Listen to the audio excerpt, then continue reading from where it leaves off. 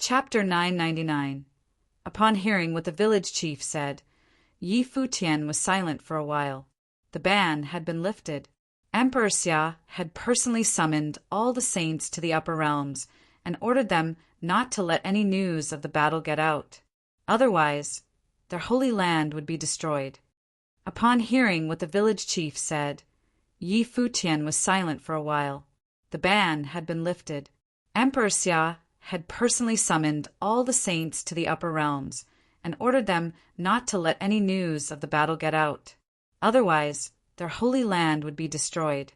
The people from the Holy Lands may not have known the specific reason, but they knew that it had to be related to Emperor Xia. Otherwise, why would it be worth it for him to take such an active stance on it?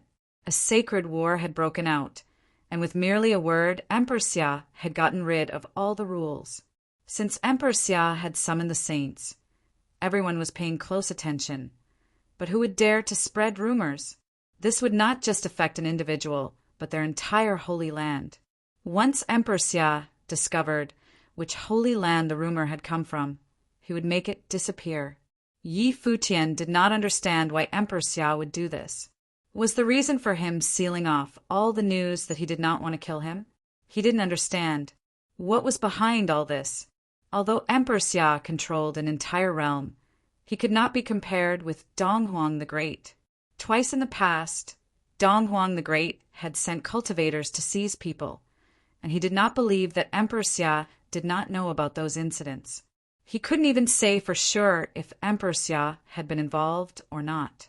So why had no one come to seize him this time? Maybe they just hadn't arrived yet? After all, if Emperor Xia wanted to seize him while he was in the 9 states, he could do it at any time he wanted.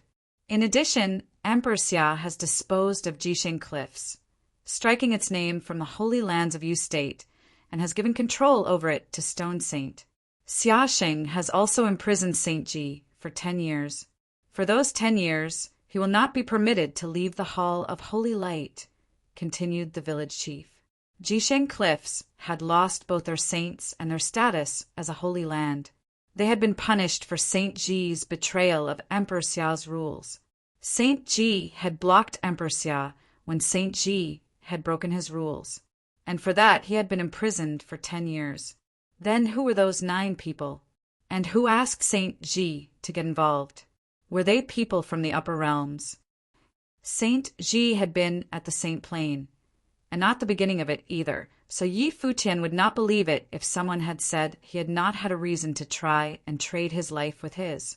Those 9 cultivators must not have been from Jisheng Cliffs. The village chief shook his head. Emperor Xia has probably investigated this and already knows, but we haven't had any concrete news of this. Yi Futian nodded and said nothing. After the saints returned from the upper worlds, the Holy Lands called together all those who had participated in the battle and did not let cultivators who do not belong to a holy land leave for several days. They had probably already gotten their story straight, for when Emperor Xia questioned them, Saint Ji, Saint Jihua, and the 6 great holy lands also gathered together, so they probably know the threat, continued the village chief. The 6 holy lands lost a lot of their vitality in the battle. In Qi State, the Qi clan has grabbed a lot of land from the Hall of Holy Light. Some of the top forces in Qi State have begun moving closer to the Qi clan, which has alienated the Hall of Holy Light, purposefully or not. In addition, the forces that are near to the territories of the 6 great holy lands are nervous, so it will probably be impossible for them to raise an army to start a war like they did. Yi Futian naturally understood that when the 7 great holy lands joined forces and surrounded the Holy Ji Palace, the people of the 9 states had thought the palace would be destroyed. The forces under the control of the 7 holy lands had followed along, hoping to gain some benefits for themselves. But after the battle, those that had fought knew what had gone wrong, and those that had not fought no longer dared to target the Holy Ji Palace. Such was the influence of that battle. Many of the holy lands were now nervous, but some were ready to act. For example, the Qi clan saw that the Hall of Holy Light had lost a lot of power and had made an enemy of the palace, and Saint Ji had been imprisoned by Emperor Xia. Such an opportunity was a once-in-a-lifetime event.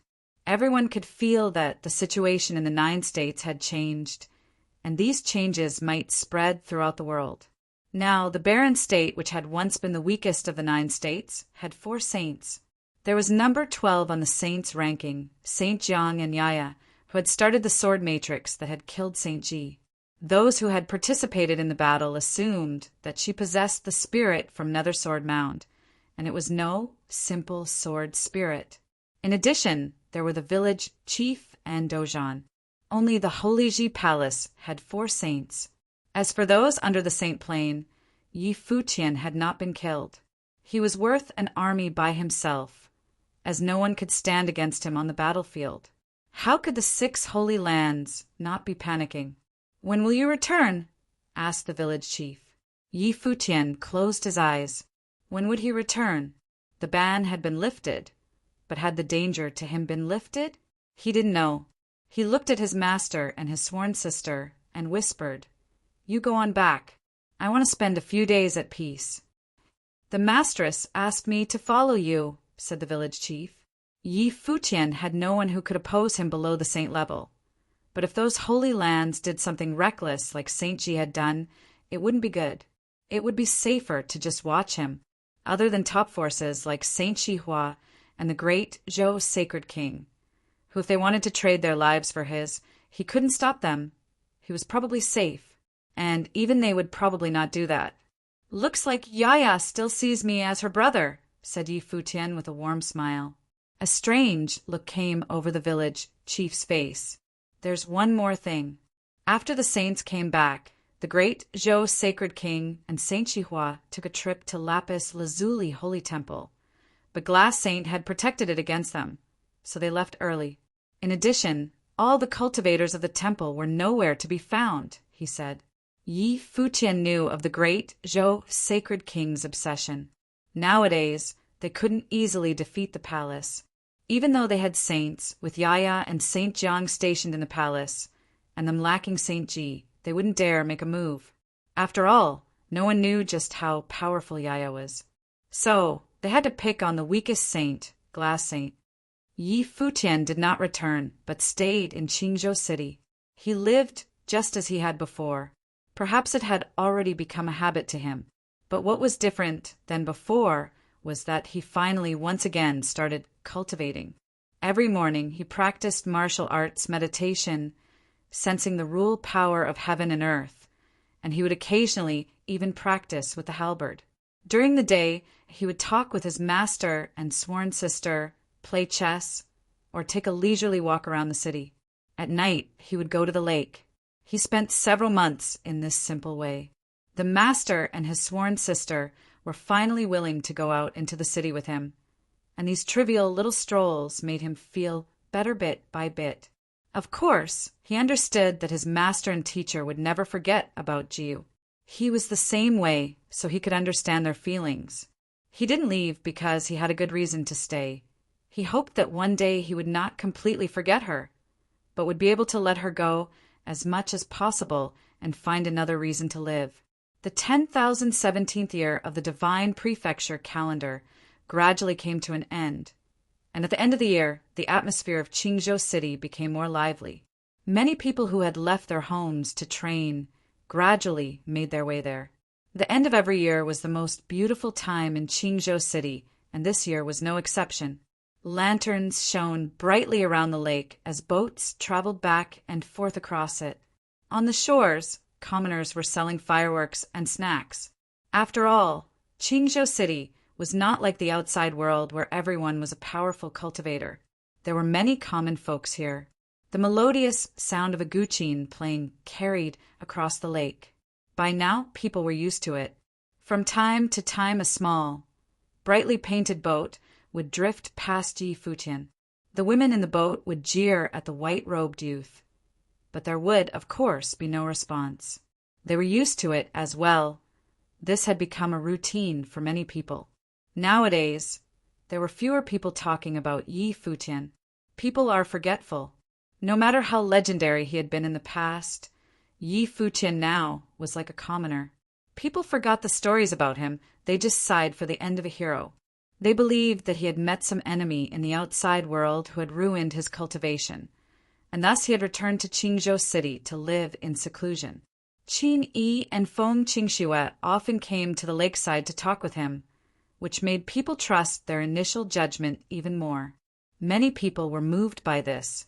Qin Yi and Feng Qingxue must have once had feelings for Yi Futian. Otherwise, why would they be spending so much time by his side now? But some people laughed and said that Yang Xiu must be really generous. He did not seem to mind, and even came with his wife to sit and listen to Yi Futian play the guqin. Some people even secretly said that he was not afraid of being cuckolded by Yi Futian. His song ended, and Yi Futian put away his instrument. Behind him, a woman stepped forward and gently draped a cloak over his shoulders. The people around Qingzhou Lake who saw this said that Yi Futian was truly a legend. Even having fallen into this state, he was still surrounded by beautiful women. The woman who had placed the cloak on him had an outstanding aura. She had been with him all along these past few days. It was Lulan Shui. Futian, the moon and stars are shining, and they're reflecting on the lake. Let's go out in the boat, okay? Said Qin Yi with a smile. All right, said Yi Futian with a smile. Emperor Xia had not sent anyone to seize him, and it seemed like he did not plan to move against him. His mood had gradually improved over the past few days, and he was not as depressed as before. Let's go find a boat, said Feng Qingxue, and she pulled Yang Xiu along with her. After a while, the two of them rowed out while the whole group enjoyed the scenery of the lake. Yi Futian laid in the bow of the boat, looking at the sky that was bright with stars. A few of the stars were extraordinarily bright. Some old people said that when people died, they became stars. If the legend was true, then Jiu must have been the brightest star. Wind blew across the lake. Yi Futian frowned slightly and then sat up. He looked forward and saw another boat coming towards him. A figure was standing at the front of the boat. Qin Yi and Feng Qingxue stopped talking when they saw this. It was a beautiful woman, so beautiful they could scarce believe it. She stood there calmly and seemed to eclipse the entire world. The woman stepped out of her boat and came towards them.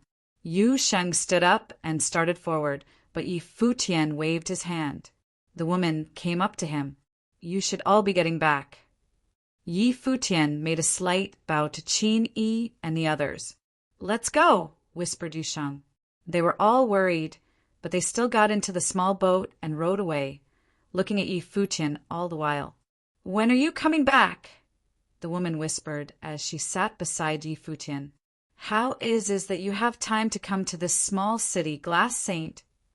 Yi Futian looked at the enchanting beauty next to him. He was a little surprised. He had not expected Glass Saint to come here.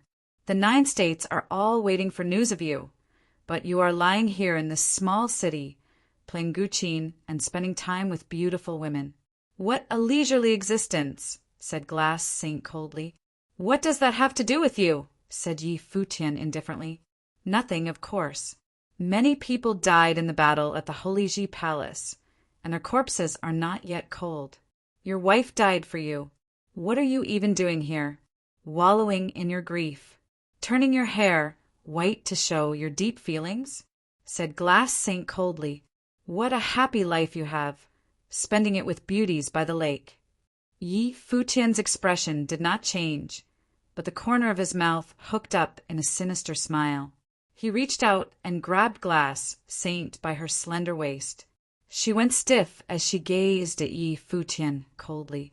Yi Futian stared back at her and said, Back at the Imperial Mausoleum, I promised to take you into my harem. Are you so impatient for that? Chapter 1000. The eyes of Glass Saint were cold, and she stared at Yi Futian. You are so confident that I won't kill you. The eyes of Glass Saint were cold, and she stared at Yi Futian. You are so confident that I won't kill you. Yi Futian, with a sneer on the corner of his mouth, his body pressing closer a few more inches to the Glass Saint, said, Suppose you want to enter my harem. Do you think I am interested in you? The two stared one to the other. The glass saint was filled with coldness, which made the surrounding temperature drop a few degrees. The lake under the boat even seemed to start freezing. Many people who were close to the lake couldn't help but shudder. How could it suddenly become this cold? Yi Futian seemed to not feeling it at all, pressing his lips ever closer to Glass Saint. She was getting colder and colder. Yi Futian said coldly next to her ear, "If Sister Glass Saint is asking for a favor, please pay attention to your attitude." When he finished speaking, the boat he sat on shattered. The two bodies fell downward, and Yi Futian stood up and stepped out to leave. Glass Saint had traveled extensively from the 9 states to this remote Qingzhou city, not just to goad him. Now in the 9 states, there were many who wanted to kill him, and also many who were watching. Probably, there would also be many who were waiting for him to return for revenge. And Glass Saint was bound to be the most eager one. Great Zhou Sacred King and Saint Shihua have left the 9 states for some time to go to the upper worlds. As for the reason for their visit, you should think about it yourself. Glass Saint also stood on top of the lake, coldly watching as Yi Futian gradually disappeared. The ban by Emperor Xia was lifted, and the dark tides rippled underneath the 9 states. Yi Futian retreated to the remotely located Qingzhou city because of the death of his wife and had refused to return to the 9 states. The people of Lapis Lazuli Holy Temple were still in exile. Even she did not dare to show herself easily, so the only way was for her to come to Qingzhou city. After all, she was not qualified to let Saint Jiang or the reincarnated Sword Saint of the Void intervene on her behalf. Isn't this a much better attitude? Yi Futian's voice was transmitted into her ear, and the Glass Saint still appeared quite indifferent. However, although Yi Futian was extremely surly, she did not have any intention to kill him. In a flash, the Glass Saint disappeared, but did not leave Qingzhou city, for she was still looking after the safety of Yi Futian. Not only could she not kill Yi Futian, but neither could anyone else. After they had left, there were boats traveling there, stunned by the sight of the smashed boat.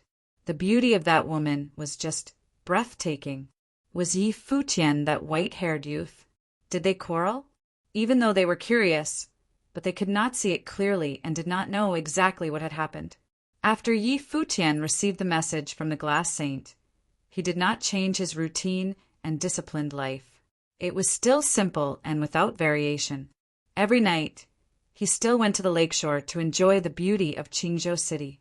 In the past few days, he saw that many people had arrived in Qingzhou city, including many who were cultivators from the Holy Ji Palace.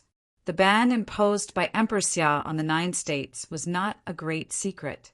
People of the upper worlds would know about it if they came down. Even if Great Zhou Sacred King and Saint Shihua were willing to pay a great price, there would not be any saints who were willing to risk the displeasure of Emperor Xia to come down here to get rid of him. Then the people who could be found by Great Zhou Sacred King and Saint Shihua must have only been sages, and those in this plane were not feared by him because of his cultivation at present. In a flash, the year 1977 of the Divine Prefecture calendar had come to an end.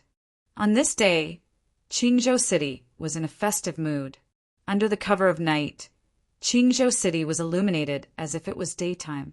For lower-level cultivators and civilians, each year's New Year's Eve was an extremely important day. They didn't have an extraordinarily long life expectancy, and they were not in the habit of going into year-long retreats like those who were cultivating in the higher realm. 1 year, in the land of 9 states, it was not possible to have an atmosphere of Qingzhou City. Yi Futian dined with the Masteress Yu Shang and the others, and once again came to the shore of Qingzhou Lake. This day, Qingzhou Lake was full of fireworks. Its beauty was breathtaking. On this day at Qingzhou Lake, countless couples were holding hands to walk around the lake, enjoying this sweet but quiet time. Yi Futian walked casually. There were some who were playing the riddles, and others playing tricks. In this instant, he seemed to have crossed time and space and returned to 18 years ago. This scene was so familiar. "Auntie, I would like a wishing lamp." Yi Futian walked to a stall. "Okay." The woman at the stall smiled and nodded, handing the wishing lamp to Yi Futian and glanced at him. "How come a young man like you has all these white hairs? Don't think too much, it will age you." "Well, thank you, Auntie." Yi Futian smiled and took the wishing lamp, then came to the lake, putting the lamp into the lake. He then closed his eyes and made a wish.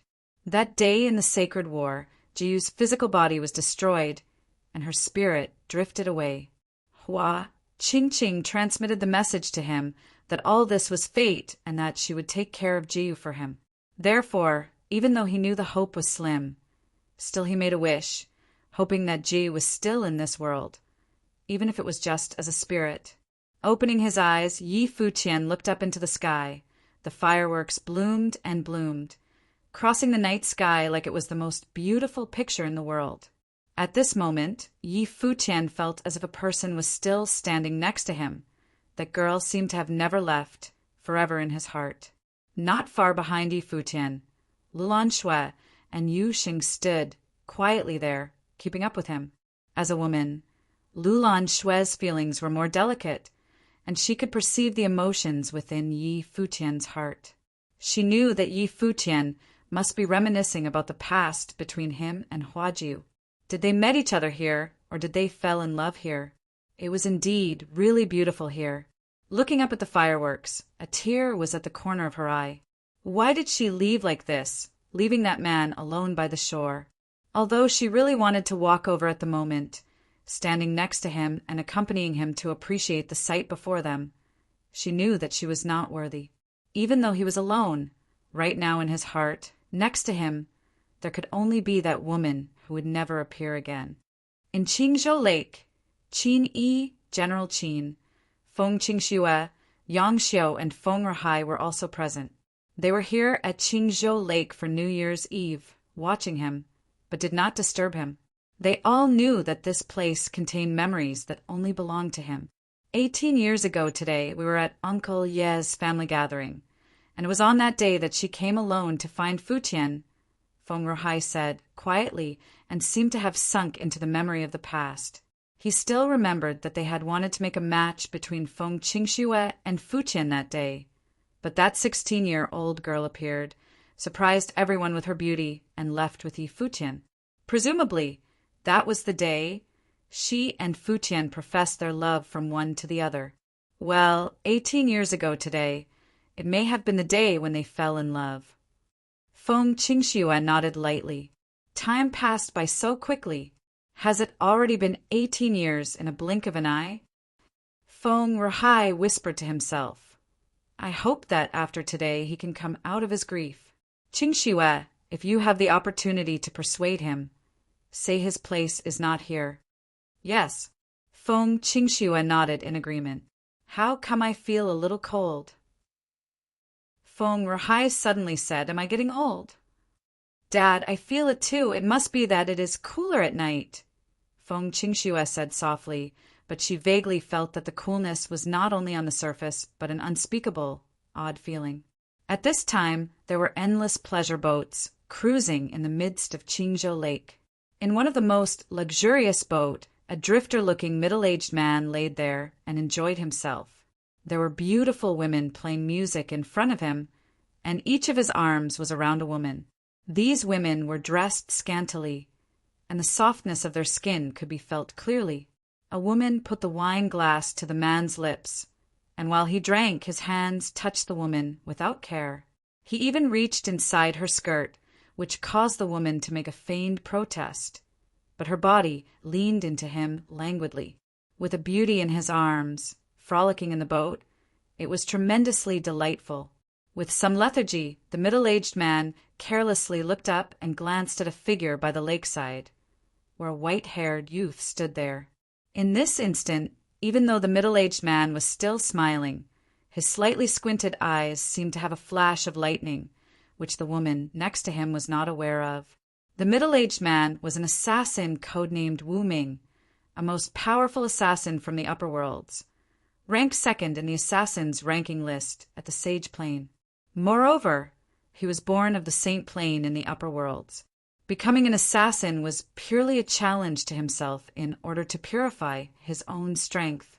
He rarely accepted missions now because there were too few targets who were worthy of his time, but he was greatly interested in the target of this mission. Yi Futian, Palace Lord of the Holy Ji Palace in the 9 states. Holy Land of the Lower Worlds, a low-level sage who ventured into Jiutian Temple and conquered the 9 layers of heaven, dealt a crushing blow to defeat Pei Qianying, who was on the list of Jiutian ranking. In addition, there was also a battle record that took place at the Imperial Mausoleum of the Lower Worlds, where he faced many of the top sages of the 9 states and demolished the 4 major sages of the Lower Worlds. After the 7 Holy Lands laid siege on the Holy Ji Palace, he was still not killed, but the news about that battle seemed to have been blocked by Emperor Xia. No one knew what had happened. Such a target instantly caught his attention. Nowadays, for anyone below the Saint Plane that he intended on killing, few would live. Even those on the Jiutian ranking of the upper worlds were the same. If it was not challenging enough, he would not be persuaded to come. Of course, besides being an interesting assignment, the rewards that the person who issued the mission was willing to pay were also shockingly rich. It broke the record of targets that were below Saint Plane and caused quite a stir. Wu Ming knew that he was the only one here today. In Qingzhou Lake, there were many who were here for the same purpose as him, but he was still confident that the person who killed Yi Futian would be him. At this time, on the shore of Qingzhou Lake, not only Feng Rihai and the others had felt the coolness, many people did too. On the shore of the lake, Yi Futian looked at the fireworks in the sky and smiled brightly. Then he stopped smiling and looked down at Qingzhou Lake. Stepping out, Yi Futian had not played the guqin this day, but instead set foot on a boat. The boat drifted forward like an arrow from a string, shot toward the center of the lake. He wanted to see just who could kill him. Chapter 1001. Yu Sheng saw Yi Futian quickly moving away in a single boat. He stepped into the lake, chasing it quickly with unimaginable speed. At the same time, there was a suffocating pressure permeating Qingzhou Lake. Whether it was Feng Rihai or other tourists, they all felt that bone-piercing, biting coldness. The atmosphere was gone in an instant. Yu Sheng saw Yi Futian quickly moving away in a single boat. He stepped into the lake, chasing it quickly with unimaginable speed. At the same time, there was a suffocating pressure permeating Qingzhou Lake. Whether it was Feng Rihai or other tourists, they all felt that bone-piercing, biting coldness. The atmosphere was gone in an instant. What a terrible aura! It was directed at Futian. On a ship, General Qin looked worriedly in the direction of Yi Futian, and Qin, who was next to him, was the same. But under the aura of such a different level, they only felt their own powerlessness, unable to help in any way. The next moment, suffocating rules of pressure swept through Qingzhou Lake. Everyone felt it because this pressure was too great to ignore. Many figures crossed the void with a speed that was faster than the eyes could follow. Close the lake. Those who have nothing to do with this, leave quickly. A voice was heard throughout Qingzhou Lake, and in all directions of Qingzhou Lake, there were cultivators in the void. In only a short moment, different figures had taken different positions above the lake. Like gods, they stood tall in the sky. Any one of them was so strong that they were breathtaking. The person who spoke was Sword Demon. He had also come to Qingzhou City. Not only him, but many had also come to Qingzhou City today, including many elite figures. The Glass Saint knew that Saint Qihua and Great Zhou Sacred King had gone to the upper worlds, and so the Holy Ji Palace also knew of it. Yi Futian stopped, and the small boat floated in the center of Qingzhou Lake. His spiritual power permeated throughout the vast Qingzhou Lake. A terrible rule's force enveloped the endless space, covering Qingzhou Lake. Time and space seemed to stand completely still. Even the fireworks in the sky were stopped at the moment. The beautiful picture actually stood fixed in the air, as if time had stopped flowing. Countless people were watching this scene in shock. They seemed to be able to hear the sound of their own hearts beating. What a terrible ability this was, to be able to make time and space stand still. They felt that they could not move. It was as everything had stopped. Was this really a power that could be released by a human? Suddenly, an extreme chill bloomed, and where Yi Futian was, the lake slowly iced up little by little, turning into an ice sculpture. This icy force spread toward Yi Futian, and in the moment following, Yi Futian could clearly feel a terrible intent of murder from the bottom of the lake, which had been hidden very well until just now. PSSSD. There was no loud sound, just a very subtle sound that came from the bottom of the lake. The water was split in two, and a blade of light that could cut through the void came from the lake. It was faster than light. When the sword came out, everything in the world seemed to have been cut by it. Before the sword even arrived, the sword had already opened a gap in the space, annihilating everything. Yi Futian's body flew high into the sky, and the space underneath his feet gave birth to a more powerful space, freezing rules force that stopped everything. Even though this sword could cut through the space, it was still being slowed down. In that instant, Yu Shang walked toward the blade of light, the axe in his hand directly smashing out. Another crack appeared in Qingzhou Lake, right down from the middle, and the water of the lake roared as it was being pushed on both sides. The blade of light was split open by the axe, and the battle axe of judgment continued to strike down, opening up the lake. With a crisp sound, blood spurted out and stained the lake red. Someone who was in the lake was chopped in two. Great reward always attracted those who were willing, not to mention those who were top assassins of the upper worlds.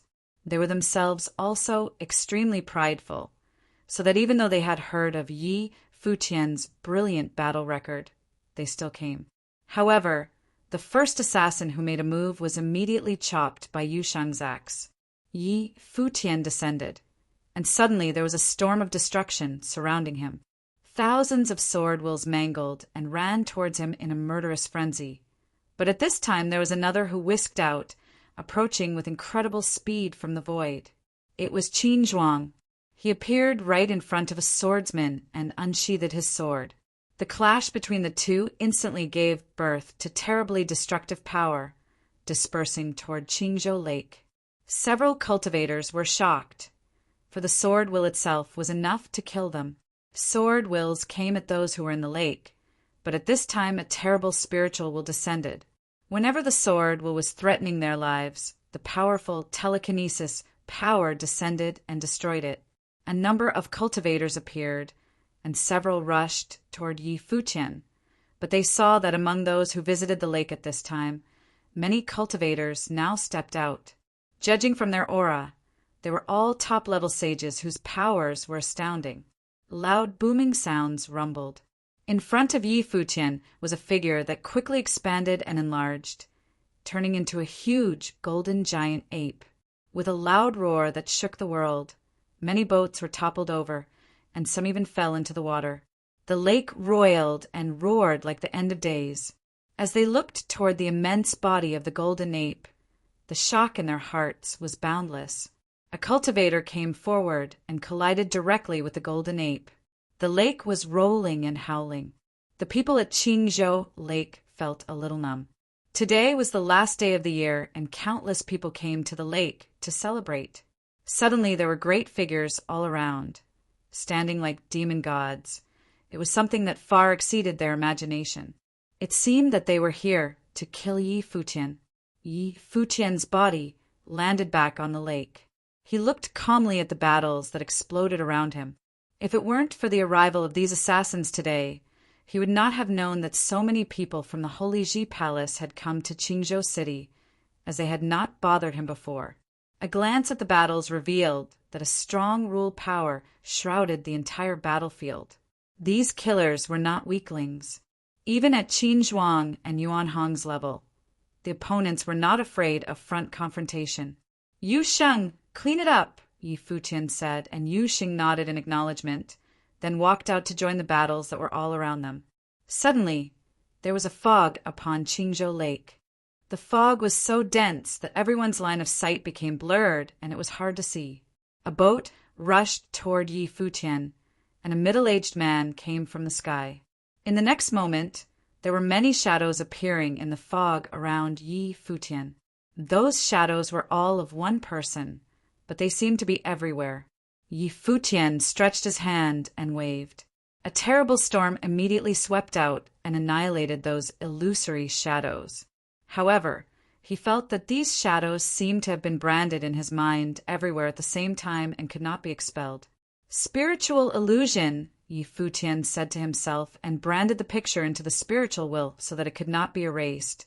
His eyes suddenly became extremely sharp, like golden lightning blooming. An extremely powerful and destructive spiritual power shot out and collided with that invisible force. The power seemed to be able to break the other's spiritual power, a disconnect with the outside world, and lowered the perception of heaven and earth. Naturally, its full strength could not be exerted, and even more terribly, the reaction time slowed down considerably. Those illusions all drifted toward Yi Futian, who simply glanced at them with indifference. He still floated quietly upon the lake without moving. A strong sense of danger came to him, and he knew that the killer move lay within the shadows that could not be erased, and the other would use them to approach him undetected. Being approached by a powerful killer was naturally a very dangerous matter. However, Yi Futian seemed not to feel the danger. In his hand, the halberd of time and space appeared. Before Wu Ming arrived, the halberd of time and space in Yi Futian's hands had already slowly moved in front of him. Many of the illusions of Wu Ming had a sneer hung at the corner of his mouth, so he thought he could hit him. A horrible storm was born. It was suffocating. The halberd of time and space pierced straight ahead as if it were piercing into the void. In the next moment, Yi Futian took a step forward and his body disappeared right where he was. Space rules, moving in an instant, crossed the void in one step. The devastating storm stabbed at one of the figures, and the look on that figure suddenly turned in great horror. The halberd of time and space had already struck out, and at the moment of Yi Futian's arrival, it exploded with perfect timing. Boom! The storm of destruction bloomed, and the body of Wu Ming became illusory in the storm, and his eyes revealed extreme fear.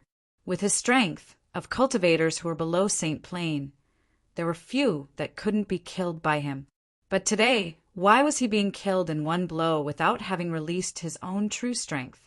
Space shredding, space shifting, space freezing. Yi Futian seemed to have comprehended them all. Just how had he known his true location? Wu Ming did not understand. However, he did not need to understand. Yi Futian's eyes were completely calm when Wu Ming's body exploded and disappeared. It pulverized into nothingness. He put away the halberd of time and space. The surrounding illusion disappeared, and Yi Futian once again landed on the lake, surveying the battles that were around him. This was hunting with an obvious outcome. These assassins thought that they were here to hunt and kill another, but they were, in turn, hunted by the people of the Holy Ji Palace. As powerful as the palace was strong, even if they were cultivators from the upper worlds, top assassins right under the St. Plain. How could they win? It didn't take long for the battlefield to quiet down. As suddenly as it came, it quickly ended. Yi Futian stepped onto a simple boat in the lake and headed back. On Qingzhou Lake, many gazes fell on Yi Futian, and their hearts were extremely turbulent. Were all these cultivators here for Yi Futian? Please, Palace Lord, please return to the palace. A voice was heard and resounded above the land. Yi Futian stopped and looked up at Sword Demon. Palace Lord, please return to the palace. Another voice spoke. It was Qin Zhuang. On Qingzhou Lake, except for this, it was completely silent. Please, Palace Lord, please return to the palace. In the void, another figure appeared in the sky, just like a god, and it was Dozhan. Across the sky, above Qingzhou Lake, there were over 100 cultivators' equals. Among them There were those that Yi Futian was familiar with and some with whom he was not so familiar, but they were all cultivators from the Holy Ji Palace. At this time, these figures all kneeled on one knee, and their eyes looked down at Yi Futian below. They said loudly, "Palace Lord, please return to the palace. Palace Lord, please return to the palace." All these voices sounded throughout heaven and earth. It was as if all of Qingzhou City at this moment was reduced to this thunderous voice. Yi Futian looked at them, and as he turned his head, he saw the people who came toward him. It was the village chief, the master, and the masteress. "Futian, go back," Hua Fenglu whispered. He knew that Yi Futian had stayed, not only because of Jiu, but also because of him and Nanda Wenin. On Qingzhou Lake, the white-haired youth looked at Hua Fenglu. Then he kneeled on both knees and kowtowed 3 times to Hua Fenglu and Nanda Wenin. He then got up and looked up into the void, saying, "Back to the palace." As he finished speaking, his body went straight into the sky. Chapter 1002. Spring, year 10018 of Divine Prefecture Calendar. Yi Futian, Palace, Lord of the Holy Ji Palace of the Barren State, had returned. Things became rather unsettling throughout the 9 states in an instant, and it was especially dire for the 6 holy lands that participated in the attempted raising of the Holy Ji Palace. Many felt restless about the news. Spring, year 10018 of Divine Prefecture Calendar.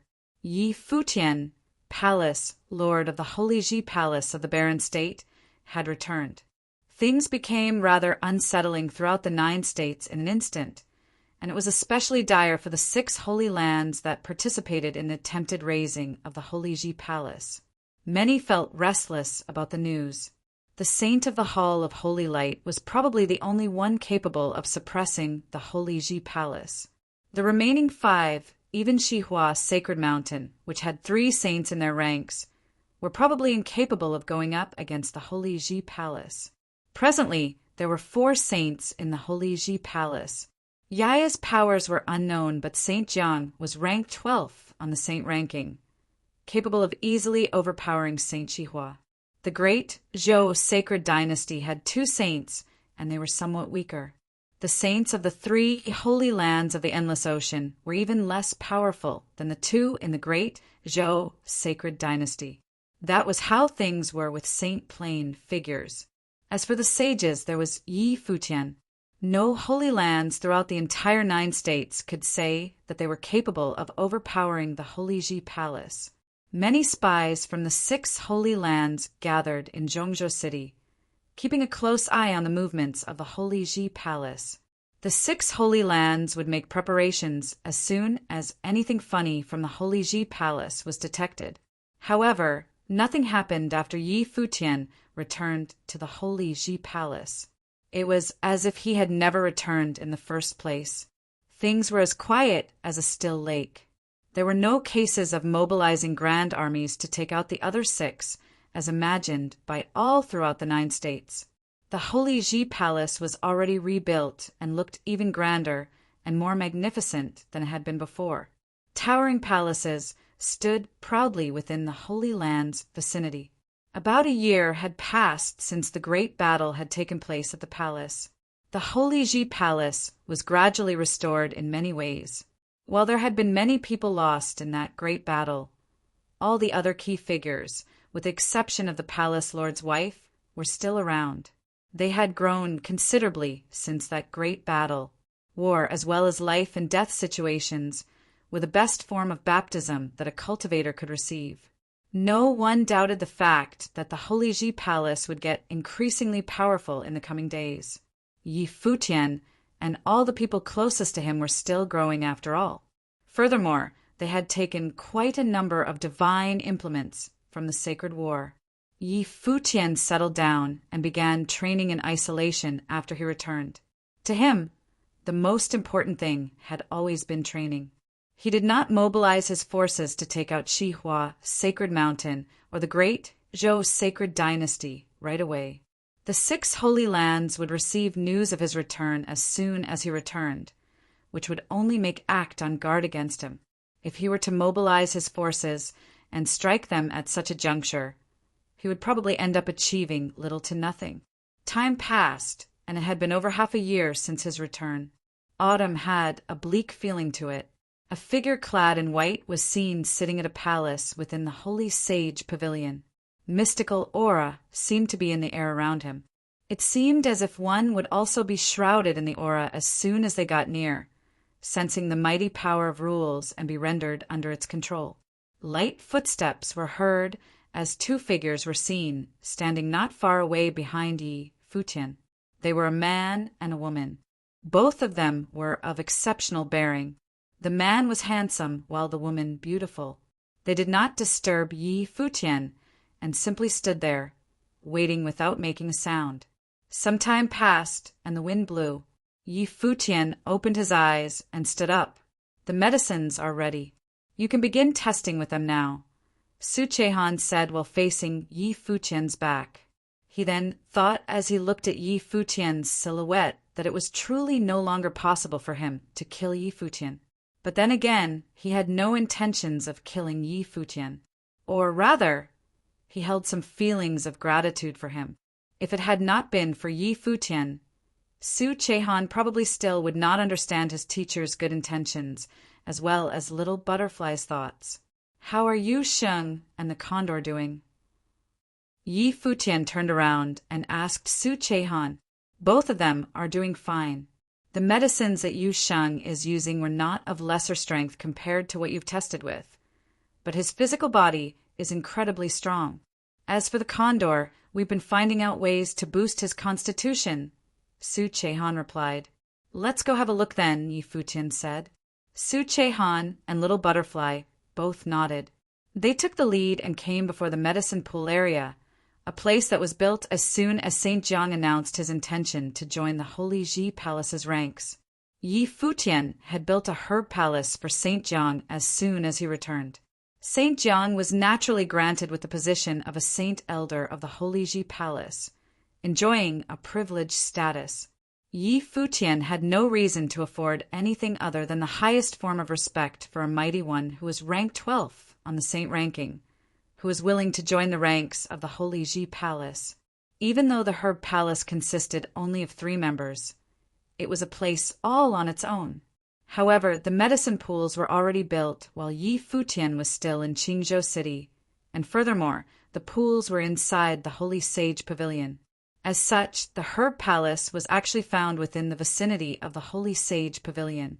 Yi Futian voiced his intentions to find another place to get the herb palace built, but was quickly shot down by Saint Jiang as the latter deemed it too much of a hassle to move again. Furthermore, the herb palace had only 3 members, and they were not taking up much space in the first place. The place was mainly set up for growing herbs, after all. They came to a pool and saw terrifying currents swirling within, like boundless lightning was flashing. A huge demonic beast was sitting in the pool, and it was none other than the black-winged condor. However, his black feathers were gleaming with a tinge of golden shimmer, every single feather looking as sharp as blades. Its eyes spoke of tremendous ferocity, like the eyes of demons. Its huge, sharp talons looked stout and powerful, shining with a golden sheen as well. A common black-winged condor seemed to have been imbued with the power of the rock. The herbs that the bird is using are all overseen by Teacher, other than herbs serving to temper its physical body and its spiritual powers. There is also the blood of precious demonic beasts, the blood of the rock, as well as the blood of the golden dragon mixed within the herbs. Pills that are meant to help with demonic beast advancement are also used. Furthermore, due to possessing development on par with yours due to sharing a mental connection with you, its current powers are probably unmatched by any below the Saint Plane, Little Butterfly elaborated. "Thank you for the hard work," Yi Futian said. It was not only him who was testing medicine in the herb palace. Yu Sheng, the bird, Jiuge Wuchen, and all others were joining the ranks of medical testing, becoming the first batch of testers within the Holy Ji Palace. It went without saying that they would not be tested using the most extreme herbs, as Yi Futian had. Their individual conditions would be taken into consideration and strengthened accordingly. The pace of such strengthening was to be decided with the eventual results from Yi Futian's sessions. Yi Futian was the first who succeeded. Saint Jiang needed to observe the final results of medical testing from him. "Let's go then," Yi Futian said, then walked to the pool prepped for him. His training was at mid-level archmage plane at the moment. The herbs used for testing had never been watered down even once, and they had been something that Saint Jiang had prepared a long time ago. Yi Futian walked into the pool, and a thundering rumble was soon heard from within the pool, sounding very terrifying. Yi Futian went through a whole new round of medical testing within the next 81 days. Terrifying flashes of lightning were seen raging within the medicine pool area after the 81 days were over. Many looked in Yi Futian's direction and saw destructive powers appearing above the area, like thundering calamity of the great path out to destroy everything as they were cast downwards. Many shuddered after sensing how terrifying said power was. Some power at work indeed. The noises disappeared after a while, and a silhouette was seen shooting up to the sky. Terrifying lightning raged about the air around him like beams of calamity. His silver hair billowed, and every single strand felt like blades. It's a success. The people of the Holy Ji Palace naturally knew what Yi Futian had been doing for the past several months. Saint Jiang looked at Yi Futian's silhouette from a tower and felt that there was finally one who succeeded. The medical testing processes were incredibly perilous. His final goal was to free all cultivators in the world from the looming danger of divine calamities. So he definitely had no intention of seeing anyone dying during the medical testing processes. The endeavors would have been utterly meaningless otherwise. As such, he needed to prove two matters. One, someone needed to be able to reach the goal limit that he had set. And two, it was to see if said someone who succeeded would have been able to ignore divine calamities as expected. Only by being able to prove those two matters that he would have been able to keep working in that direction, enabling the tester to keep breaking their personal limits and reaching the standard he set. At present, it was to see how far Yi Futian had come. Yi Futian's eyes opened slightly while he was in the air and gave several orders. Within that instant, a demonic beast was circling above the place within the summer state where the Yu clan mighty ones were, which then was heard saying, "Yi Futian of the Holy Ji Palace would like to invite Senior Moon Saint to lead the army into Shihua, Sacred Mountain." Done. The Moon Saint replied with a single word and mobilized the forces of the Yu clan. At the very same moment, the Glass Saint and the mighty ones of the Lapis Lazuli Holy Temple were within a dilapidated palace within a small city in the eastern state. There was a demonic beast flying from far away at that moment, circling high above. The Glass Saint took a look at that demonic beast and knew right away that it belonged to Yi Futian. She sent word to the Holy Ji Palace after he returned, telling him of her whereabouts, and then a demonic beast found a way to her. "Let's go. We're heading to the great Zhou sacred dynasty." The demonic beast uttered in human speech with a tinge of coldness in its voice, sounding like Yi Futian's own voice. The Glass Saint's hair billowed, and her eyes were on the demonic beast. She then shut her eyes and felt mystical tranquility in her mind. So this day is finally here. Hopefully, Zhou Jiming will end up dead today. Yi Futian opened his eyes wide within the Holy Ji Palace. His body hovered high in the air within the palace as he said with a brimming voice, "I'd like Saint Jiang and Teacher to lead an army of sages to Shihua, Sacred Mountain." "Will do," Saint Jiang said plainly. At that moment, fighting spirit was sensed from every single person within the Holy Ji Palace. It's payback time, huh? They had all been waiting for that day to come for a very long time. One figure after another took to the air. The army was gathered and ready to head towards Shihua, Sacred Mountain. Yi Futian flashed and appeared somewhere else. Yaya and the village chief were seen standing there, looking up at Yi Futian. How about a trip to the great Zhou sacred dynasty? Yi Futian said to Yaya, Yaya's clear eyes gazed on the silver-haired figure in the air and nodded lightly. That was her reply. She quickly took to the air, and the village chief followed right behind her. "Swordsmen of the holy Ji Palace, assemble," Yi Futian said with a brimming voice. Sword will that reached the skies was felt in an instant. One swordsman after another took to the air and gathered around. Qin Zhuang, the sword demon, Su Shang, Yi Wuchen, Su Kei, and other swordsmen of the holy Ji Palace were all there. "Let's go. We're heading to the great Zhou sacred dynasty," Yi Futian then uttered. Chapter 1003. The regal, magnificent royal place stood tall in the holy capital of the great Zhou sacred dynasty. Sunlight shone on the ancient buildings, casting holy, golden glimmer throughout the place. The place was vast, regal, and solemn. The palace of the sacred king stood tall above the steps. That was where the Zhou sacred king, sovereign of the great Zhou sacred dynasty, trained. The regal, magnificent royal place stood tall in the holy capital of the great Zhou sacred dynasty. Sunlight shone on the ancient buildings, casting holy, golden glimmer throughout the place. The place was vast, regal, and solemn. The palace of the sacred king stood tall above the steps. That was where the Zhou sacred king, sovereign of the great Zhou sacred dynasty, trained. There were seraglios at the back of that palace. Things were getting rather exciting on the bed within the lapis lazuli palace. The sacred king was inside the palace, and a white, jade-like body was coiled around him like a water snake. Her alluring appearance, supple skin, and a pair of enticing eyes made her a fine specimen that few women could compare with. Few like her existed throughout the entire eastern state, yet she was seen giving her all to serve the figure on the bed. "Am I not pretty?" a light, enticing voice said. The sacred king looked at her calmly, and his hands caressed her supple skin, as if he would have been able to squeeze the life out of her. "So you want another go, then?" the sacred king said plainly.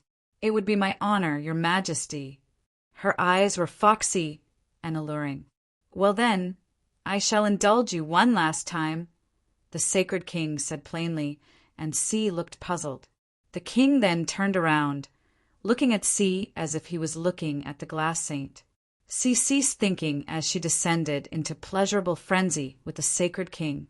The sacred king walked out of the bedchambers after a while. Si remained lying quietly on the bed.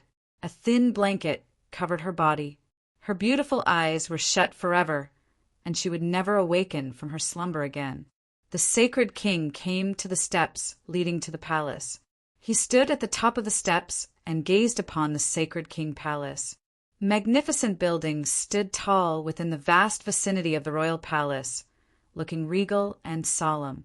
The place had once been the most powerful seat in the entire eastern state. The great Zhou sacred dynasty had once ruled all over the eastern state. Zhou Jiming gained renown at a young age and displayed unparalleled talents, getting titled as crown prince very young. He had an ambition of bringing a renaissance to the great Zhou sacred dynasty, uniting the entire eastern state under one rule again. He was born as a leading figure of the 9 states. He was bold and unrestrained. No one was able to stand in his way if he intended to get something done. No one was able to escape if he intended to kill them. However, there was a woman that he intended to get his hands on, and he had never gotten her. Furthermore, the sacred dynasty suffered considerably due to that woman. His father perished, and his own path to sainthood had once been blocked by that woman. He met obstacles for the first time at the hands of the glass saint, letting him know that he, Zhou Jiming, had things that he was unable to get done and women that he was unable to get his hands on. As such, the glass saint became an obsession of his. He then encountered yet another person, Yi Futian, a sage who had once been little more than an ant before him and who dared to defy his wishes. That sage even ordered to kill the mighty ones of the great Zhou sacred dynasty right before him. The sacred king once thought that the ant of a person would have been plunged into regret for his life, so long as the sacred king gave the order. The sacred war broke out, and the sacred king's forces went out to destroy the Holy Ji Palace. However, the first battle of the sacred war failed. They lost. The first loss suffered by the sacred dynasty led to the string of events that followed. The Holy Ji Palace grew in power in the following sacred war battles. The sage, who had been like an ant before him, someone that he would have never even batted an eye for, came to become a threat to him and a threat to the great Zhou sacred dynasty. All of that sounded pathetically laughable, yet it was how things truly went. Two figures were seen at the sacred king's side. They were none other than the other saint of the sacred dynasty, Zhou Yanwang, and brother of the sacred king, Zhou Mian. The three were currently the most powerful figures to be found in the sacred dynasty, both in terms of status and actual combat prowess. Yi Futian brought only the swordsmen of the Holy Ji Palace then? The sacred king asked. Indeed. Zhou Yanwang nodded and continued. All the others went to Shihua, Sacred Mountain. The forces of the Holy Ji Palace did not bother to cover their tracks. So, he's trying to take on the sages of the great Zhou sacred dynasty all on his own then, the sacred king said coldly. It had been a year since the last battle, and Yi Futian had grown stronger. However, the palace lord remained just as unrestrained and boisterous, bringing only the swordsmen of the Holy Ji Palace to attack the great Zhou sacred dynasty. It is extremely possible that the girl named Yaya is a reincarnation of the sword saint of the void. Would you like to avoid them for the moment, sacred king? Zhou Mian advised. Both the sacred king and Zhou Yanwang still had the option to flee. The sacred king did not reply to Zhou Mian's words. His eyes remained looking forward. There are many holy lands throughout the 9 states, and there are many saints as well. The saints of the Holy Ji Palace could flee, the glass saint could flee, but not me, Zhou Jiming. Intense pride and arrogance were seen within the sacred king's eyes as he continued. I'm the sacred king of the great Zhou sacred dynasty. Everyone within the sacred dynasty can flee, but not me, Zhou Jiming. The great Zhou sacred dynasty stood tall in the eastern state for many years and had once reigned supreme throughout the eastern state. The glass saint was able to disband the lapis lazuli holy temple and flee, but it was not an option for him. A disbanded sacred dynasty could have no longer been called a sacred dynasty after all. Yi Futian came for the great Zhou sacred dynasty that day. If he were to run, the Zhou sacred king would be rendered a pathetic loser. There were only 2 saints coming for him at the moment. There was no way that he, the sacred king fighting with the home advantage, could have just run without a fight. Relay my orders. All personnel of the great Zhou sacred dynasty are to head to their stations and prepare for battle. The sacred king said in a powerful voice, which resounded throughout the entire royal palace. Countless shook violently upon hearing his orders. So the battle is on then? Many thought. You all have only one mission in the upcoming battle, and that is to kill Yi Futian, the sacred king said coldly with intense killing intent burning in his eyes. If the assassins were unable to get the job done, then the people of the great Zhou sacred dynasty would be the ones to end him. If they proved incapable of doing so, then the sacred king himself would finish the job. Even if he happened to fail, then there were still Zhou Ye, Zhou Yu, and the others who had begun their journey of leaving the 9 states. They were to leave the 9 states, the lands under the rule of Emperor Xia. If the great Zhou sacred dynasty were to perish, then Zhou Ye and the others would kill Yi Futian by borrowing the powers of others from Emperor Li's realm. Yi Futian needed to die, regardless of the cost. Yi Futian should have felt proud for being able to make Zhou Jiming make such decisions. The wind blew, and the golden robes on the sacred king billowed. The golden dragon's image on the robe looked as if it was baring its fangs and brandishing its claws, looking overbearing and unrestrained, just like how the sacred king was at the moment. Yi Futian of the Holy Ji Palace was able to face the allied forces of 7 holy lands and stand his ground. He would have ended up dead if he had lost. If Zhou Jiming were to run, it would have made him the sacred king of the great Zhou sacred dynasty, someone beneath Yi Futian. He wanted to see if Yi Futian would be able to leave the royal palace of the sacred dynasty alive. Get into formation. I shall see if the return of the sword saint of the void will be able to break the great matrix of the sacred dynasty, the sacred king said with a cold, aloof voice. One figure after another flashed about within the royal palace, taking their stations and preparing for a fight. All sages were getting ready to fight. The aura of the sheer number of people getting ready for battle shot to the sky. The battle over a year ago had him sending only the elite Golden Phoenix battle matrix due to being harassed by the ones from the Lapis Lazuli Holy Temple. As a result, he suffered the least losses among the participating forces, and he still possessed extremely powerful armies under his command. Will Yi Futian be able to kill them all with just a bunch of swordsmen? A sword flew by above the great Zhou sacred dynasty's holy capital, drawing streaks that emanated terrifying sword will in the air. The speed of the sword was incredibly fast as they zipped by in the air, heading all the way into the holy capital. Countless watched with their hearts racing.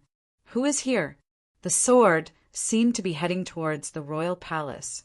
Yaya, the village chief, Yi Futian, Qin Zhuang, and others stood on the sword as it zipped past the air. Fierce winds beat on their bodies, rustling their clothes and making them sound as if they were howling. Yi Futian kept his eyes forward. A group of people appeared from another direction. The glass saints with her group of mighty ones from the Lapis Lazuli Holy Temple. Yi Futian and the glass saint exchanged looks and turned their eyes forward again, heading straight for their shared destination. They arrived the royal palace shortly, with their eyes on the very ancient royal palace of the great Zhou sacred dynasty. Extremely dazzling golden screens of light shrouded the space at the moment, turning into an incredibly huge shadow of the phoenix. It was none other than the great matrix of the sacred dynasty. The sacred king stood before the hall of the royal palace, looking up at them. Glass saint. The sacred king looked at the glass saint with cold eyes. She had actually come for his head with Yi Futian. Zhou Jiming. The glass saint's hair billowed and the love destroyer appeared in her hand. The sword was as cold as frost as it emanated strong killing intent. Yaya moved forward and appeared above the matrix with the village chief right behind her. The sacred king looked at Yaya and thought that all the ruckus now started with that one order that he gave all those years ago to kill the girl's parents. Yaya, too, looked at the sacred king. Her eyes were filled with cold killing intent as well. Her eyes then turned extremely demonic. It was as if a bloody sword appeared in the air and swept up the place with thick sword will. A storm of sword aura whipped up with Yaya at the center. She looked up at the sky for a bit. There seemed to be a bloody sword within her blood-colored eyes. A bloody eye appeared in the sky. Boundless sword will from their surroundings coursed rapidly within that instant, gathering around her body and growing in strength. A sword diagram appeared in the air, devouring sword aura from all directions. The storm grew increasingly intense, sweeping about the place as it headed straight for the holy capital. Some people far away felt the swords in their hands ringing before shooting skyward. The sword matrix of the void, ha! The sacred king shot a cold look at Yaya. She actually came to be able to use the sword matrix of the void. Brum! A huge rumble was heard in the air. The sacred king took control of the great matrix, and a humongous pair of golden wings shot out, splitting the air before them and headed straight for Yaya. Yaya's hair billowed as she continued to gain altitude. Storms of greater magnitude were whipped up. An enormous matrix diagram of the void appeared above the holy capital. The incoming wings were torn to shreds right away. Yaya stayed floating in the air and stood before the sword diagram. It was as if she had turned into the eye of the sword herself, merging with the sword diagram. Her eyes turned blood-red. Towering light of the sword pulsed, and boundless aura swept about the place. "Kill!" Yaya uttered a word coldly. The sword diagram in the air turned into a single sword as soon as she finished. She swooped down, the sword that tore through the space before it clashed with the matrix below. Countless cracks appeared on the matrix that protected the sacred dynasty within an instant. It crumbled altogether soon after. The glass saint and the village chief stepped forward at the same time. The glass saint walked towards the sacred king, while the village chief walked towards Zhou Yanwang. Yi Futian walked forward. Qin Zhuang, Yi Wuqian, and the others followed right behind him, entering the royal palace of the sacred dynasty. They were not moving at high speeds, as they simply took one step after another forward. The sacred king stood unflinchingly. He took a look and wondered if that was the sword matrix of the void. Even if Yaya was still incapable of bringing the complete matrix to bear, its powers remained undeniably frightening. One hit was all it took to break the great matrix that had been protecting the great Zhou sacred dynasty for over 1,000 years. "Zhou Jiming." A voice was heard. The sacred king lowered his head and looked at Yi Futian, who was walking into the royal palace.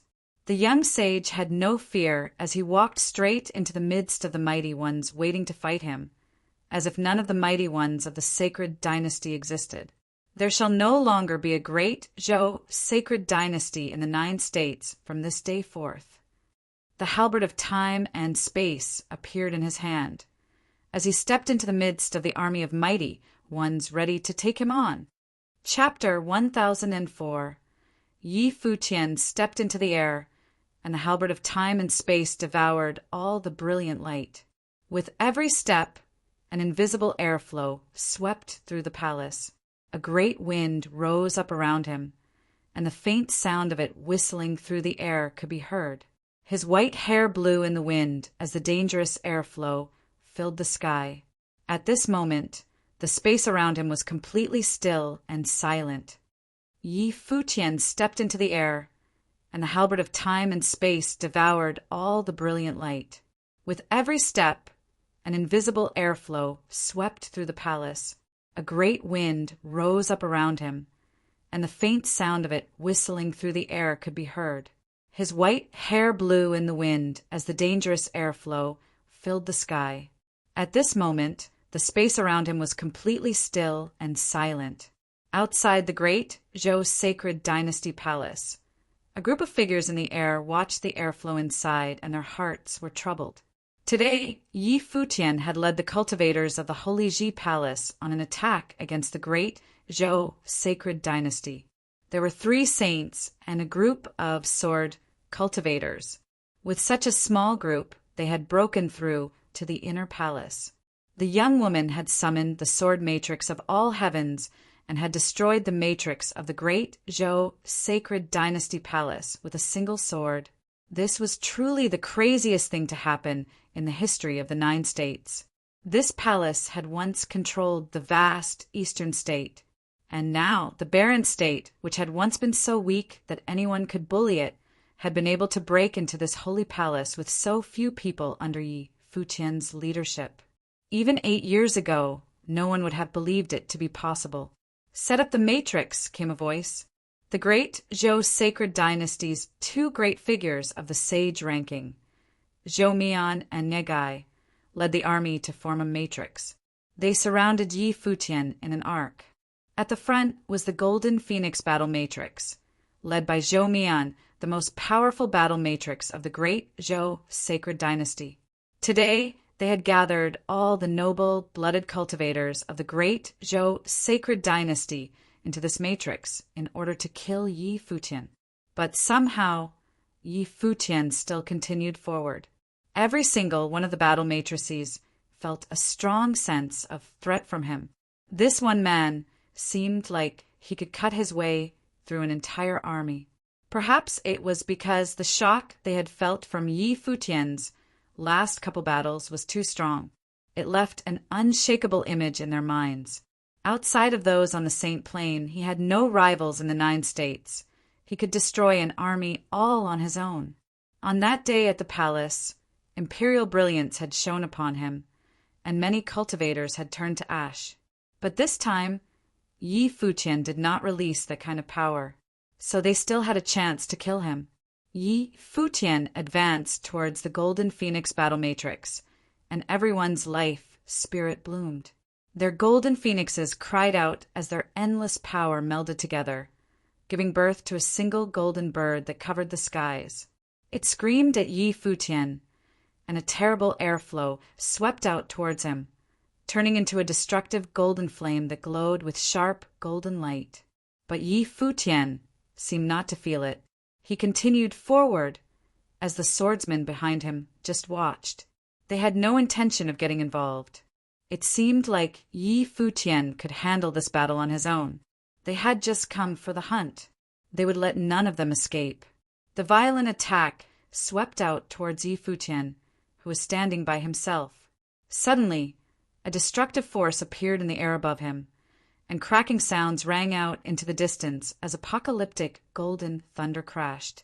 The world around him was transformed into a purgatory of destruction. The violent airflow shot towards him, but was swallowed up by the destructive force. Yi Futian rose up slowly, higher and higher, just like a god. The destructive storm swept out, covering the sky, seeming to want to cover the entirety of the great Zhou sacred dynasty palace.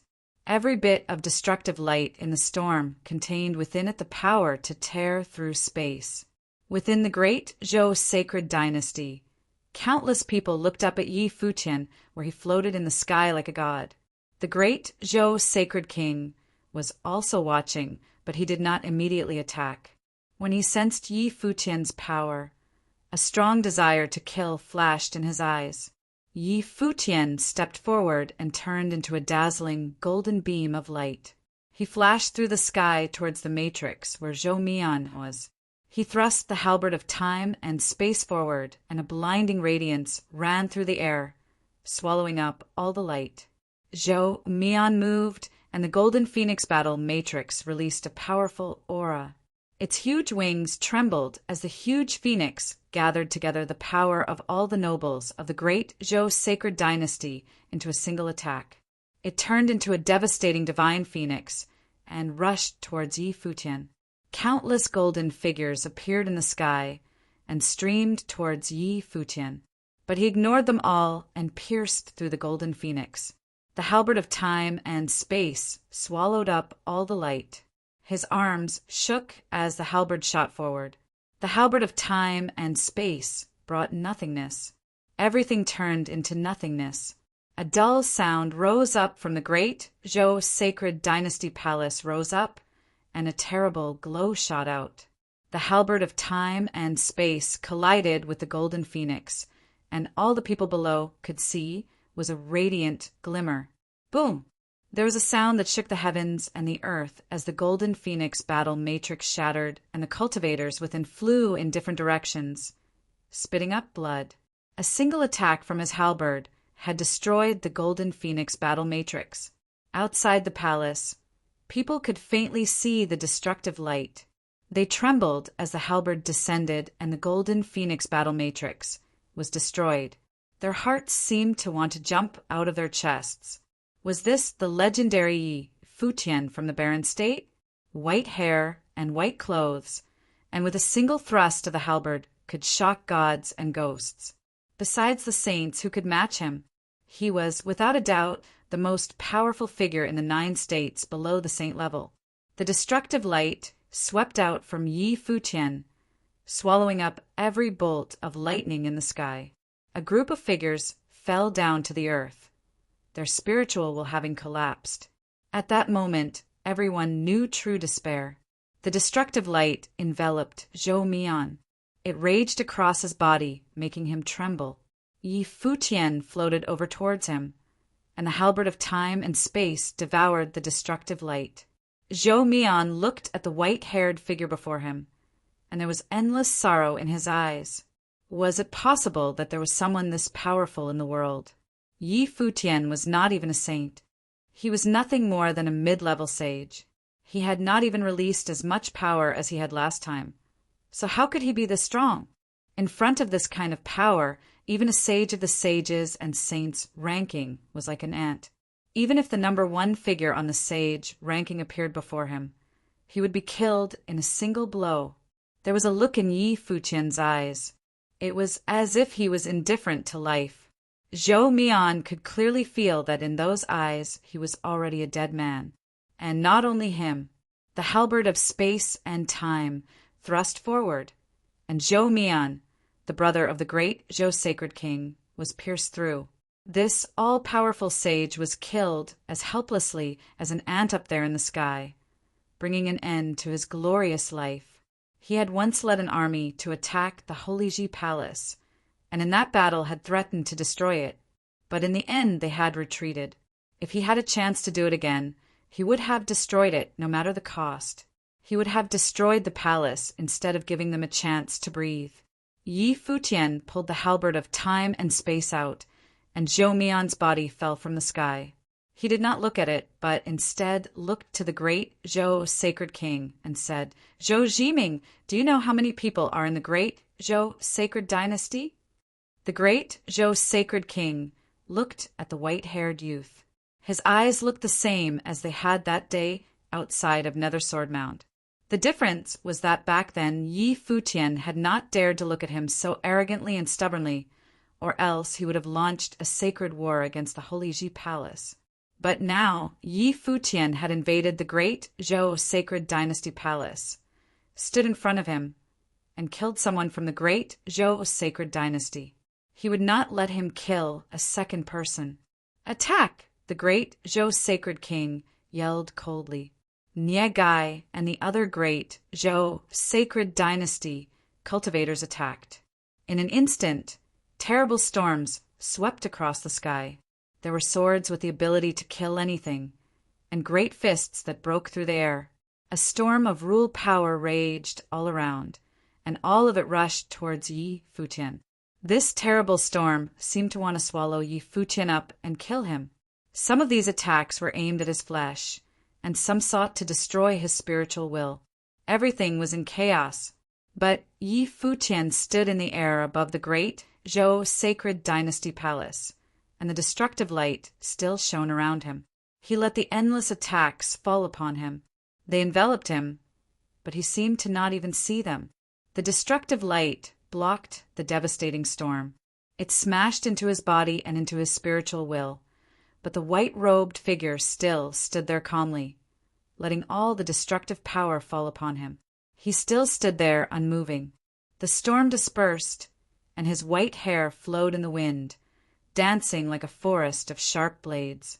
He gripped the halberd of time and space tightly and swept his gaze over everyone.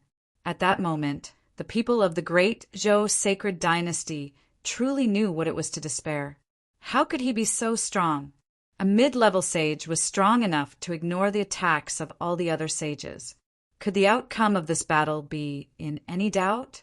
He could destroy everyone in the great Zhou Sacred Dynasty by himself. No wonder he had brought so few people.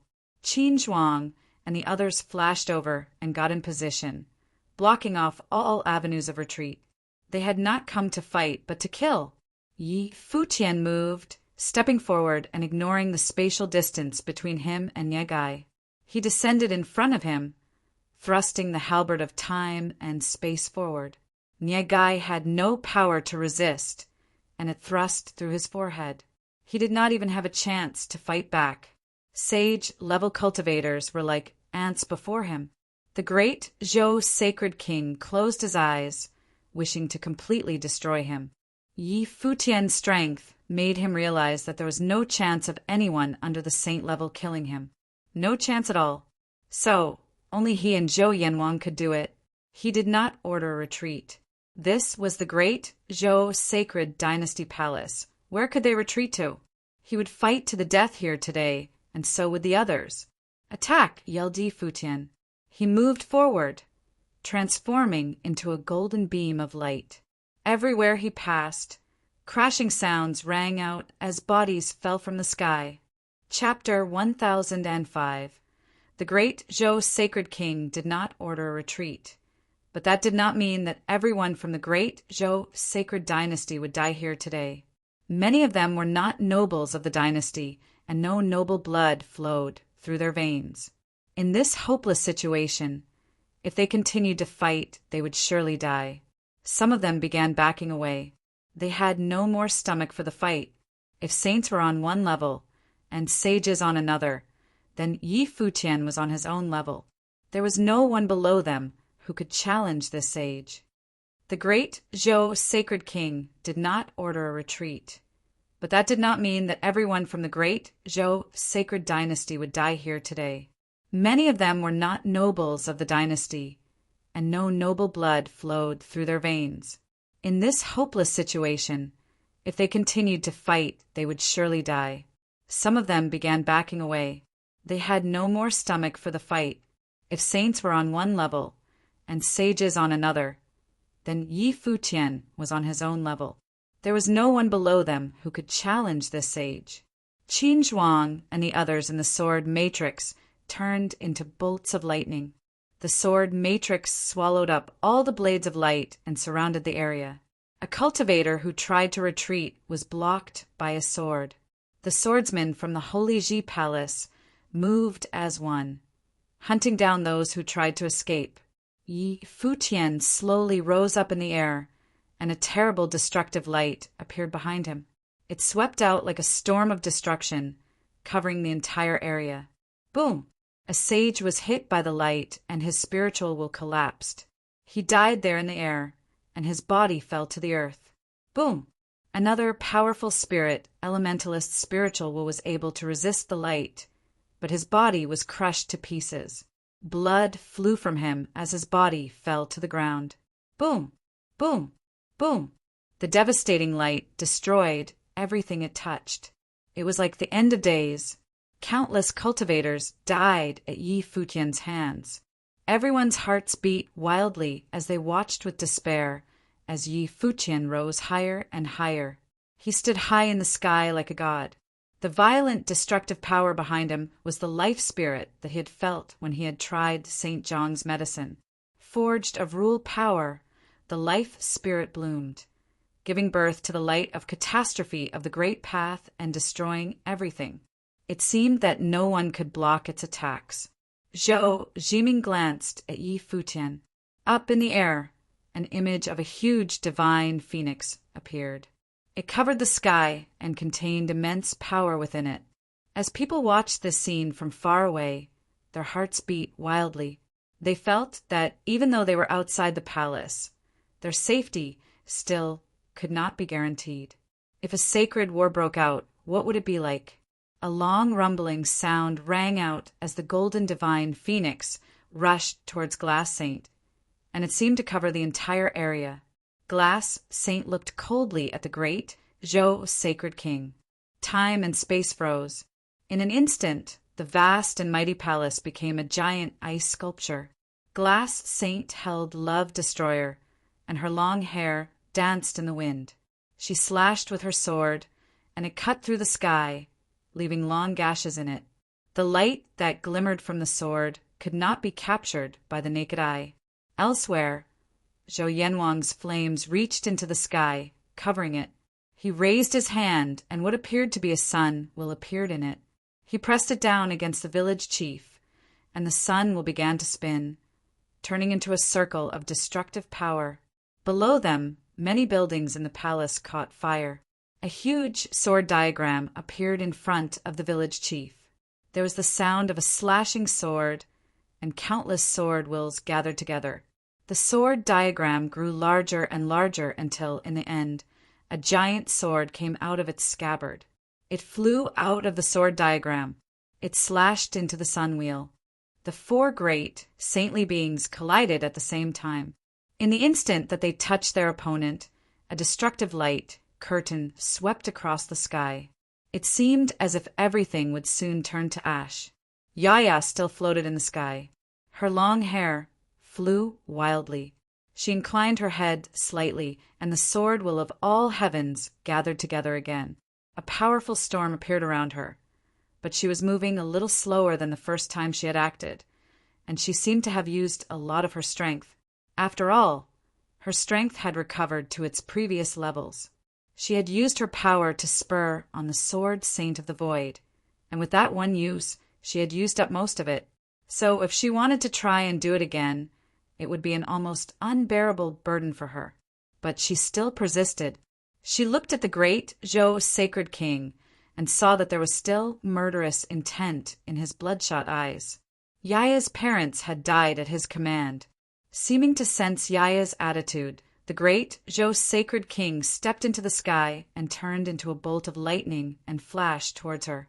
Before he reached her, his fist lashed out, and suddenly the giant phoenix struck down. The space around them seemed to be riddled with holes. Whoosh! Sword chi whistled through the air as Yaya rose up into the sky. The great Zhou Sacred King once again turned into a bolt of lightning and flashed up into the sky. If he could kill Yaya and leave only the village chief and Glass Saint opposing him, they would have no chance to kill him. When she saw what he was doing, Glass Saint's expression turned extremely cold. The sky seemed to freeze, and the great Zhou Sacred King turned into an ice sculpture. She held her sword in both hands, and suddenly Love Destroyer flashed upwards against the flow of chi. Love Destroyer shot up as fast as possible, and the one sword turned into 7. They surrounded the great Zhou Sacred King. Whenever he tried to attack Yaya, one of the swords would strike at him. The sword of light stretched out, cutting through the 7 emotions. The great Zhou Sacred King felt that he could not control his own emotions, and his face twisted as the 7 swords transformed into real love destroyers. A voice appeared in Glass Saint's mind. Glass, I've finally taken a concubine. She is a living embodiment of you. Every time I look at her, it's like looking at you. But I have just killed her. Soon you will go into the Lapis Lazuli Palace to take her place. It was the great Zhou Sacred King's mind. He was trying to influence her. Cut him. Glass Saint refused to listen, and she spat this out in a cold voice as if she had not heard anything. Thousands of love destroyer sword wills shrieked around the great Zhou Sacred King. His soul was under attack as his 7 emotions and 6 desires were forcefully pierced. The countless sword wills were like a terrible storm of sword chi. They wrapped around the great Zhou Sacred King. His face grew more and more distorted.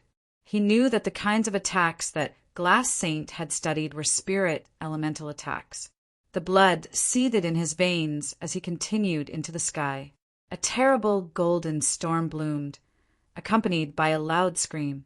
The great Zhou Sacred King turned into a golden phoenix and flew right into the storm of sword chi. Endless swords smashed against his giant form, but he seemed not to feel them. The phoenix's huge eyes were filled with incomparable arrogance. The sky burned as the phoenix's golden flame wrapped around Glass Saint. The phoenix that the great Zhou Sacred King had turned into rushed out. Glass Saint swept her gaze over its massive form. She did not dodge, but brought Love Destroyer back to its original position. In the next instant, she charged into the great Zhou Sacred King. At that moment, it seemed that she herself had turned into a sword, full of murderous intent. The 2 incredibly radiant beams of light collided and then separated, and the cultivators outside could not even tell what was happening. They were too fast, faster than the imagination. They were just 2 beams of light. The divine phoenix turned back into the great Zhou Sacred King. His whole body was trembling slightly. His spiritual will was extremely unstable. He could clearly feel cracks appearing in it. Below them, the village chief's sword pressed down on Zhou Yanwang. That was a one-sided battle. Zhou Yanwang was clearly weaker than the village chief.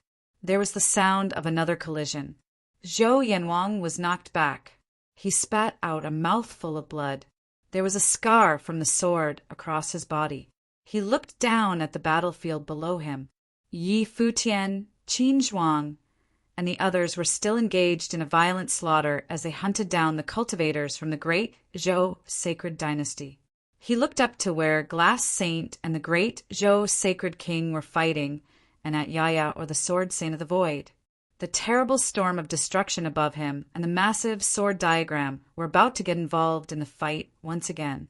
He never would have thought that such a terrible battle would befall the mighty, great Zhou sacred dynasty. It was a battle that they had no chance of winning. Attack! A voice appeared in his mind. Zhou Yanwang moved without any hesitation. This time he did not attack the village chief, but Yi Futian. Look out! Yelled the village chief. He turned into a heaven-piercing sword and shot toward Zhou Yanwang. But Zhou Yanwang seemed not to notice him as he continued towards Yi Futian. The sword crossed through the void. There was a loud noise as it pierced through Zhou Yanwang, but he seemed not to feel it. He lifted his hand to strike, wanting to bury Yi Futian right then and there. If he was doomed to die, then he would die and take Yi Futian with him. Yi Futian looked at Zhou Yanwang, who was bearing down upon him. He did dodge, but moved forward, flying upwards. He roared, and the heavens and the earth shook. An endless stream of light appeared, flowing backward. He thrust the halberd of time and space forward towards Zhou Yanwang. Boom! A devastating storm raged in the as Yi Futian was thrown to the ground. Stones flew into the sky as a great hall collapsed. The village chief arrived at where Zhou Yanwang was. He slashed down with the sword and cut through Zhou Yanwang's head from top to bottom. Zhou Yanwang's body trembled. He stared straight downward. And not only him, but the great Zhou sacred king was also looking downward. At that moment, several figures descended from the sky. They appeared all around with terrible auras. They stared coldly at Zhou Yanwang. They were all wearing the same color robes, marking them as 9 states guards. But Zhou Yanwang no longer cared. A noise came from the ruins below, and suddenly a white-haired figure shot up into the sky. He swept his gaze coolly across Zhou Yanwang. How can this be? Zhou Yanwang stared at the unharmed Yi Futian. His heart sank and his eyes looked hollow. He wanted to trade his life for Yi Futian's, but even as a saint he could not kill him. He stood up once again. Boom! There was a loud noise as the village chief smashed Zhou Yanwang's body to pieces. At that moment, the great Zhou sacred king up in the sky was all alone. It seemed that in the whole world he was the only one left fighting. Great Zhou sacred king, please die. Yi Futian looked up at the great Zhou sacred king up in the air. He had asked him to die.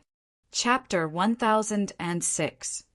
The sacred king took one look at the broken palaces. The force that had once reigned supreme throughout the eastern state was reduced to ruins on that day. The great Zhou sacred dynasty was going to be destroyed during his reign. Regardless if he were to remain alive or ended up dead, the great Zhou sacred dynasty was no more. The sacred king took one look at the broken palaces. The force that had once reigned supreme throughout the eastern state was reduced to ruins on that day. The great Zhou sacred dynasty was going to be destroyed during his reign. Regardless if he were to remain alive or ended up dead, the great Zhou sacred dynasty was no more. He took one look at Yi Futian and turned to look at the glass saint, who was shining in brilliant light all over her. His body turned golden, and towering light burst from his body. The weather changed, and the entire world seemed to have been turned golden, burning in flames. The sacred king seemed to be burning as well. There seemed to be beams shooting down from above, raining down on the sacred king's body. A huge golden phoenix was seen hanging high above the air, looking down at the living beings below. Boundless aura reigned on the sacred king as his form grew increasingly enormous. He wore an incredibly dazzling robe of the golden phoenix, and the phoenix images on the robe looked alive. His life spirit circled above him before charging downward, descending before the sacred king and transformed into a dazzling sword, swallowing the might of the great path around him. The flash of the sword was hot and intense, shinning the space all over them and pulsing with towering light. That scene made everyone far away, be it within or outside the royal palace, look at the sky. The scene at the sacred king's palace was simply too stunning. Arg! A voice was heard screaming in agony below. My king! Some others howled in pain. There were still many who were below the sage plane in the royal palace of the sacred dynasty. The rules of the sacred war stated that Yi Futian was not allowed to do anything to them. Yet, at that moment, the sky turned extremely scorching, and the bodies of many, who were being rained on by the light emanating from the sacred king, burned right away and were reduced to dust within seconds. Back off, Yi Futian said to Qin Zhuang and the others. They were also troubled by what the sacred king did and left the battlefield. The sacred king had gone insane. Shrieks continued to be heard from below, and many continued to die by the might of the divine path. It was not something that sages had an easy time resisting, and it was without doubt more excruciating for the nobles. One palace after another burned. The palaces of the great Zhou sacred dynasty turned into a sea of golden flames. The sacred king continued to stand high in the air. 2 beams of golden, divine flames burned in his eyes. His golden phoenix robe billowed in the wind. The sacred king had truly become one who stood at the pinnacle of the 9 states. He was truly the great Zhou sacred king at that moment. Terrifying flames lashed out at the glass saint as an extremely huge divine phoenix pounced on the glass saint. However, an area of icy lapis lazuli formed with the glass saint at the center. Golden and silver light clashed, and the scene looked stunning. The enormous golden phoenix continued to flap its wings. Boundless golden feathers lashed out at the glass saint's direction. The terrifying golden feathers turned into devastating storms, drowning the glass saint where she stood. The sacred king no longer bothered with her. He took 1 step to the air and headed straight for Ye. The sword diagram in the air turned increasing huge, summoning boundless sword will, and endless rules of the sword fell from above, descending onto the sword diagram. The sacred king had to stop Yaya. Boom! A sword shot by, yet it was not Yaya's sword. It was the glass saint's love destroyer. She charged straight into the storm and zipped about in the golden currents. The love destroyer split into 9 swords, spinning as they moved forward, conjuring a terrifying vortex. Everything in the vortex's path was all turned to shreds. The sacred king took 1 look at the glass saint below. The sword that appeared before him shot out right after. The 9 swords were imbued with thousands of sword will and transformed into a screen of swords, clashing the sacred king's sword in an instant. Extremely terrifying aura swept through the place. A huge light screen of the divine phoenix appeared before the 9 swords. That sword had been a manifestation of the sacred king's life spirit. The divine phoenix blocked the towering sword wills, yet there were countless cuts on the phoenix's body. It was pierced by the sword aura as they rang, as if they were howling as they attacked. However, the glass saint was having a hard time as well. A screen of lapis lazuli swords appeared before her, yet the power brought by the sacred king's sword was able to penetrate it right away. The golden flames wrapped the love destroyer and began to devour it as if the flames intended to just melt it down. The sword screen was turned golden as well. Rainbow light shimmered behind the glass saint, with every single beam seemingly becoming a part of her being and fused within the love destroyer. The sacred king's face was twisted. The rainbow light penetrated his defenses and headed straight for his spiritual will, as if intending to break his divine path. Break. The sacred king's eyes continued to burn with golden flames. The great phoenix, sword before him, continued forward, tearing the love destroyer apart bit by bit. At the same time, the sword that was conjured from his life spirit was shattering as well. Terrifying currents washed all over the place, and blood continued to ooze from the sacred king's mouth. The glass saint looked pale as well. The love destroyer was a sword that she had been keeping and maintaining with her spiritual will for many years.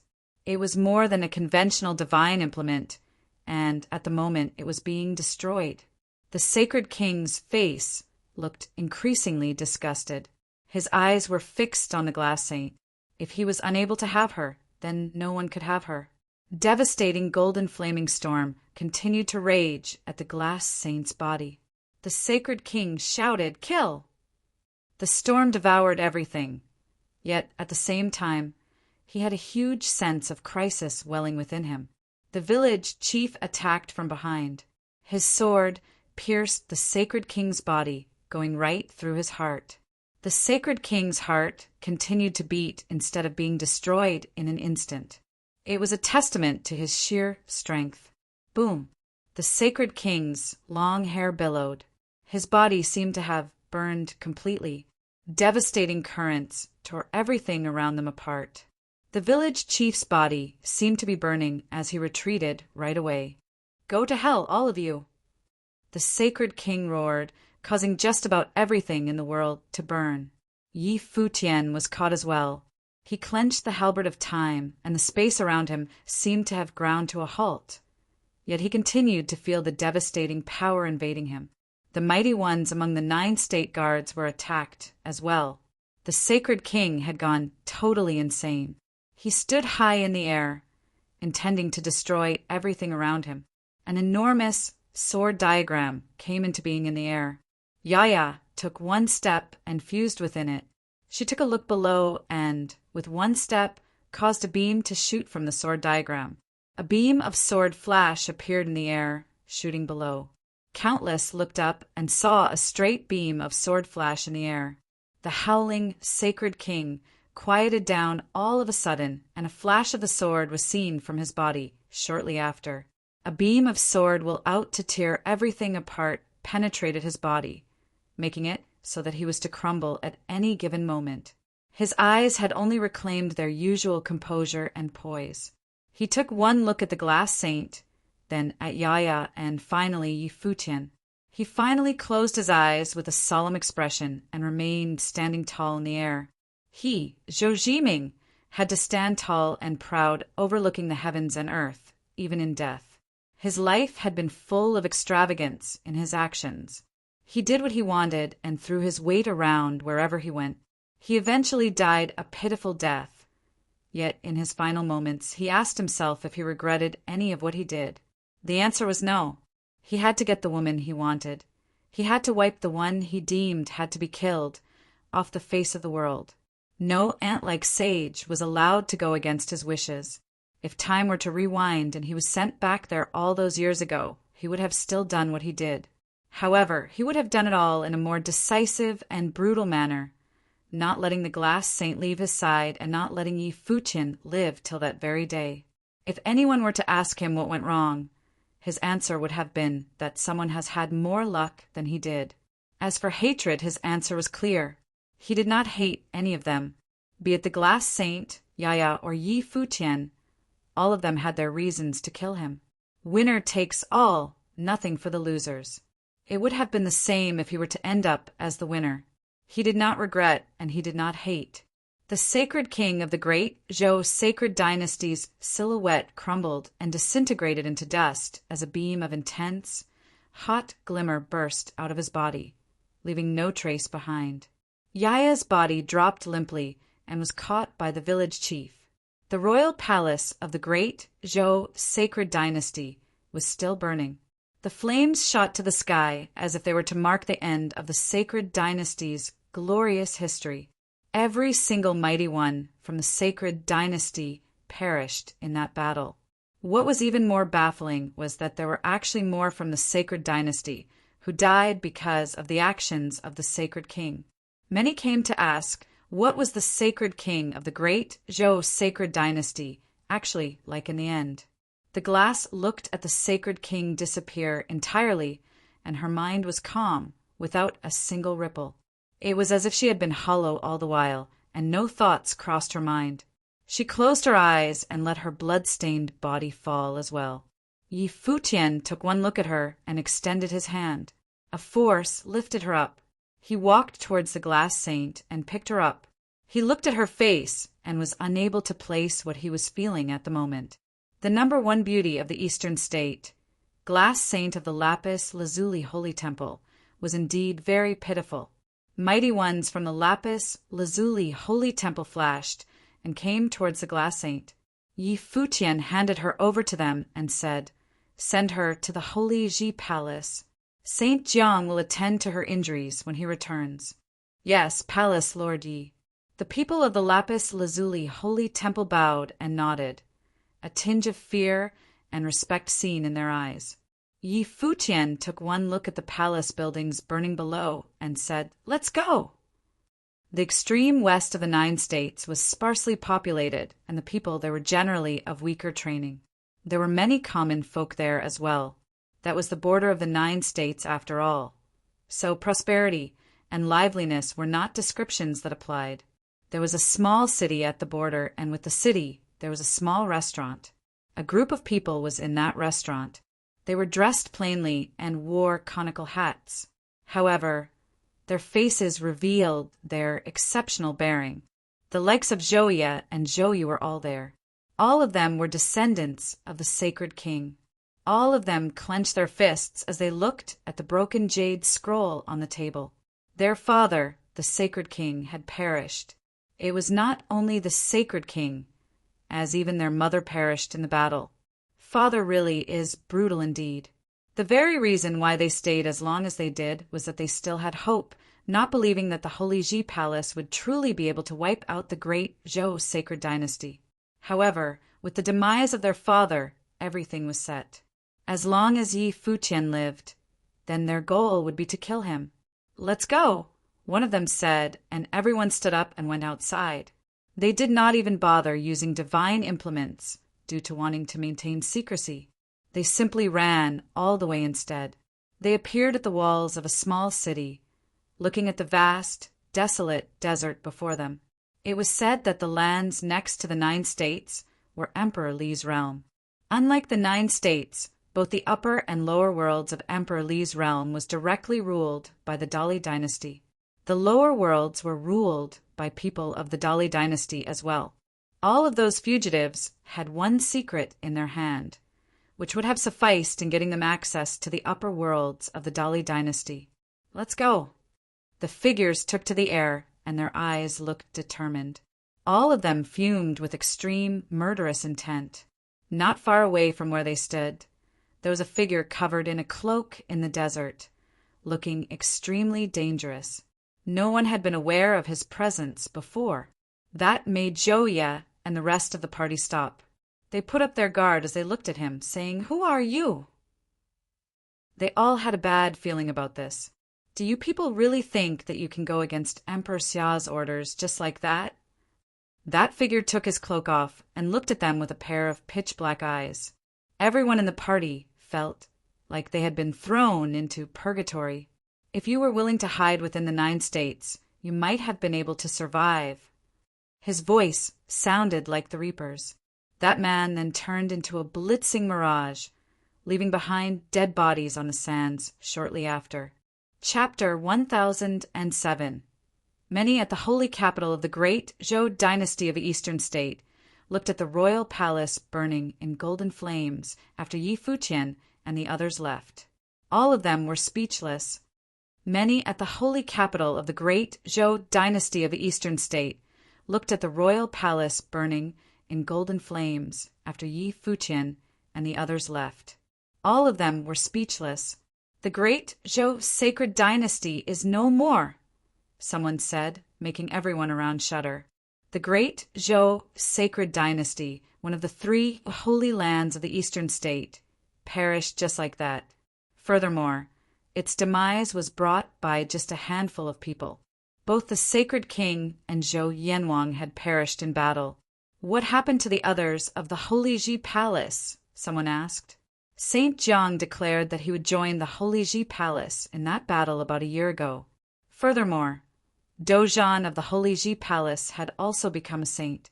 The two of them were not present in an endeavor as impactful as wiping the great Zhou sacred dynasty off, and many were puzzled as to what that meant.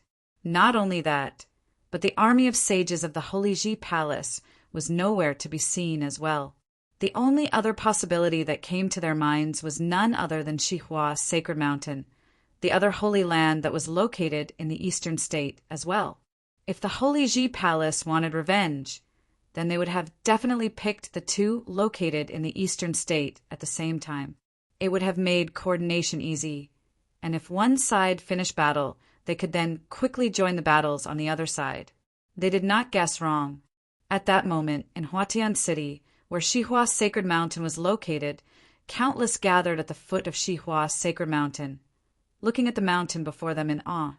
A great army arrived outside Xihua Sacred Mountain. A raging pressure washed all over the Holy Land as the troops came right outside their gates. A terrifying lineup surrounded the entire mountain. There were mighty ones found standing guard in every single direction. Saint Jiang and Dozhan were standing above the 3,000 steps of Xihua Sacred Mountain. However, they did not give the order to attack. They simply waited for the fighting at the great Zhou Sacred Dynasty to end. The Holy Ji Palace's forces were split two ways at that time, with the blatant intention of intercepting the two holy lands at the very same time. But then again, they did not need to move immediately.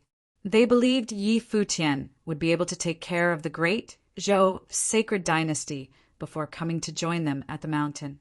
They would have been able to gobble up the entire mountain after that. But of course, if the ones in Xihua Sacred Mountain were to make a move first, they would have had no fear as well. They had the entire mountain surrounded, which meant that they were ready to fight at any given moment. While the saints on their side were incapable of taking on the three saints of Xihua Sacred Mountain, the sages on their side were more than capable of overpowering those from Xihua Sacred Mountain. The black wind condor circled near Saint Jiang and Dozhan. The bird chirped and said, "The great Zhou Sacred Dynasty is no more. Both the Sacred King and Zhou Yanwang have perished." Saint Jiang listened with a calm expression and was hardly fettered, with the sword saint of the void and the village chief taking the lead, as well as having the glass saint serving as a reinforcement. It was hardly surprising that Zhou Jiming was dead. As for the sages, there was not even a need to doubt anything. Yi Futian had finished his third round of medical testing, and it was now complete. He had truly been rendered invincible under Saint Plane. No one under the Saint Plane throughout the entire 9 states could take him on. Dozhan shuddered all of a sudden. His state of mind was different from Saint Jiang's. He was born in the barren state and was the lord of the Battle Sage Palace. He had been training in the Holy Ji Palace all the time and had experienced a time where everyone in the Holy Ji Palace was looking forward to a saint emerging from their ranks. The Holy Ji Palace came to the point of being able to have their forces splitting up and taking on 2 of the most powerful forces to be found in the eastern state. He heard that his student had taken a group and wiped out the great Zhou Sacred Dynasty. Both of their saints were dead, so one could have only imagined what Dozhan felt like at the moment. Everything in the past 10 years seemed like a dream. But then again, he did not spend a long time being dazed. He was, after all, a saint. His state of mind was stable, and he would not have been rocked too hard. It was not only them who had gotten the news. At the peak of Xihua Sacred Mountain, 3 figures were seen standing together, looking at Saint Jiang and Dozhan, who were far away. A group of mighty ones stood behind them, and all of them were elites of the Holy Land. Other than that, there was also a beautiful woman, who was none other than Zhou Zi. She had been married to Xihua Sacred Mountain. Zhou Zi was shivering all over at the moment as she came beside Saint Xihua and the others, dead. Saint Xihua's voice was cold. They were all waiting for the news from the Sacred Dynasty. He heard very bad news from the mouth of a demonic beast a moment ago, and he was simply waiting for Zhou Zi to confirm it. "My father is dead," Zhou Zi replied. Her eyes were reddened as she looked at the army of the Holy Ji Palace far away. Her eyes were filled with cold, murderous intent. I will kill Yi Futian. Zhou Zi's voice was bone-chillingly cold.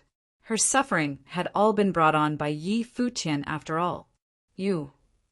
Saint Chihua turned his eyes around and took a look at Zhou Zi. Well, go kill him then, Saint Chihua said coldly. Kill Yi Futian? Who among us doesn't want to kill Yi Futian? But you really think you're fit to do so, Zhou? Zhou Zi's eyes were frozen as she looked up at Saint Chihua, finding his eyes filled with contempt. His eyes were filled with so much pride. It was as if he was looking at an ant, filled with indifference. She felt a chill run down her spine. It was an alien feeling. While Zhou Zi was stubborn, due to her birth, she was not actually stupid. Xihua, Sacred Mountain, and the great Zhou Sacred Dynasty had a marriage alliance. Saint Chihua had been kind to her due to both holy lands being allies, but that was the past. Her husband, Lu Zong, had died, and her father, the Sacred King, died as well. Zhou Zi was now a mere sage, and she was nothing in Saint Chihua's eyes. Saint. Zhou Zi lowered her head under the saint's gaze. One look made her feel immense pressure, a pressure which she was unable to shoulder. Saint Chihua would have never gazed at her like that before. So Zhou Jiming is really dead then. What a piece of trash. Saint Chihua's voice was cold. The pressure upon them was immense, as two of the great Zhou Sacred Dynasty's saints were dead. The Holy Ji Palace had 4 saints, and with the addition of the glass saint, the enemy consisted of 5 saints. One could only imagine what was going through Saint Chihua's mind in such a situation. Saint, my father died in battle. How could you say such things? Zhou Zi's eyes got more red. She looked at Saint Chihua with rather cold eyes. She knew that she was nothing before Saint Chihua, but having suffered the death of both her husband and her father, the blow was simply too heavy for her to stay reasonable. Slap! A crisp sound was heard, and Zhou Zi's body was sent flying. It was not from Saint Chihua, as he could not have cared less. An elder behind him slapped Zhou Zi by flinging his sleeve instead. You're too much, Zhou Zi, the elder said plainly with cold eyes. Blood was seen at the corner of Zhou Zi's mouth. Her face was ashen as she sat on the ground. Tears were seen all over her face. She naturally recognized that elder. It was an elder from Xihua Sacred Mountain. When Lu Zong was still alive, he had been all smiles and polite. There was no way he would have treated her like that back then. She wiped the blood at the corner of her mouth with her white sleeve. Zhou Zi glared at the elder and said, If my husband and father were still alive, they would have had your head. She paid no heed to consequences. She suffered one such humiliation as soon as her father died. As a princess of the great Zhou Sacred Dynasty, her status had been of unparalleled privilege, so one could have only imagined how much of a shock that was to her. The elder frowned and heard Saint Chihua said, This is getting noisy. I'll take her away at once. The elder bowed and walked towards Zhou Zi. He burst with the power of rules and let the pressure wash over Zhou Zi. How dare you touch me? Zhou Zi's eyes were bloodshot and filled with murderous intent. However, the elder could not have cared less. He picked her up by the collar and took her away. Arg! Zhou Zi's mind felt as if it was about to shatter from the humiliation she suffered. However, no one paid any heed to the scene. No one spoke up on her behalf.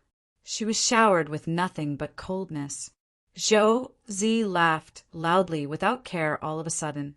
Saint Chihua, for better or worse, I'm the wife of your personal student, a princess of the great Zhou Sacred Dynasty.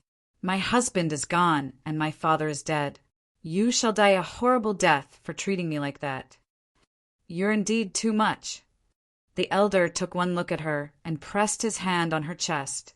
A devastating power raged all over her body, and blood spewed from her mouth, but she no longer cared. Did you really think that Lu Zong liked you? You of all people? The elder squatted down and whispered in Zhou Zi's ear. He then took a look at her and said coldly, If it had not been for your status as the princess of the sacred dynasty, you would have died many times over. Both Lu Zong and the sacred king are dead, and you are still unable to see the state of things clearly. You actually dared to talk back to Saint Chihua. You've been living too comfortably indeed, the elder thought.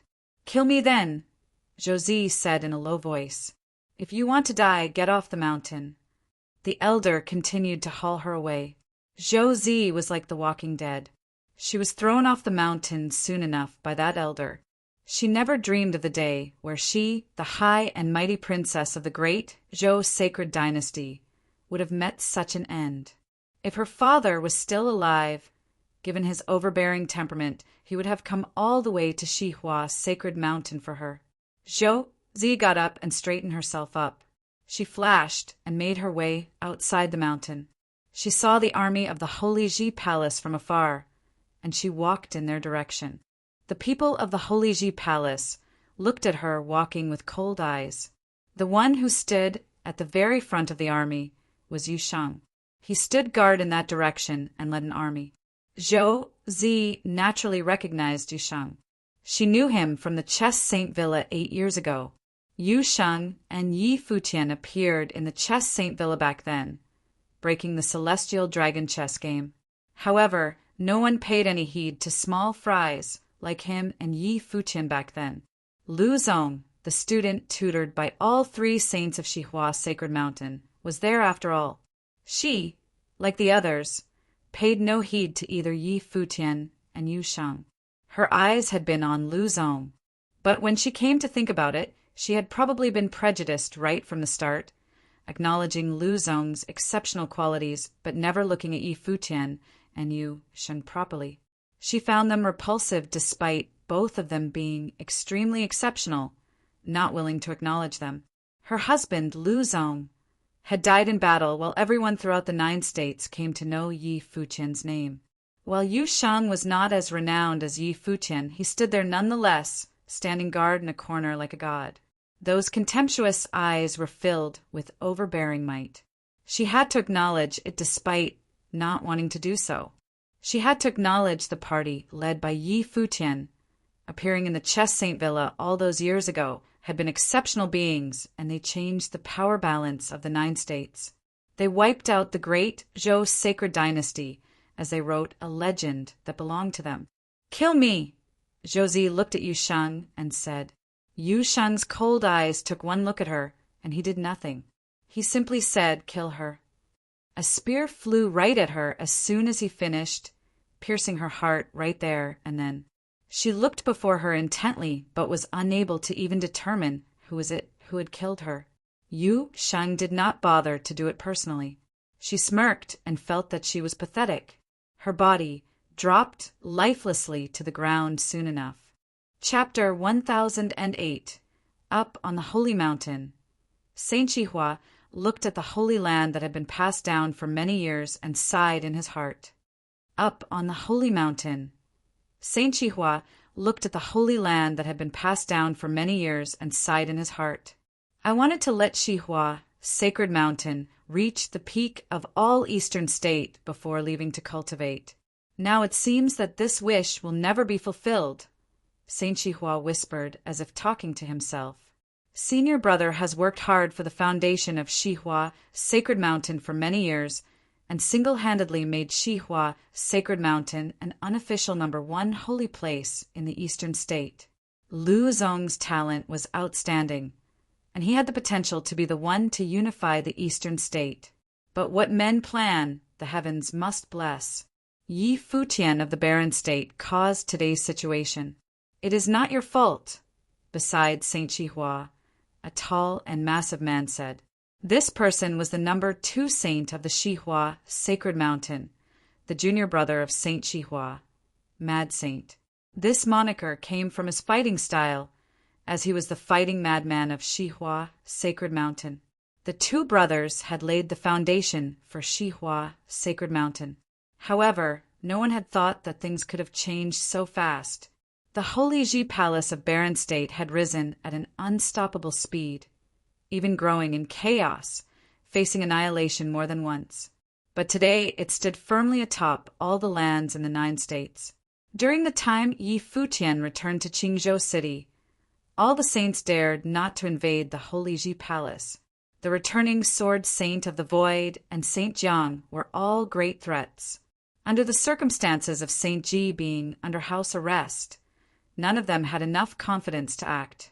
Saint Xihua looked up at the sky and sighed in his heart. They grew up on Xihua Sacred Mountain and had deep feelings for this sacred mountain.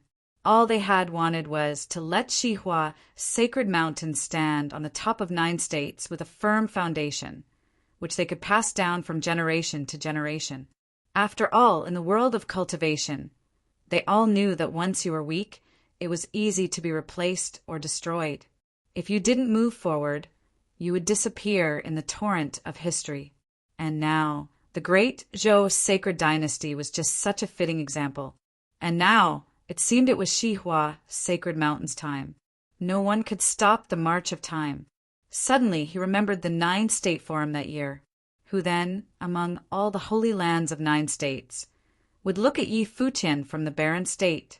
After 9 State Forum, after Yu Sheng took first place, their attention was somewhat aroused, but those from the Noble Plain could never affect the overall situation of 9 states. And then at the Nether Sword Mound, because of what he and Lu Zong wanted to do, they caused a direct confrontation with Yi Futian that was doomed to be irreconcilable. Therefore, they had wanted to make the Holy Ji Palace disappear for good. But at that time, they thought that the great Zhou sacred dynasty was enough. They never expected that the outcome of the First Sacred War would cause everything that happened later. "It's hard to let go," Saint Xihua whispered. "Master, do what is wise," the Rain Saint said, to which Saint Xihua gently nodded.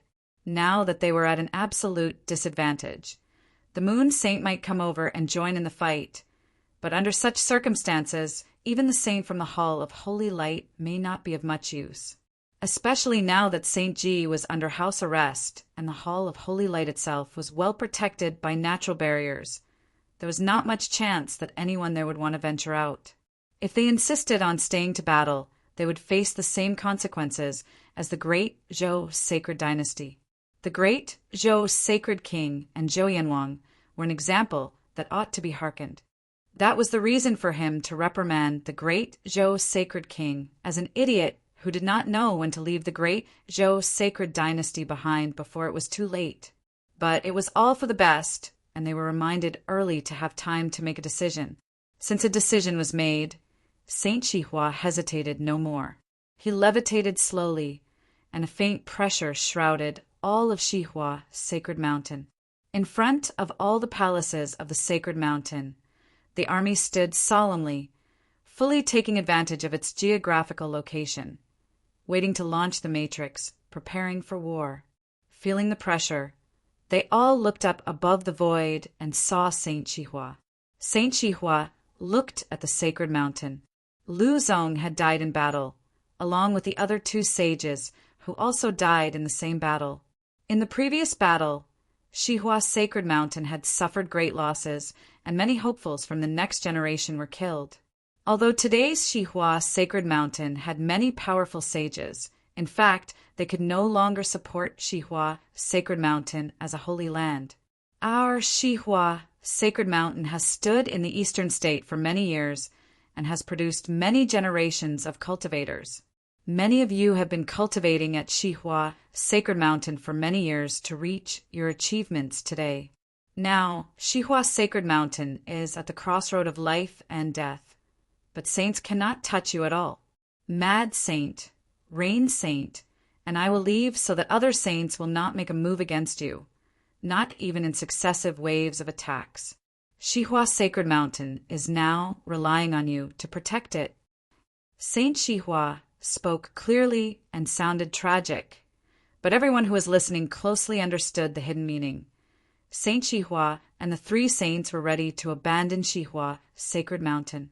Suddenly, many people were pale, and they did not look well. Even the Lord of Xihua Sacred Mountain had given up. At one point, the Holy Ji Palace of the Barren State faced the same situation as you. That was the reason why the Holy Ji Palace is where it is today. I am hoping that our disciples of Xihua Sacred Mountain can do the same, Saint Xihua continued.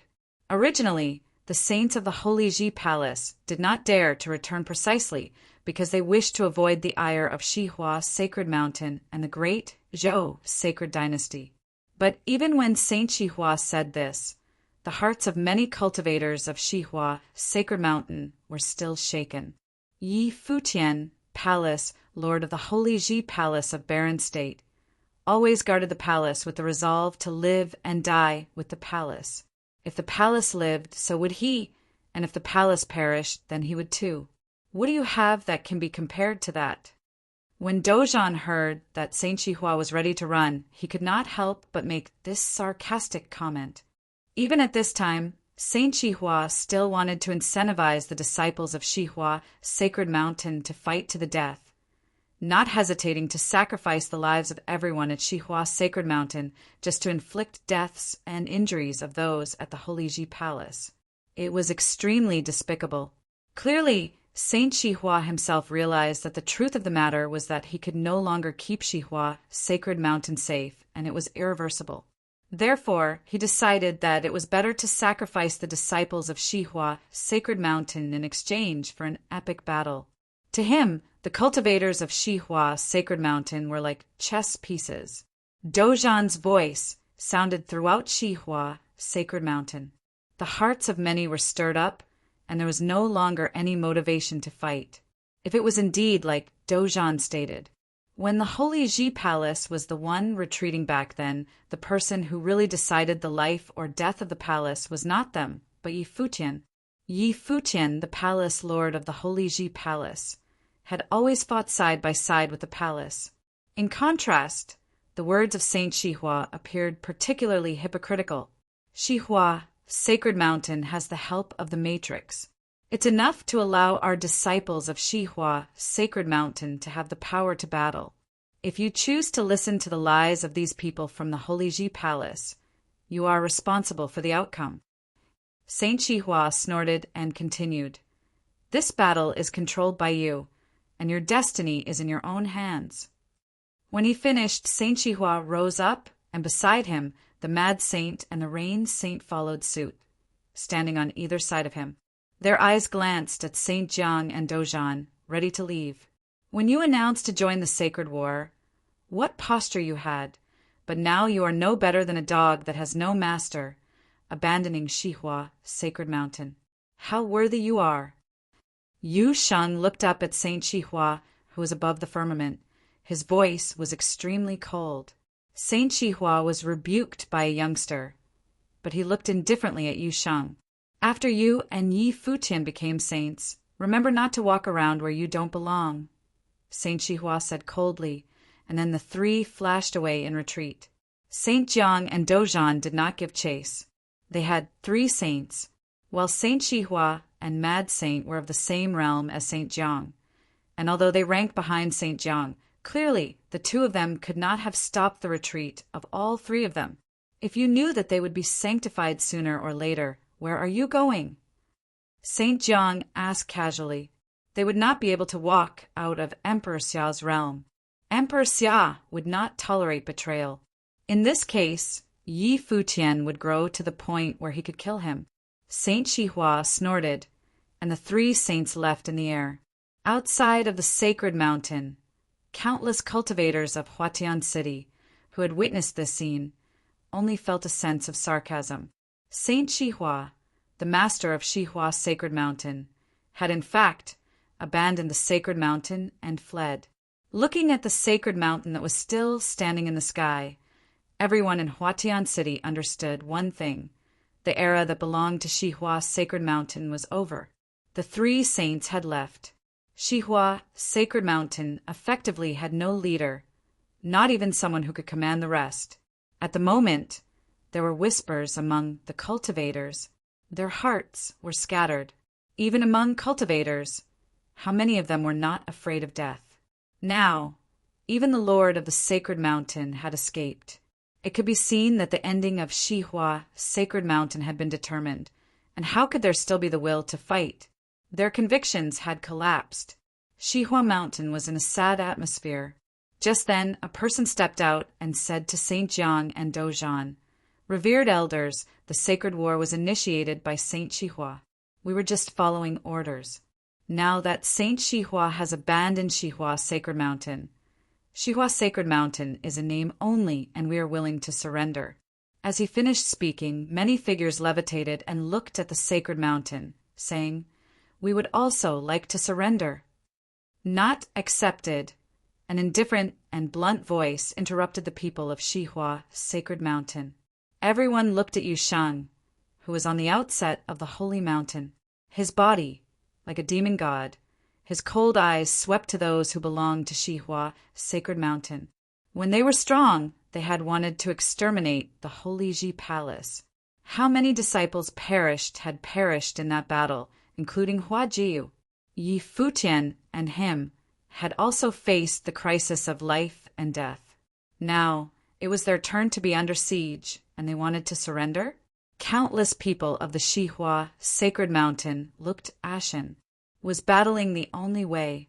An elder looked at everyone from Shihua Sacred Mountain and sighed.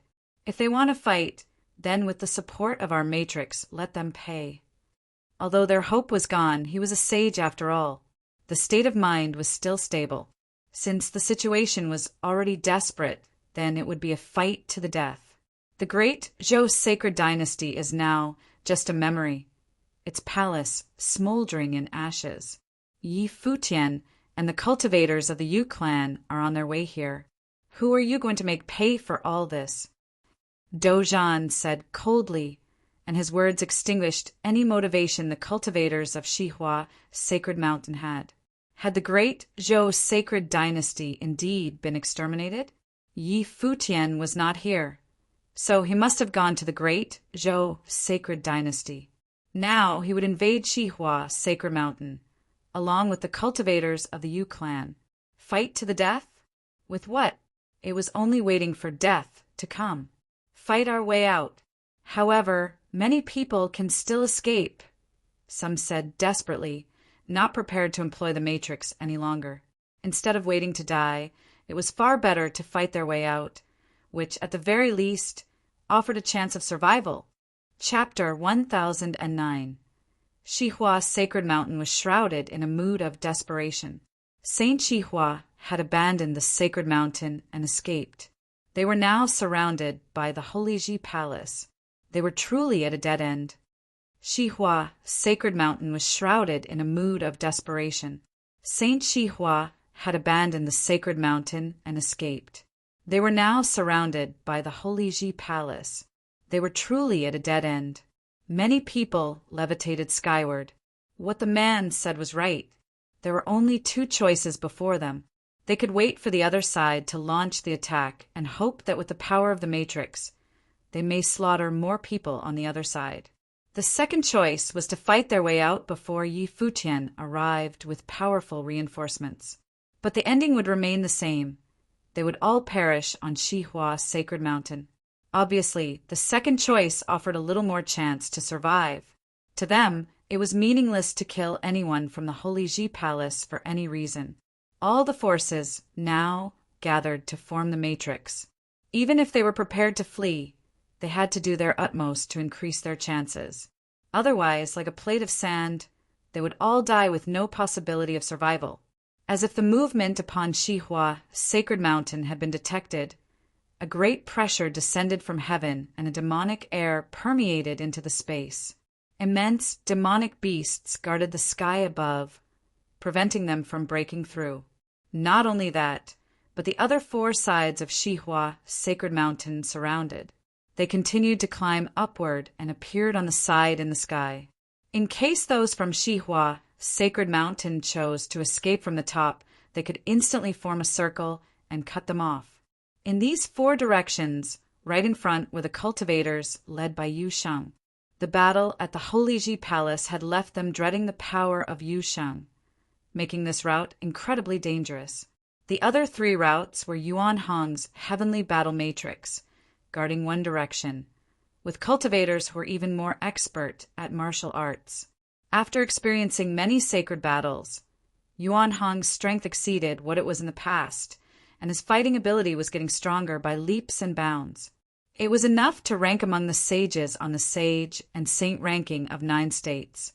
Besides Yuan Hong, there was also the battle matrix headed by Yun Shang of the Ice Temple, which was good at control.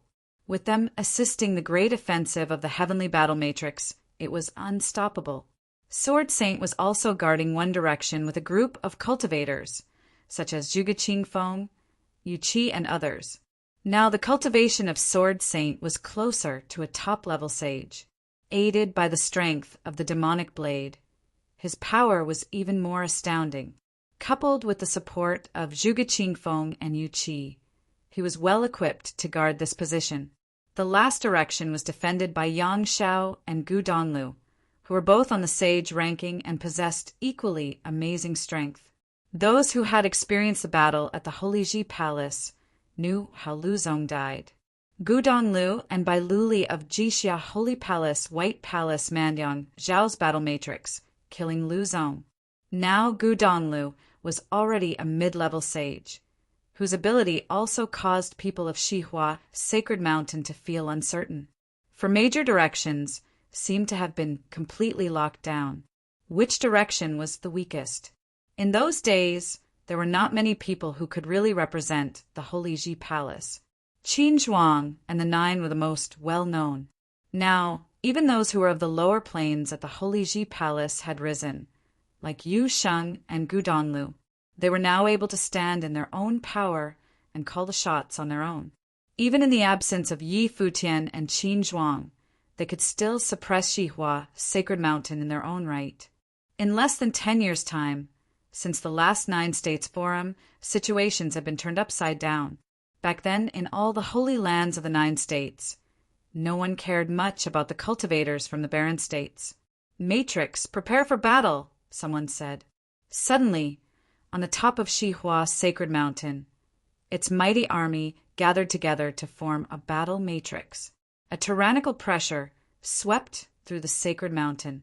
Far away, the cultivators in Futian City, who witnessed this scene, felt incredible fear in their hearts.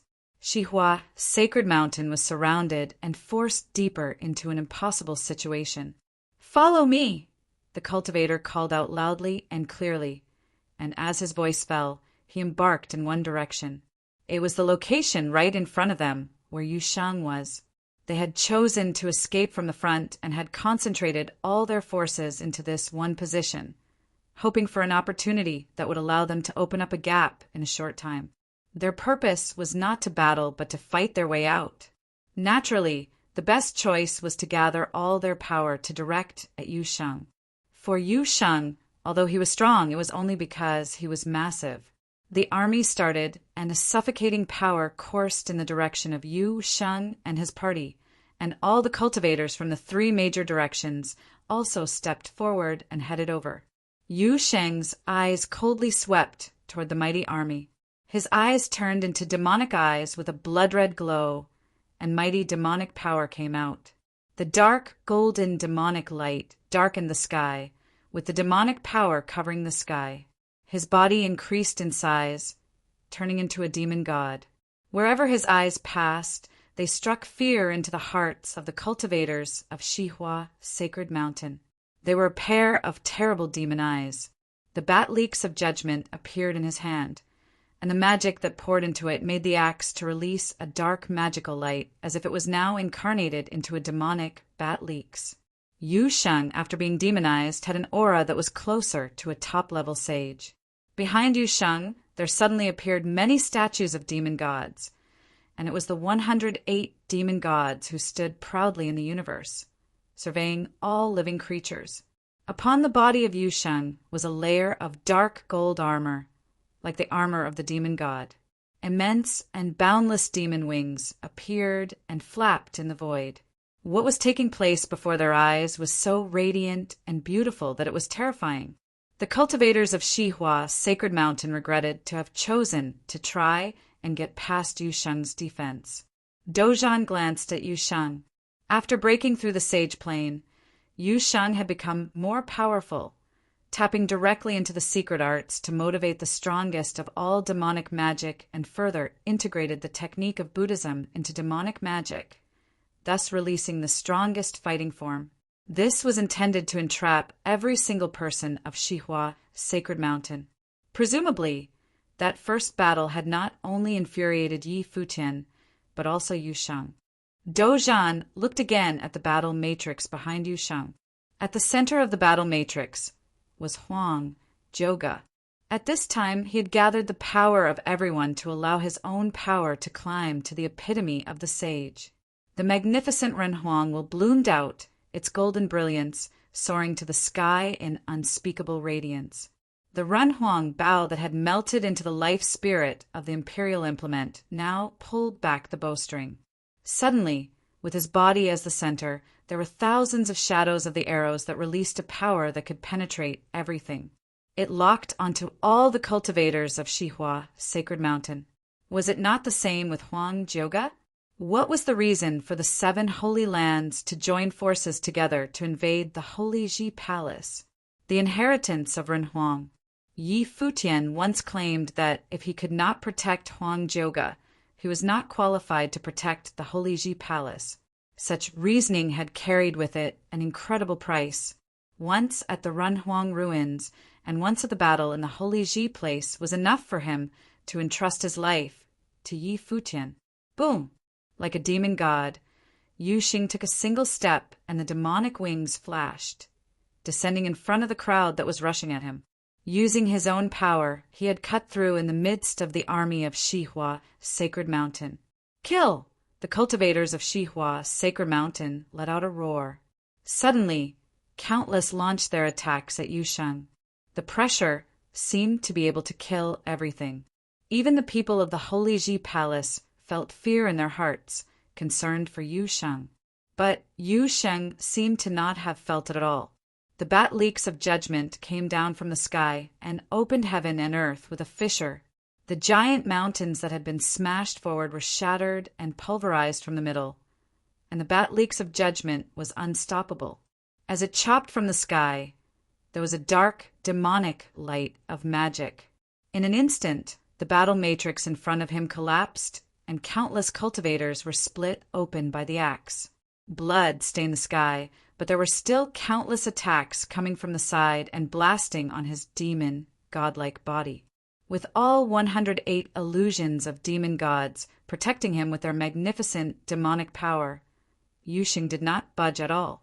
The bat leaks of judgment in his hand struck down.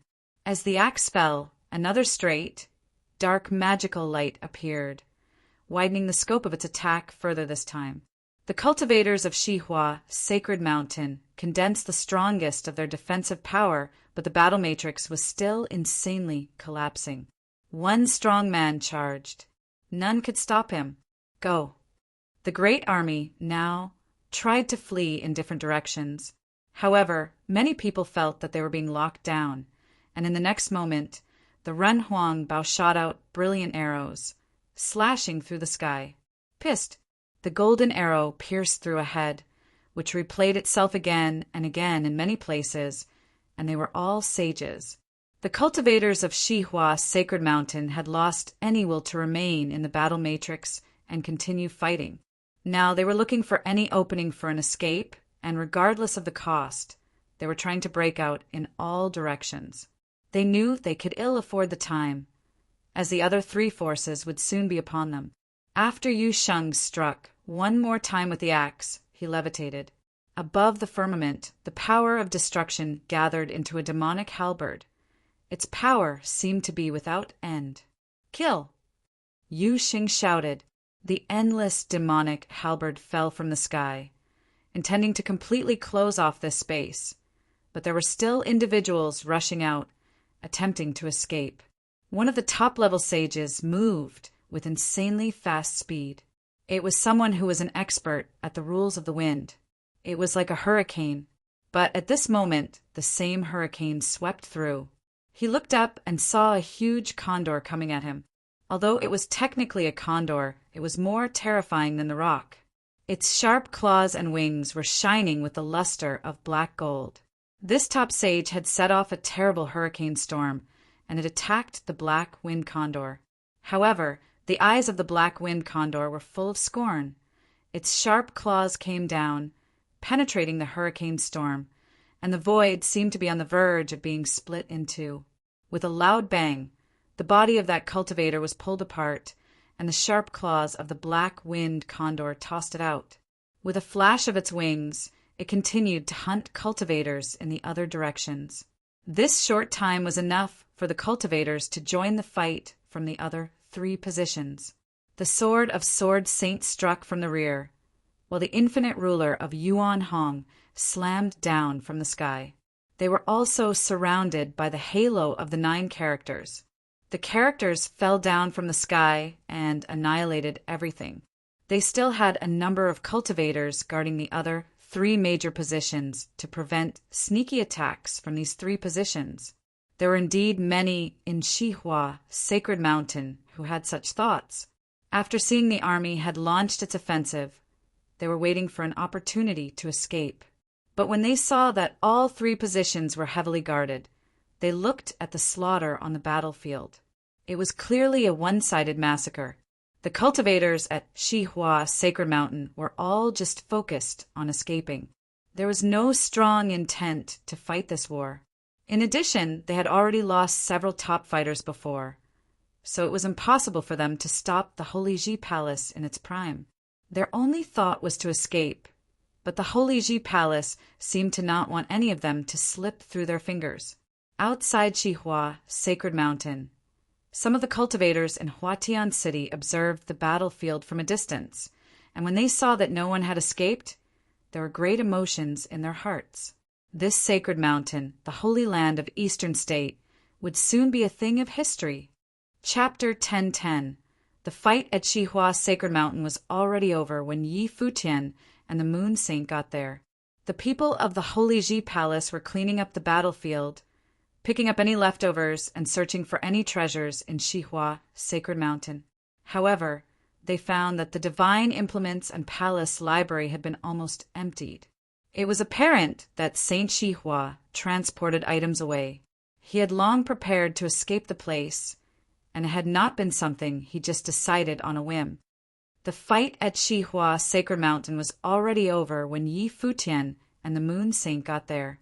The people of the Holy Ji Palace were cleaning up the battlefield, picking up any leftovers and searching for any treasures in Shihua Sacred Mountain.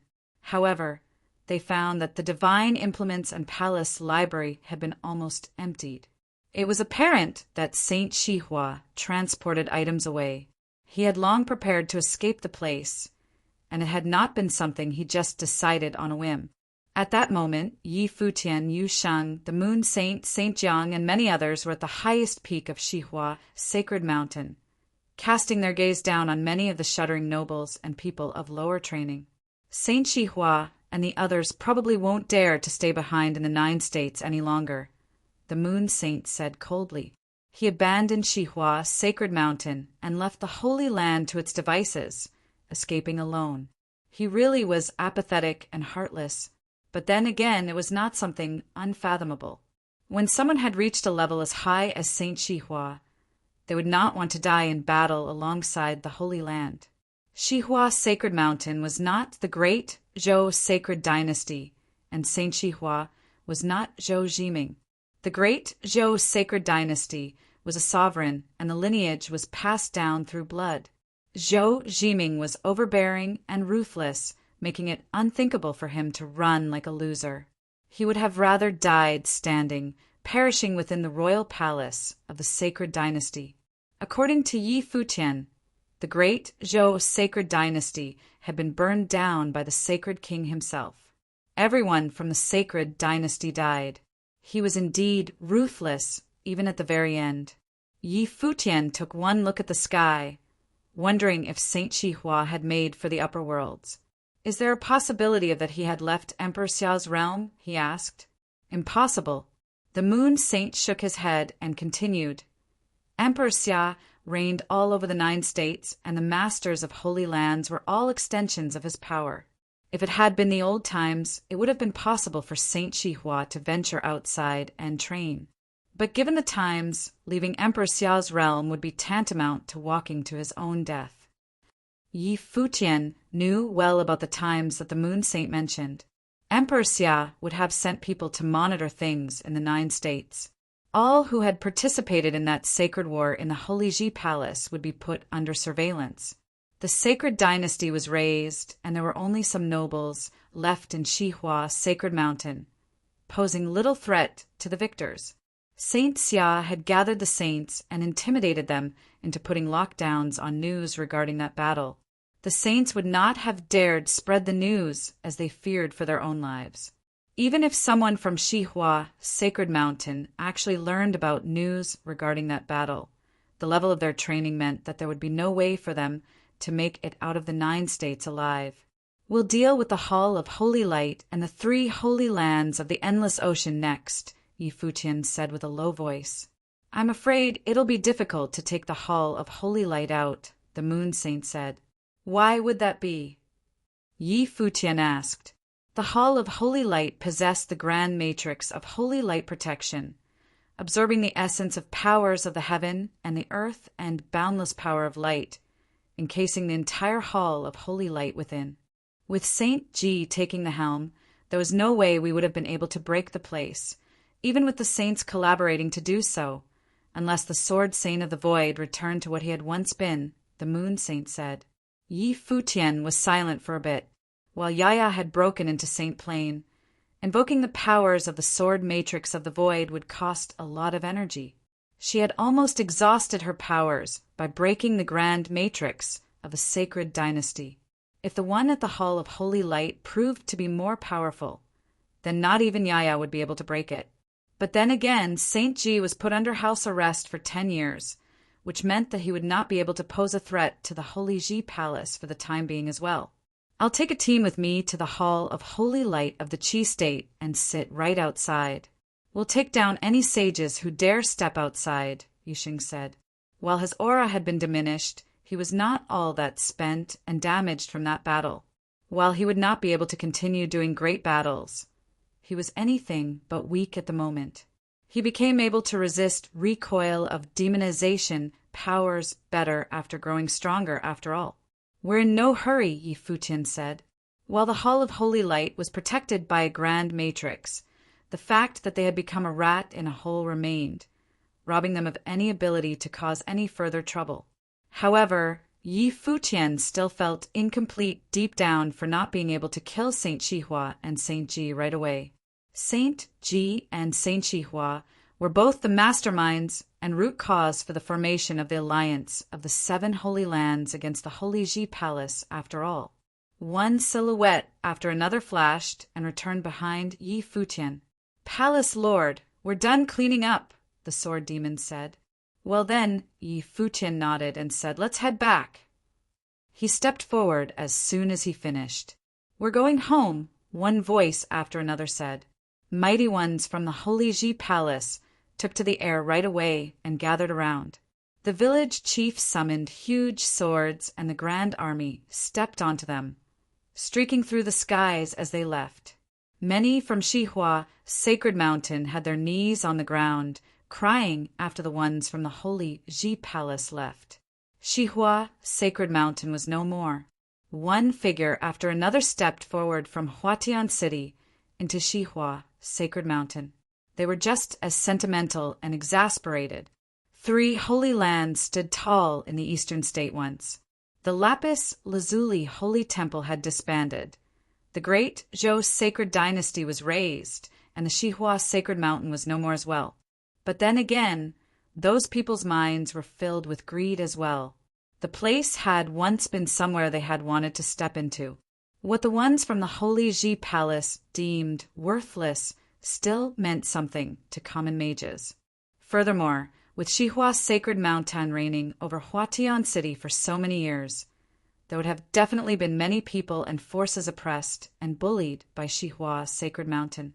With Saint Xihua currently on the run, Xihua Sacred Mountain abandoned, and the sages dead, any of Sage Plain training would have been able to do whatever they please with the place. It was only natural that many felt their hands itchy in such a situation. Many mighty ones flashed and charged right inside the mountain to keep pillaging the place. Furthermore, more and more people showed up from Futian city, turning the place chaotic, and there were many from Shihua, Sacred Mountain, ended up dead in the chaos. It seemed ironic that Shihua, Sacred Mountain, which had been grand and imposing in its heyday, ended up in such tragedy. The news of the demise of both Shihua, Sacred Mountain, and the great Zhou Sacred Dynasty of the Eastern State spread throughout the 9 states like wildfire. The news caused intense shock. Many were exasperated. No one had expected that the Holy Ji Palace of the Barren State would be able to take out Jisheng Cliffs, then the great Zhou Sacred Dynasty, and finally Shihua Sacred Mountain. If it had not been for the Hall of Holy Light being protected by Holy Light, Yi Futian would have probably sent forces to wipe them out long ago as well. As for the 3 holy lands of the Endless Ocean, Yi Futian had no plans to go there. That was because he found from the surveillance of the demonic beasts of the sea that all 3 of the holy lands disbanded after he took down the 2 at the Eastern State.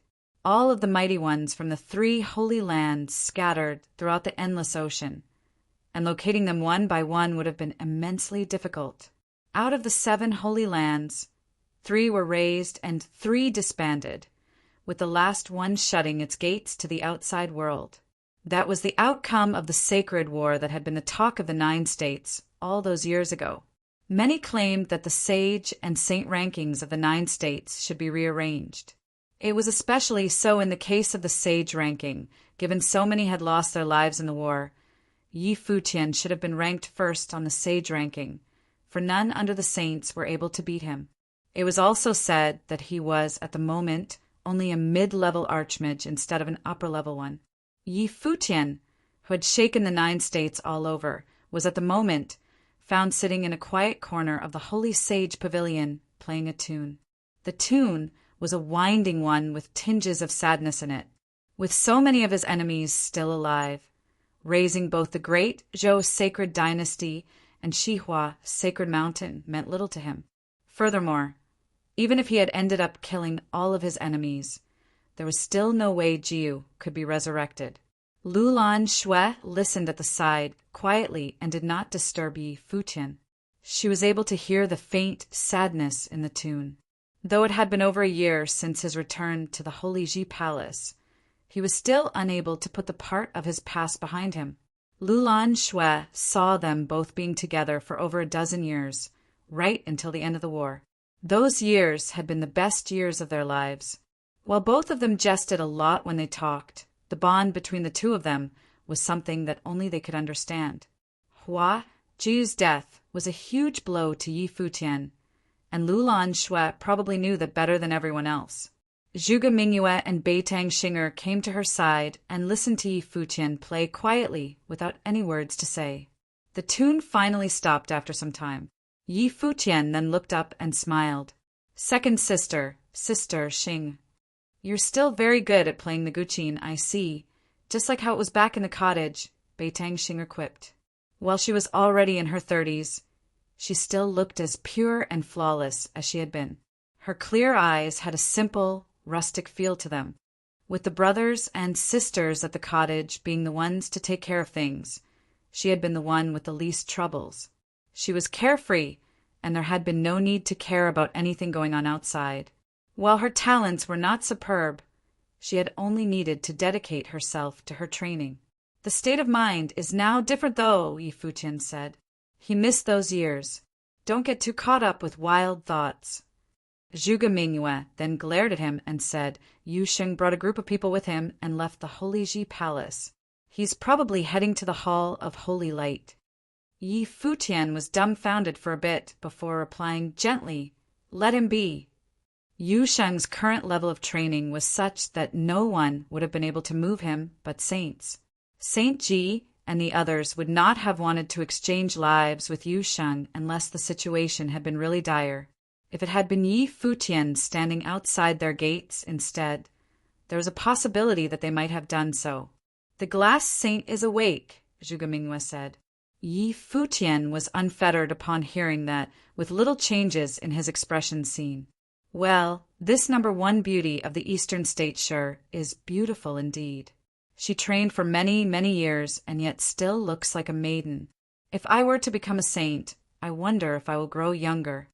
Zhuge Mingyue chuckled and continued. So, now that the glass saint is already in the Holy Ji Palace, how about you go take her in, little brother? We'll have yet another saint in the Holy Ji Palace then. Yi Futian wore a bitter smirk. You've something against old people. Zhuge Mingyue continued. Well, Lulan served you for years, and you can take her as your concubine, you know. There are a good number of pretty girls in the Holy Ji Palace who have a thing for you, like Mu Jiqiu. I'm sure she likes you too. Lulan Shui, who was behind Yi Futian, shuddered slightly and looked up at Zhuge Mingyue. Second sister. Yi Futian turned to look at Zhuge Mingyue and found her second sister's eyes staring at him as well. It's been more than a year. When do you plan to move on? Your hair has gone all gray, and you still behave like that all the time. How would you feel if she were to see you like this? Second sister, I understand. Yi Futian sighed. However, there was no way he could have simply let go of their relationship, which had seen more than a dozen years.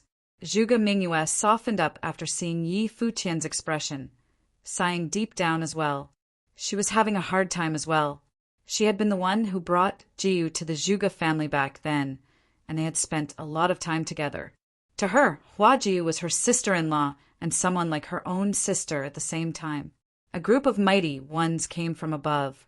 Yi Futian frowned and looked, seeing a group of people dropping from the sky.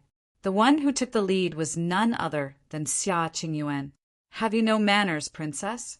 Yi Futian said coldly. Chapter 10:11. That was where Yi Futian's bedchambers were, and only those he deemed the closest to him were allowed to visit directly. Even though Xia Qingyuan was a princess, she still needed to get someone to send word instead of simply barging into the place. Xia Qingyuan was not the sovereign of Emperor Xiao's realm yet. That was where Yi Futian's bedchambers were, and only those he deemed the closest to him were allowed to visit directly. Even though Xia Qingyuan was a princess, she still needed to get someone to send word instead of simply barging into the place. Xia Qingyuan was not the sovereign of Emperor Xiao's realm yet. Xia Qingyuan took one look at him after seeing his cold eyes. This bastard is still as cocky as ever. Doesn't he know that he just returned from the gates of death? I have some matters to discuss with you. Xia Qingyuan dropped to the ground and turned her eyes at everyone else, saying, Leave us be. Zhuge Mingyue and Beitang Xing'er took one look at Xia Qingyuan before turning around and leaving. Lulan Shui left as well. Xia Qingyuan's men stood guard outside. Yi Futian did not stand up. If Xia Qingyuan had sent someone to send word, he would have greeted her standing up. Yet he saw no reason to be polite, given how rude Xia Qingyuan was. You are really making yourself at home indeed, princess, Yi Futian said plainly.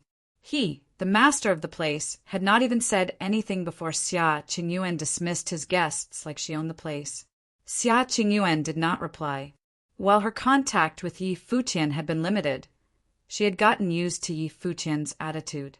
He was a man with extreme pride, just like her. However, he was indeed qualified to be so prideful. Xia Qingyuan walked before Yi Futian and sat down, saying, Do you not want to know why Saint Ji dared to exchange lives with you? Yi Futian looked up, his eyes very sharp.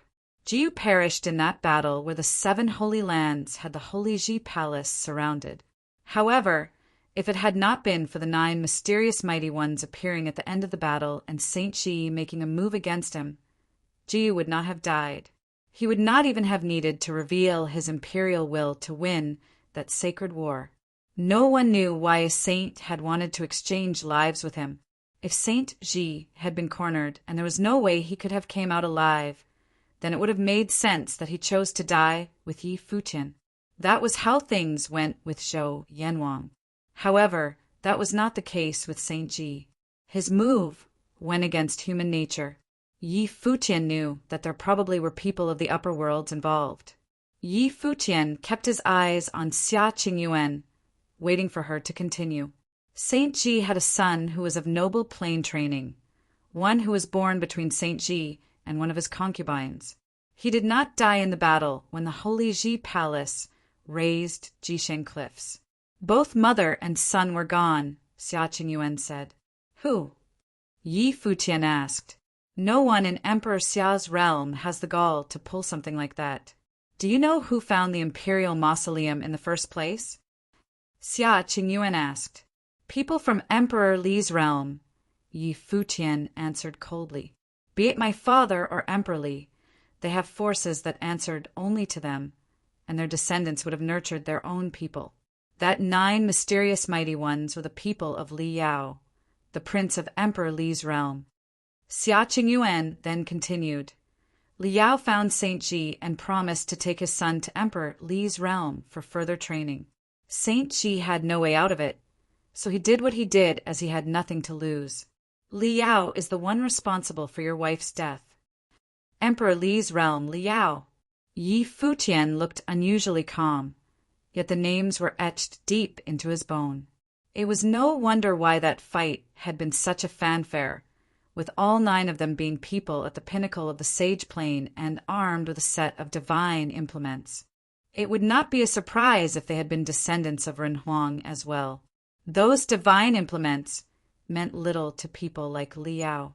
While Yi Futian's current powers enabled him to claim to be invincible among the sages, there was no way he could have been able to kill Li Yao. It was not just him. Even if Xia Qingyuan wanted Li Yao dead, it would be incredibly difficult as well. Her opponent would have been the son of Ren Huang after all, which meant that he was of similar status to Xia Qingyuan. Do you feel exhilarated having destroyed the great Zhou sacred dynasty and the Xihua sacred mountain consecutively, then forcing the 3 holy lands of endless ocean to disband?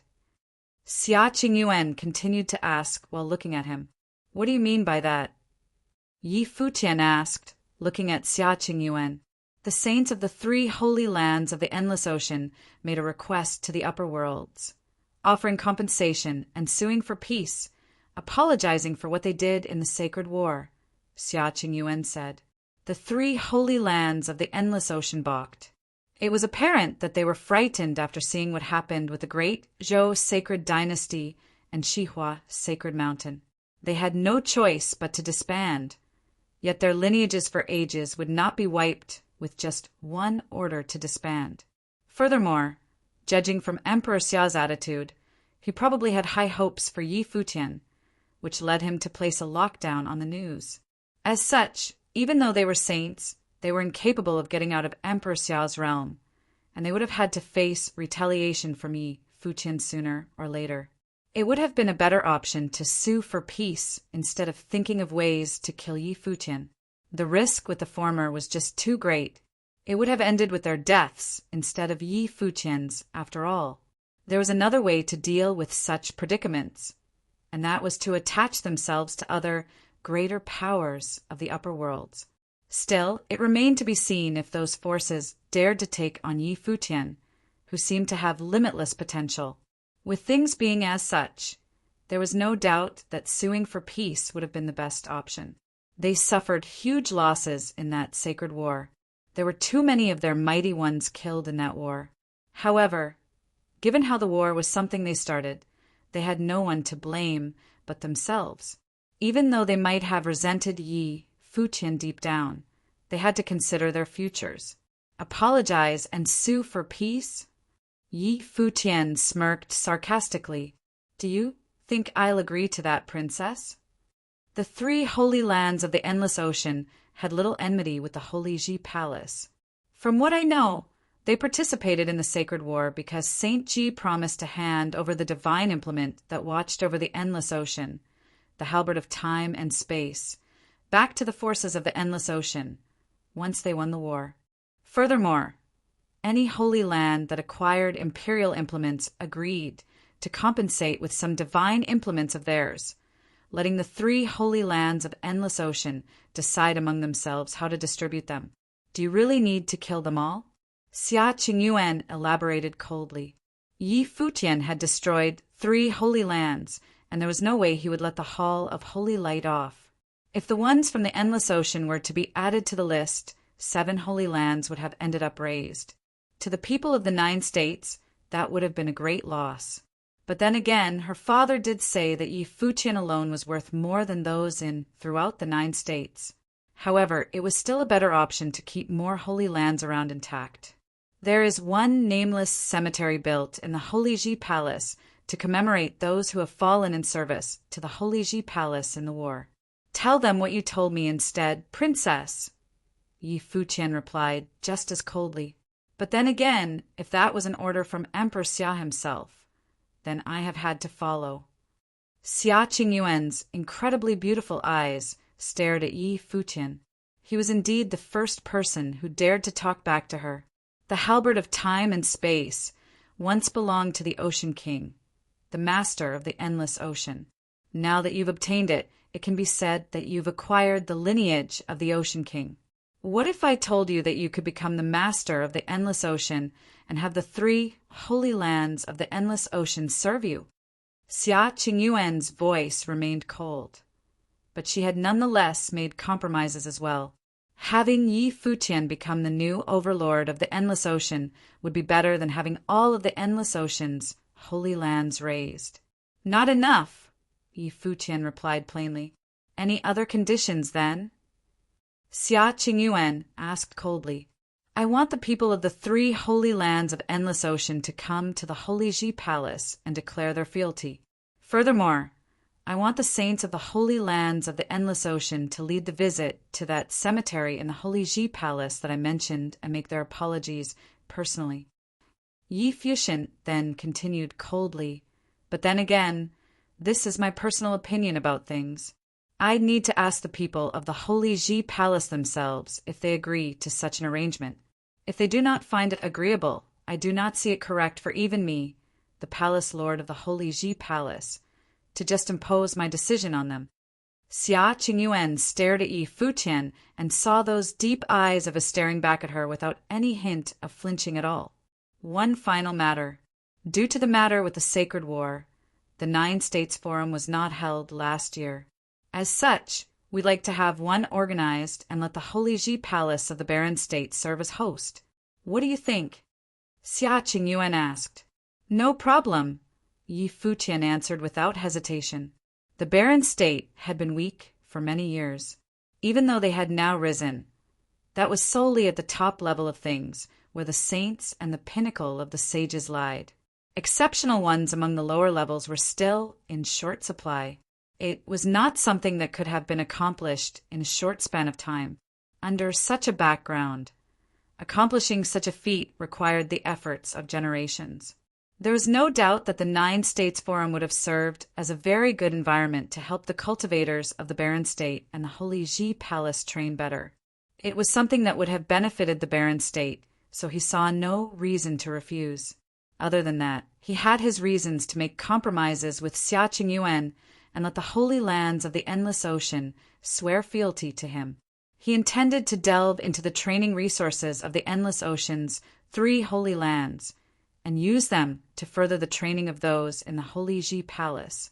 With the help of Saint Jiang on top of all that, the Holy Ji Palace would not have fallen behind the rest of the 9 states at any level, after working at it for decades. If the 3 holy lands find my conditions agreeable, and the people of the Holy Ji Palace agree to such arrangements, then the day of the 3 holy lands swearing fealty to the Holy Ji Palace shall be held on the same day, where the 9 States Forum is held, Yi Futian added. Xia Qingyuan then asked, Don't you think that would be too brutal? If they have the intention to swear loyalty, then they need to show that they mean business. There's no point faking such matters after all, Yi Futian replied. Xia Qingyuan wanted to teach him a lesson very badly, seeing his calm expression. However, both the battle in the Imperial Mausoleum and that battle of the Sacred War seemed to have made it clear to her. She was no match for Yi Futian. Seeing how Hua Jiu perished in that battle personally, she had originally come to pity Yi Futian. However, her conversation with the bastard before her stripped her of all compassion she had for him. Time, Xia Qingyuan asked. The first day of next year, Yi Futian replied. Xia Qingyuan stood up and turned around, her back facing Yi Futian, saying, "If you weren't so overbearing, you would have been more approachable." "Farewell, princess!" Yi Futian looked up and said plainly. Xia Qingyuan clenched her fist somewhat tightly, before walking off without turning around. Zhuge Mingyue and Beitang Xinger did not actually leave. They were simply waiting outside. They saw Xia Qingyuan walked out with a frosty expression and then said, "Let's go." She then took the sky and left. Zhuge Mingyue wore a puzzled look on her face. What did little brother do this time to piss Xia Qingyuan off like that? Damn! Couldn't he just make less trouble for others? It would be in everyone's benefit if he were to just play nice with the princess. She is Emperor Xiao's daughter after all. Lulan, go gather the lords to the Holy Sage Pavilion. We have matters to discuss, Yi Futian said. Lulan Shui was not all that far away. She acknowledged her orders and headed for the other palaces and pavilions. Yi Futian stood up and walked outside the compound. Be it the matter of the 3 holy lands of the Endless Ocean or that of the 9 States Forum, he needed the advice and opinions from the other lords to get preparations done. He needed to ask the people of all the other palaces and pavilions to decide how to proceed with the aforementioned matters. Chapter 10:12. A woman sat quietly in St. Zhang's Herb Palace in the Holy Ji Palace. She was wearing elegant, light clothing. Very simple and clean, but still beautiful enough to make one lose their breath. The only thing lacking was the expression on her pretty face, or rather her lack of expression. It was like still water without the slightest ripple. No joy or anger could be seen on her face, and thus she looked extraordinarily lonely. A woman sat quietly in St. Zhang's Herb Palace in the Holy Ji Palace. She was wearing elegant, light clothing. Very simple and clean, but still beautiful enough to make one lose their breath. The only thing lacking was the expression on her pretty face, or rather her lack of expression. It was like still water without the slightest ripple. No joy or anger could be seen on her face, and thus she looked extraordinarily lonely. At that moment, there was the sound of footsteps as little Butterfly approached. When she saw that calm figure, she was amazed even though she herself was a very beautiful woman. The foremost beauty in the Eastern States' disposition was different than before. It was as if she was completely divorced from the world, and completely supernatural. It was as she was no longer of this world. Senior Glass Saint, the people from Lapis Lazuli Holy Temple are still outside. They won't leave, said Little Butterfly. Let them come in, said Glass Saint. Even her voice was flat and even. Little Butterfly nodded slightly, then turned to leave. She called the people from Lapis Lazuli Holy Temple to come in, and then she waited outside. At that moment, a figure came over to her and called, "Little Butterfly, have you come to see Glass Saint?" She smiled warmly as she saw Yi Futian walking towards her. "How is she?" he asked. "It seems that she's not ready to rebuild Lapis Lazuli Holy Temple yet. Even though the people from there have begged her, she is still unmoved and indifferent. It's just like the Master said after the battle between Glass Saint and the great Zhou Sacred King.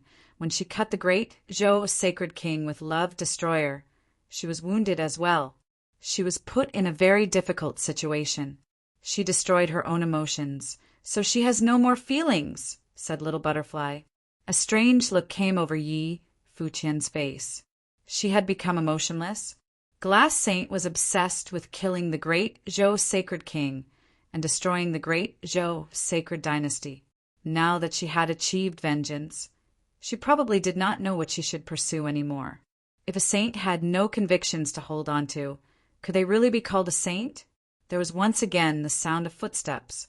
Yi Futian looked up and saw a line of women from Lapis Lazuli, a holy temple coming out. They could not hide the look of loss in their eyes. When they saw Yi Futian, one of them bowed and said, "Lord Yi, we have troubled you for so long. This is farewell." "Glass Saint is not going back with you?" asked Yi Futian. They shook their heads. "We don't know what happened to our mistress, but we will respect her choice." but we'll still think of a way to rebuild lapis lazuli Holy Temple. If you want, you can stay at the Holy Ji Palace to cultivate. Maybe one day Glass Saint will change her mind, said Yi Futian. They were all shocked and looked at each other in astonishment. They were clearly moved by his offer. Things were different now. The Holy Ji Palace of today was glorious and would grow even stronger in the future. Cultivating there would be extremely advantageous for them. But when they thought of themselves as people from Lapis Lazuli Holy Temple, they felt a bit lonely. The palace was rising while Lapis Lazuli Holy Temple would become history. Perhaps their mistress would one day change her mind. We'll discuss it, one of them said. All right. Yi Futian nodded. They all bowed and then parted. Yi Futian walked into the courtyard. Glass Saint was still sitting there calmly, like before with her back to him. He walked over to her side and stood there quietly. With his white hair and white clothes, the two of them looked like immortals. I heard you're not planning to leave the palace? Yi Futian asked. Glass Saint sat there quietly for a while. After a while, she said, I just haven't thought about where to go. Why? He turned to her and said, You don't want to kill me, do you? At the Imperial Mausoleum, Glass Saint and Zhou Jiming had been oppressed by the Great Path. Yi Futian had been extremely flirtatious towards her, but because of Zhou Jiming, she couldn't break their alliance. She had even come to Qingzhou City to convince him to return. But now that Zhou Jiming was dead, she probably hated him. He looked at her beautiful profile. Her temperament seemed to have changed. Although she had cultivated the path of destroying love, and after removing her mask she became extremely cold. But after all, she still had the 7 emotions and 6 desires, and they could not be completely cut off. But now she seemed to truly have no emotions. There was a stir in Glass Saint's still eyes as Yi Futian said this. Maybe it was because what Yi Futian had done to her had left such a deep impression, so deep that it touched her soul, and so there was actually a faint ripple in her heart. But her face was still as cold as before. She said nothing. She turned around and seemed about to leave. Where are you going? Asked Yi Futian. I haven't decided, said Glass Saint. Yi Futian turned and said to her back, Then why don't you stay in the palace for a while? Glass Saint did not step away. She turned to look at Yi Futian, but she did not refuse his suggestion. Yi Futian sighed inwardly as he looked at her impassive face.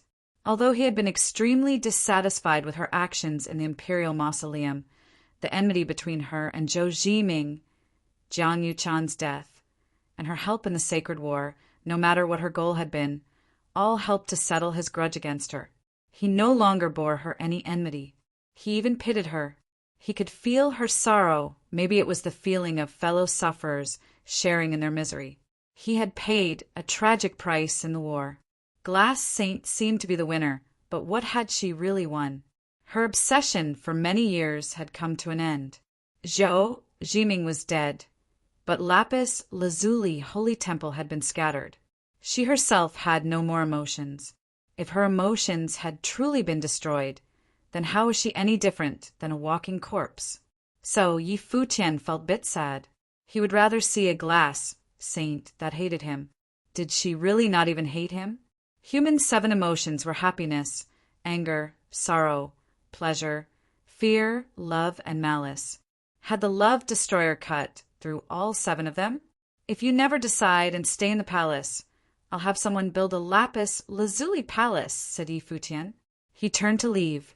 Glass Saint watched his retreating figure. Her eyes were still as calm as still water. The days passed, and the storm caused by the destruction of the great Zhou sacred dynasty and Xihua sacred mountain swept through the 9 states. For a long time, there was no way to calm things.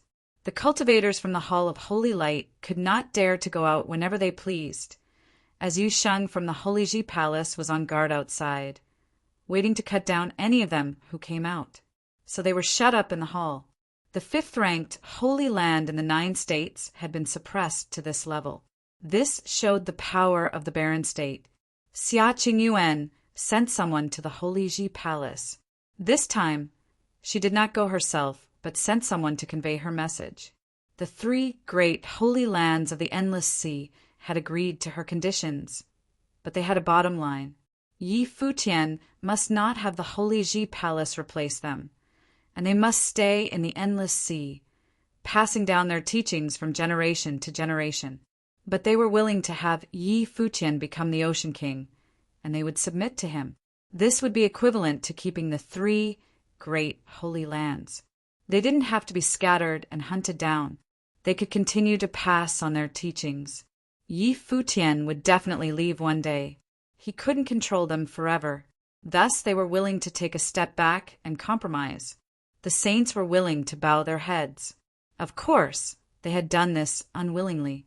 Given the situation, if they didn't bow their heads, who could ensure that they would survive? Instead, they were willing to pay a price. Yi Futian accepted their conditions. He had never wanted to have the Holy Ji Palace replace the 3 great holy lands of the endless sea, instead wanting to use them to grow the palace. But it was no problem. After the 2 sides reached an agreement, the news spread throughout the 9 states.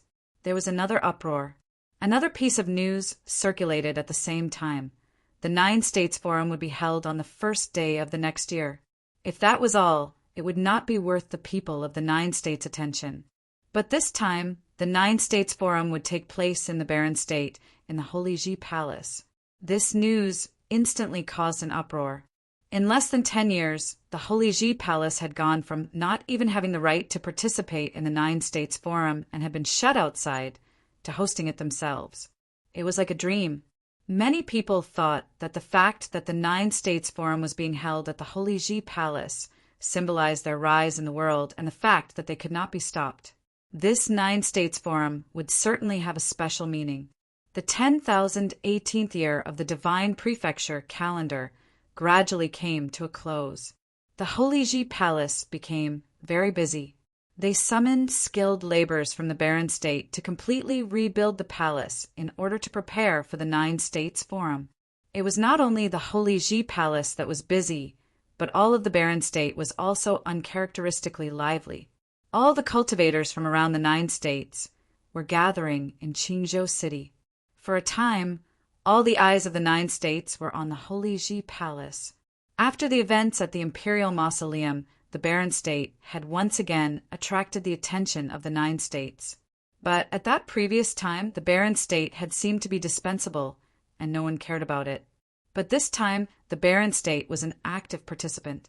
At this time, many cultivators had gathered in a famous restaurant in Qingzhou City. They were talking about the 9 States Forum. Most of them had come specifically for the forum. The palace has announced throughout the Barren State that anyone who can qualify for the law battles at the 9 States Forum can enter the Holy Ji Palace to cultivate. It doesn't matter what you achieve at the 9 States Forum. You have to seize your chance to enter the palace. One of them said, "I have heard that Lord Yi is heartbroken. His hair went white because he misses his wife, but now his appearance has become even more natural and unrestrained. If we get into the palace, maybe we'll have a chance to get closer to the legend of the Barren State," whispered a woman. "You can't be thinking of entering the palace as the wife of the palace lord," someone said with a smile. "I urge you not to entertain this idea. Besides his late wife, who is there in the 9 states who could be a match for Lord Yi?" The woman who had spoken had not cultivated to a high level yet. She was just fantasizing. When she heard the other criticizing her, she turned red and bowed her head. Elsewhere in the restaurant, a group of people was drinking wine in silence. One of them was a former disciple of the palace, Zhuge Xing. The rest of them were also of the Zhuge clan. Years ago, the Zhuge clan had split into 2 factions. Zhuge Qingfeng's faction had stayed with the palace to fight to the death, while Zhuge Xing's faction stood on their own. Now Yi Futian stood at the peak of the Barren State, and the people looked at him as a god. Everyone in the 9 states knew of him, and those under the saint level followed his orders. If someone in this restaurant had disrespected him, everyone in the restaurant would attack them. Zhuge Qingfeng's faction would definitely have a glorious future. When they thought of this, they didn't know how to feel. Chapter 1013. The people of the 9 states descended in succession upon Qingzhou city. The 1,000 holy islands around the Holy Ji Palace were open to the world, and everyone was allowed to walk freely upon them. The people of the 9 states descended in succession upon Qingzhou city. The 1,000 holy islands around the Holy Ji Palace were open to the world, and everyone was allowed to walk freely upon them. In a short time, the city that surrounded the Holy Ji Palace had become the most prosperous and lively place in the 9 states. Not only had people come from other states, but cultivators from the barren state itself had gathered there as well. Many cultivators had gathered at the foot of the palace, where the disciples of the palace had once been recruited. Some of the top figures from the palace would often come to the stone wall in front of the palace and carve their will into it. One could faintly perceive the rule power in the wall, a rule power that could penetrate into one's mind. Most people didn't dare look at it for too long. They couldn't handle it. Many of them wondered what the stone wall was used for. Was it supposed to help the cultivators of the 1,000 holy islands cultivate? Not only that, but there was a crack split through the middle of the wall, and there seemed to be a sky stairwell in the middle of it that led to the palace. At the end of the stairwell was a brilliantly shining gate that led into the palace. If they kept looking up, they could faintly see the rebuilt Holy Ji Palace towering into the sky, magnificent beyond words. The Holy Ji Palace had summoned skilled laborers, and they had responded from all over the barren state. Many people who had cultivated to high levels came, including those who were good at forming matrices. Supplemented by cultivators from the palace, they had built this new palace. There are many cultivators on both sides of the sky stairwell carving on the stone wall, said someone looking at the sky stairwell. I see Zhuge Qingfeng, the head of the Zhuge clan, said someone. That black-robed swordsman is Qin Zhuang. He definitely has the power to enter the sage ranking. He's using his sword to carve words into the wall. What are they doing? Some people sighed. So many powerful figures from the palace had shown up. At that moment, a group of figures came over and stood on the stairwell. They looked out over the vast crowd. Someone saw who was standing at the head of them, and his heart trembled. It's Sword Demon. Nowadays, the people who came and went from the palace were all looked up to by the people of the barren state. Those cultivators of the barren sky, ranking, who entered the palace, must have become much stronger after the chaos of the Sacred War. The Palace Lord has decreed that the 9 States Forum will be held on the first day of the 10,019th year of the Divine Prefecture calendar. Moreover, the 9 states will not be divided during it. Anyone who comes, even common nobles, can participate in the law battles as long as they are able to make it up to the palace on this sky stairwell. The number of people who may participate is not limited, said Sword Demon as he looked out over the crowd. Everyone's hearts shook as he announced the rules for this year's 9 States Forum. All the cultivators from around the 9 states felt this way. Futian had broken the rules once again. He was holding this 9 States Forum with a new set of regulations. It was not going to be like before when the cultivators had been split up by their respective states. This time they would all be mixed together, and anyone who could make it up the sky stairwell could participate in the law battles. Obviously, no one said anything. They just listened to their senior talk. It was the princess's idea to hold the 9 States Forum at the Holy Ji Palace this year. No matter what Yi Futian did, the people of the 9 states would not argue. The people from the core of the 9 states thought that Emperor Xia must place a lot of importance on Yi Futian. From the Sacred War, it could be seen that even though Emperor Xia seemed neutral, he had favored Yi Futian slightly ever since the Sacred War. With the ruler of the 9 states feeling this way, Yi Futian's future was obvious for everyone to see. The cultivators of the 3 great holy lands of the Endless Sea were no fools, and they could naturally see this. With that being the way things were, they had no choice but to bow to him. Also, any of you may use this stone wall that has been carved here for cultivating. Moreover, anyone who is not participating in the 9 States Forum can go to the palace by other roads to watch. There will be people to lead you to the palace at that time." After making this announcement, Sword Demon turned to leave. After receiving confirmation, all the people outside were excited.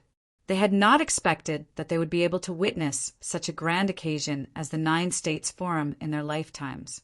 This was going to be a spectacular event, and in the past the Barren State did not even have the right to participate. The 10,018th year of the Divine Prefecture calendar came to an end under the eager anticipation of many people. Countless people were in Zhongzhou City for the celebrations. The 10,019th year of the Divine Prefecture calendar had finally arrived as all the 9 states watched. On that day, a sea of people stood outside the Holiji Palace. There were so many that they could not all be taken in at a glance. Most of them were all the cultivators who had come from around the Barren State, as well as those who had joined other top forces in the Barren State. All of them, even if they had previously had a grudge against Yi Futian, did not dare to not come and support the forum. Even though Yi Futian had not given any orders and had put forth no requirements, they still did not dare to not come. Today, a single word from Yi Futian would move all of the 9 states, especially the Barren State. A single word from him could change the structure of the Barren State and turn a top force into nothing more than ashes. Many rumors were circulating throughout the Barren State at that time. For example, after the 9 State Forum, Yi Futian would re-establish the order of the Barren State and change the existing pattern of the state. Those forces that did not go to the Holiji Palace to participate in the law battles all trembled in fear. Even if Yi Futian did not hold a grudge against them and did not punish them, his will would still determine their future. As they looked at the sky stairwell in front of them, many people sighed in their hearts. Not even 10 years had passed, but it seemed like a whole new era. Starting from today, the Barren State had entered a new age. At this time, there was an incomparably strong aura high in the sky. Everyone looked and saw a group of figures riding on dragons. They looked like celestial beings from the 9 heavens, especially the old man at their head. His bearing was extraordinary, and he seemed to be supernatural. Saint Xia of the Summer State has come to visit the palace and lead the Xia clan in the 9 State Forum, said a figure beside the leading old man. His voice spread throughout the palace. Everyone's hearts trembled violently. The most powerful force in the 9 states had arrived. Moreover, Saint Xia, the man who was apparently hailed as the leading figure in the 9 states, had come himself to pay his respects. This was a great honor for the palace, or rather, it was a great honor for Yi Futian. "Please come in, Saint Xia," came a voice from far away within the Holiji Palace. Someone came out to welcome them. "That's Lord Ye's voice," said someone in the crowd. Even though Yi Futian was famous throughout the 9 states, it was still appropriate for him to personally greet Saint Xia. "You got here so quickly, Saint Xia," came a laughing voice. A group of figures descended from the sky with the old man still at their head. He seemed like a celestial being in every way. He was accompanied by a couple of young men. Heroic figures, all of them. 9 States College has come to participate in the 9 States Forum, came another voice. "Come in, Saintly," came Yi Futian's voice once again. Everyone's hearts trembled. The head of 9 State College, and number 4 on the saint ranking, Saintly had come himself. At that moment, a holy light burned in the air, and a group of Buddhist cultivators descended, solemn and wonderful. The person at their head was like an ancient Buddha. He was number 6 of the saint ranking, the Vajra region lord. The Vajra region has come to pay its respects. The Qi clan of Qi State has come to participate in the 9 States Forum. The Jixia Holy Palace has come to pay its respects. The Holy Temple of 10 Corners has come to pay its respects to the palace. The voices came one after another, each one making everyone's hearts shake. As they watched the arrays of cultivators entering the palace, the people of the Barren State felt their hearts gradually grow numb. Some of the old cultivators who had practiced on 1,000 holy islands even felt the urge to cry. One old man already had tears in his eyes.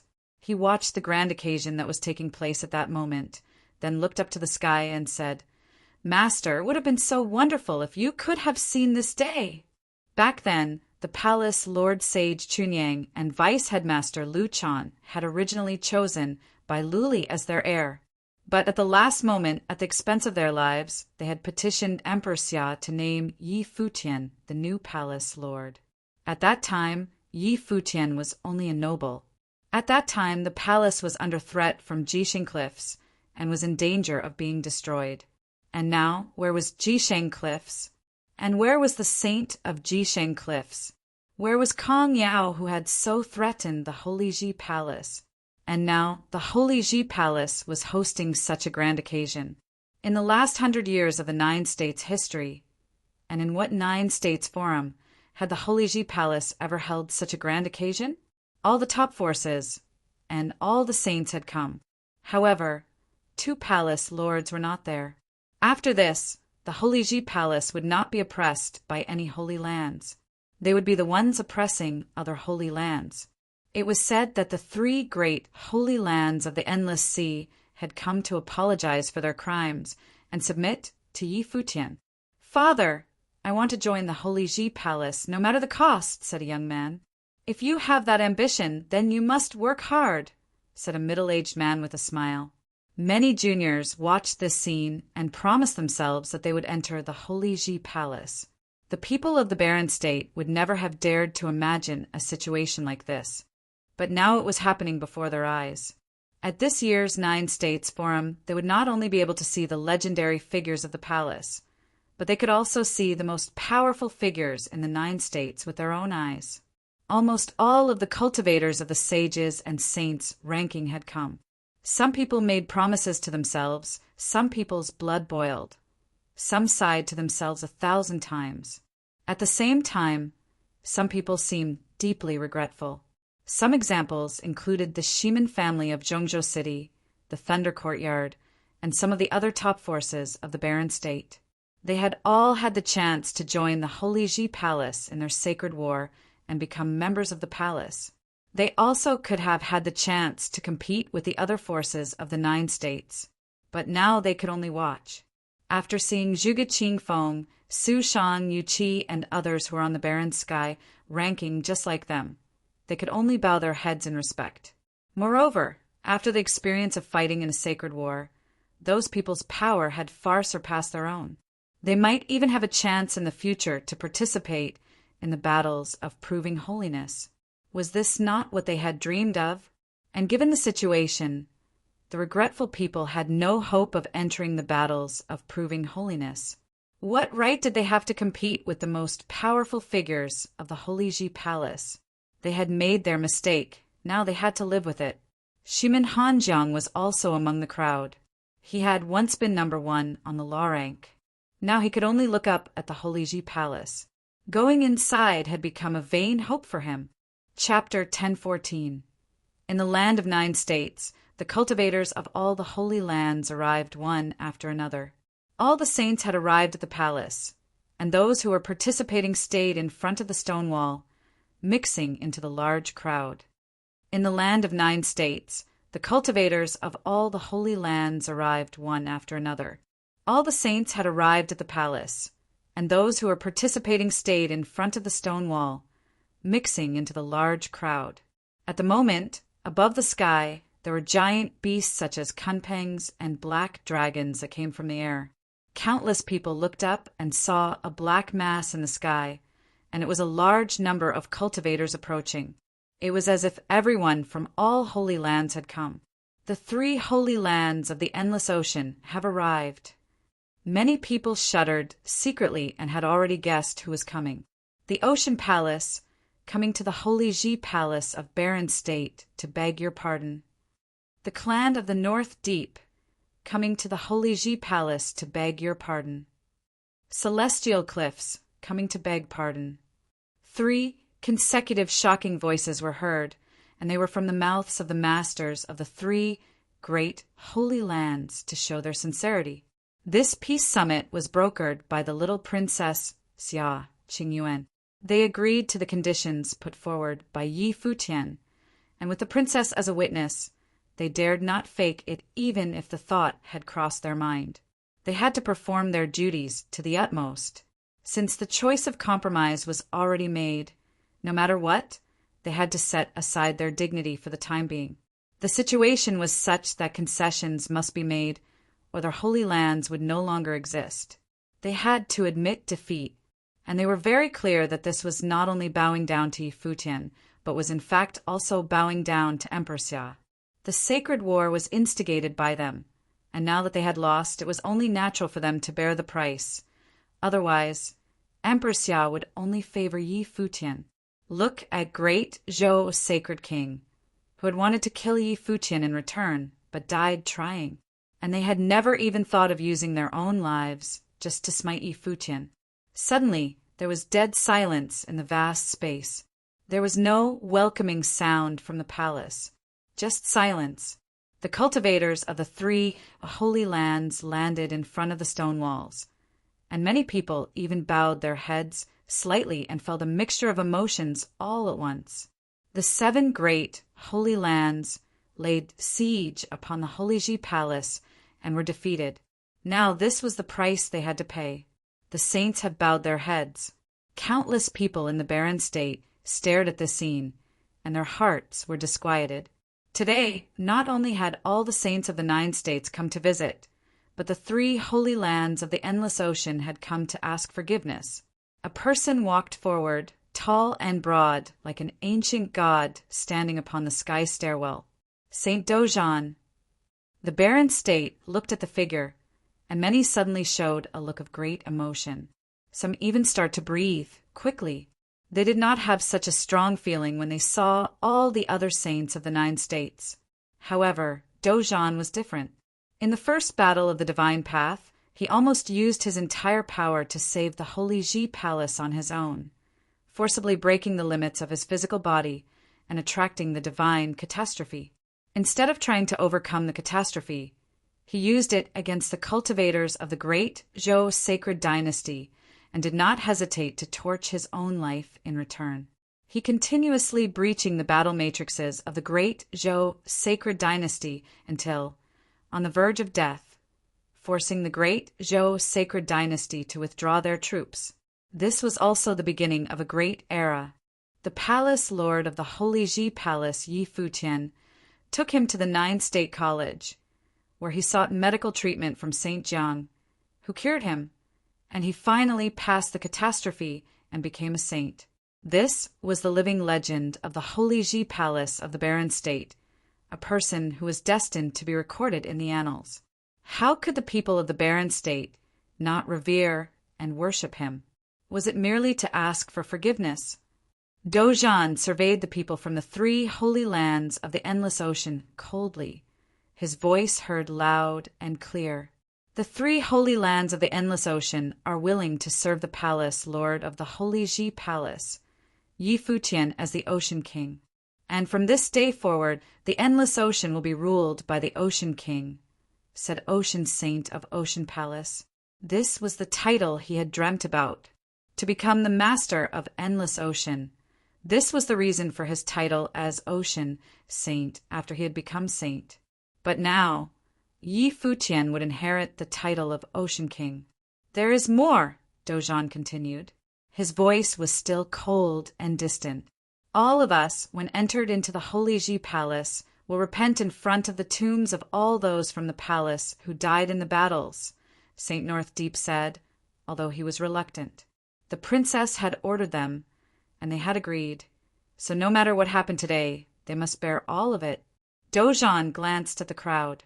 He understood that the saint of the endless ocean was probably unwilling, but had said what they said pressed by the present situation. Yi Futian had already warned him before, but it did not matter to him. Since you have named Palace Lord Yi as the Ocean King, then the command of the Ocean King is that after 9 state forum, the 3 holy lands are to bring their laws of cultivations to the Holy Ji Palace for the Ocean King to peruse. Any objections? The cultivators of the 3 holy lands were truly feeling torn, but still they could only answer with as much conviction as they could. We have no objections. In addition, the Ocean King will often call on the cultivators of the endless ocean to cultivate at the Holy Ji Palace, to practice with the disciples of the Holy Ji Palace. Any objections? Dozhan continued. No objections, they responded. Very well then. Since the 3 holy lands of the endless ocean are sincere in their desire to belong with the Holy Ji Palace, you may enter the palace now, Dozhan said.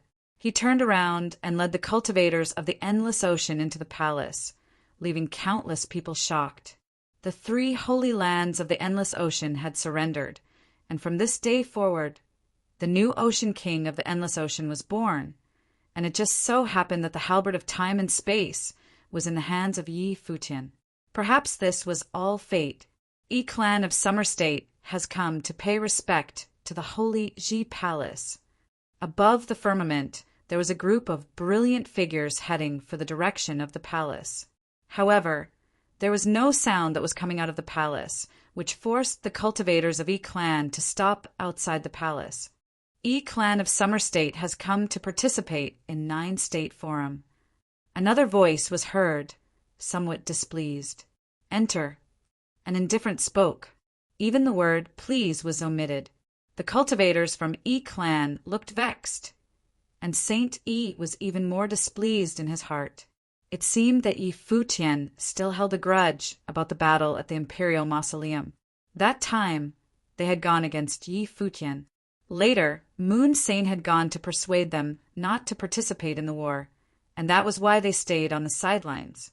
But even so, though Yi Futian would not deal against the Yi clan, neither would he be warm to them. So this cold attitude was not unexpected. Today, Saint Yi came in person in an attempt to ease the mood, but Yi Futian did not give much appreciation. However, today's Holy Ji Palace, relying on its own strength alone, could suppress the Yi clan with no problems. Therefore, Saint Yi could only toughen up and enter the Holy Ji Palace. After a long while, all the other holy lands came one after another. Above the sky stairwell, Sword Demon appeared there and looked downward, saying, 9-state forum now officially begins. All 9 states, cultivators of the noble plane, can dash through the sky stairwell. Those who successfully enter the palace through the sky stairwell may participate in the law battles. The rest of the people may enter the palace from both sides, following the directions. Finally, it's starting. Countless cultivators of the noble plane who wanted to participate in the 9-state forum took a deep breath. In an instant, thousands of cultivators stepped forward and walked toward the sky stairwell of the Great Path. There, for the other states in the 9 states, were held the qualification for the law battles. However, for the people of the Barren State, it was not only the admission ticket for the law battles, but it was also the sky stairwell that realized their dream of cultivating in the Holy Ji Palace. As long as they could get up there, they would also become a member of the Barren State, Holy Land, the Holy Ji Palace. Standing above the palace in one glance, countless people were marching forward, covering the sky as if they could flood this holy place. The crowds who entered the palace from the sides were led all the way forward. Today's Holy Ji Palace exuded a sense of sacred majesty. On both sides, there were many palace compounds. Right in front of them, there was a straight path. Looking into the distance, the terrain faintly to appear getting higher and higher. Nestled within the depths of the Holy Ji Palace, there was a towering palace that was erected into the sky, ethereal and holy. As they moved forward, they were getting closer and closer to the palace, and the mighty crowd voluntarily kept quiet, as if they could feel that solemn and sacred atmosphere, as if on a pilgrimage. For the people of the Barren State, the significance of coming today was not only to watch the 9-state forum, but a pilgrimage. After a long time, they finally came to the end of the road, a vast expanse of land to view the battles. In the order of first come, first serve, they lined up all the way to the back. In front of them, there was an incomparably beautiful law battle platform that was suspended in the air. In front of the platform was the sky stairwell that led to the majestic palace located in the void. At this time, above the sky stairwell, there was the viewing stand in the shape of an ark for all the holy lands of the 9 states. There were already many cultivators from the holy lands in the 9 states sitting there. Behind them, there were cultivators arriving in succession from the void. Their bodies landed on the platform that was suspended in the air. These were those who had passed the assessment and had obtained the qualifications to participate in the battle. Looking at those who were continuously landing on the platform, some were envious. The battle of the noble plain that was to be witnessed by the saints of the 9 states was tremendously rare, possibly only once in a centennial. However, compared with those who had obtained the qualifications for the law battle, the people of 9 states were even more curious about Yi Futian, especially those from the barren state. They all looked up to the sky and looked forward to his arrival. Time passed by bit, and there were now more and more cultivators on the battle platform, and there were more people gathering on the viewing stand out in front. The cultivators of the 3 holy lands of the endless ocean had arrived, but they were sitting at the end. In addition, the cultivators of the Yi clan were also being arranged to sit at the end. Saint Yi sat there with extreme indignity, and yet he couldn't very well leave, so he sat there with an uncomfortable exasperation. Sunlight sprinkled from the sky and landed on the beautiful law battle platform. Countless people still looked up skyward. They saw that above the sky stairwell, and in front of the magnificent palace, there finally appeared an extensive group of people walking down the steps. Among them were Saint Xia, Saint Li, Lord of Vajra region, Moon Saint, and the others. They were those cultivators who had leaned toward the side of the holy Ji palace in the sacred war. Yi Futian welcomed them into the palace to chat and catch up. Countless eyes gazed at the same place. Among the congregation of people, the hearts of the people of Barren State were beating with excitement, looking at the white-haired youth who stood at the top of the sky stairwell, occupying the space right in the middle. That handsome and extraordinary white-haired youth was the most legendary figure in Barren State today, the palace lord of the Holy Ji Palace, Yi Futian. Next to the white-haired youth, there were many others such as Sword Saint, Yu Shang, Gudonglu, Yu Qi, Su Shang, Zhuge Feng, Yun Shang, Qin Zhuang, and Sword Demon. Among these people, some of them had risen later, while some of them had already been named on the Barren Sky ranking. But all of them were now legends of the Barren State who would be remembered by the Barren State. At this moment, countless cultivators of the Barren State had the urge to cry, and some people who were passionate were already in tears. In this life, to be able to lay eyes on them here was what made this life worth living. However, it seemed that there was still someone missing by the side of Palace, Lord Yi. Chapter 10:15. At the Holy Ji Palace, the sunlight sprinkled on the sky stairwell.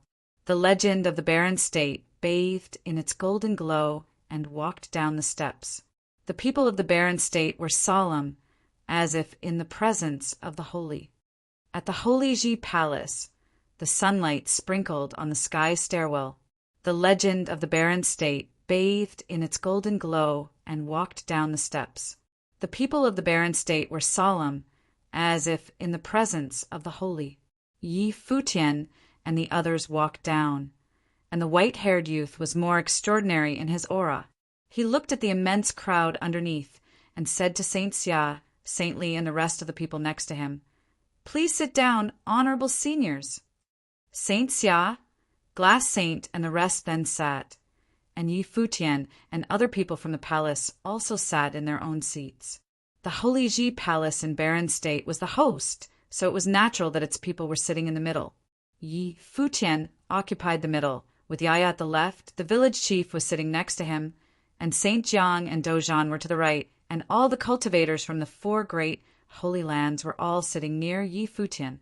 Such a display of power let the people of the 9 states truly feel the strength of the Barren State. On the side, there were palace lords such as Sword Saint, Yang Shao, Sword Demon, Daozong, and many others. Every one of them was a well-known figure in the Barren State. In the Barren State, many of their legends had circulated. All the holy lands of 9 states sat in an arc with the Xia clan on the left, the 9 State College on the right, and behind them, the Vajra region, the Yu clan, and other principalities of the Holy Lands that sided with Yi Futian. Their positions were also toward the top, as they themselves already held high status in the 9 states. As for other Holy Lands, they sat according to their ranking. Since the saints were all arriving today, using the recognizing ranking for sitting, no one would have objected. The exception was the 3 Holy Lands of the Endless Ocean and the Yi clan sitting at the end, and the reason was apparent to the people of 9 states. In the direction of Jisha Palace, Bailuli also arrived. Witnessing the prosperity of the barren state at this moment, his heart was equally filled with emotion and relief, and he released everything in the past to the wind. Yi Futian had not only completed the master's long-time wish, but also brought the Holy Ji Palace to a new height. Bailuli looked up at the white-haired figure who bathed in the sunlight. His eyes took in the people of 9 state. Yi Futian said slowly, 9 State Forum is the highest stage for all the young people of the 9 states. Proud sons and daughters of all holy lands competed here to witness the true strength of the cultivators of the 9 states. Therefore, the 9 State Forum is slightly different from the past. Instead of dividing the number of people participating in the battles in the 9 states, all the people who participated in the 9 states will be mixed and redistributed. My hope was that we would see the strongest of the 9 states and not about keeping the balance of the participants of the 9 states. In the past few years, the barren state was isolated from the rest of the 9 states, and the strength of the outside world was unknown and lagged far behind the average strength of the 9 states. Even though this time the 9 State Forum is being held in the Holy Ji Palace at Barren State, and perhaps the participants from Barren State were the fewest with the least finalists, it doesn't matter. I only hope that people in the Barren State will witness the battles of the Forum as motivation for them to work harder. The great path is long and treacherous. Only the faithful will be able to see the scenery farther away.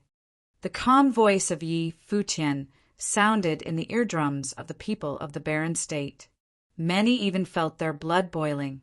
The road to cultivation on the great path was long and winding, and only those whose belief was firm could go far. What if the barren state lagged behind the average strength of the 9 states? Didn't Yi Futian and these living legends bring the barren state to a new height? This time at the 9 State Forum, there was no Yushang and no Huajiu, so it was not as brilliant as the one a few years back, but it did not matter and no one would really mind. Today, the 9 States Forum took place at the Holy Ji Palace in Barren State. With the arrival of all the saints, it obviously held historical meaning. Compared to that, the reality of the 9 State Forum was not that important. This year's 9 State Forum was the grandest in 100 years, and precisely because of this, the ranking of this time's 9 State Forum was the most insignificant. After Yi Futian finished speaking, Dozhan, who stood next to Yi Futian, also said, "The reward for this year's 9 State Forum for the top 10 are all divine implements or holy items. I hope you will all do your best." In this mighty sacred war, the Hall of Holy Light suffered heavy losses, and 3 holy lands were eradicated. After the war, the Holy Ji Palace had obtained many divine implement and holy items as trophies. Today's Holy Ji Palace could be considered extremely wealthy, so it was not a big deal for them to put up 10 holy items as prizes. But at 9 State Forum it showed extreme sincerity. It was also a sign of respect for all the saints of the 9 states who were present today, highlighting the importance that Holy Ji Palace paid to 9 State Forum. "Announce the rules of the law battles and let's get started," Yi Futian said with a clear voice. Instantly, Sword Demon and the sage Wanxiang stepped forward for the battle platform to preside over the 9 State Forum. Thus, the 9 State Forum hosted by the Holy Ji Palace in Barren State was kicked off, under the witness by all the saints of the 9 states. All the proud sons and daughters of 9 states gave their best, but with great sportsmanship, so that as much as it was a great showing, it did not damage the peace between the participants. This was also the current inclination of 9 states. After the turmoil caused by the sacred war, all the saints hoped that there would be no more turbulence now. The cultivators in the barren state were undoubtedly the most enthusiastic and excited among all the participants of this time's 9 State Forum. Those cultivators from the barren state who participated in the law battles gave their all, and in the end, 3 were able to enter the top 100, but ultimately none of them were able to enter the top 10. Even though the ranking was not really ideal, it was not easy for them. For this, the people of the barren state did not care much. The 9-state form this time took a month to come to a close. Many people in the holy lands of 9 states had left, and the cultivators of the Yi clan left the fastest. But Yi Futian had asked the people of the barren state to stay behind. Saint Xia and Saint Li did not rush to leave either, wanting to see what Yi Futian had to say. The vast number of the people of the barren state did not leave, staring at Yi Futian on the stairwell as if they wanted to stay in the palace forever. Yi Futian got up and looked at the people of the barren state and said, "As everyone knows, our holy Ji palace of barren state experienced this sacred war, and now it is finally able to stand firmly atop of all 9 states. This was the wish of the generations past of the holy Ji palace. But it wasn't just the holy Ji palace I wished to be strong, but also that the cultivators of barren state so that they could have the best conditions for cultivation. When I was cultivating at the cottage of the East Barren Territory, this was also how my master taught me. Cultivators need to keep an open mind and a great heart, not to be self-centered, but to share the way with the world. In the past, my master was like this, and so is the Holy Ji Palace, and Saint Jiang also has such a wish. I am now the palace lord, and I will fulfill the wishes of my predecessors and make them a reality. I announce that the land of Zhongzhou City in the barren state will establish Tingxua Palace, with Su Shang as the palace lord of Tingxua Palace. In the northern territory of the barren state will be Zhuge Academic Palace, with Zhuge Qingfeng as palace lord. In the western part of the barren state, Alchemy Palace at Alchemy City, with Yu Qi as the palace lord. In the southern part of the barren state, Ice Palace will be established, with Yun Shang was the palace lord. In the east, the Starry Palace will be established, with Qin Yuan was the palace lord. The 5 palaces of the barren state are all branches of the Holy Ji Palace. I will be sending cultivators directly from the Holy Ji Palace to the 5 palaces to share their wisdom and distribute the spiritual resources to the people who cultivated in the barren state. Every year, the palaces will meet with the Holy Ji Palace to exchange. Those who cultivated with hardships, good moral, and outstanding talents can choose whether to enter the Holy Ji Palace to cultivate, and those who excelled among them could even enter the Holy Temple and enjoy the resources of the divine path. Yi Futian's voice was loud and clear and rang through heaven and earth, trembling in the ears of everyone in the barren state. Countless felt the flow of their blood in their veins. This was the heart of Yi Futian, Palace, Lord of Holy Ji Palace. After the Sacred War, the Holy Ji Palace suffered terrible losses, and his beloved wife died in battle.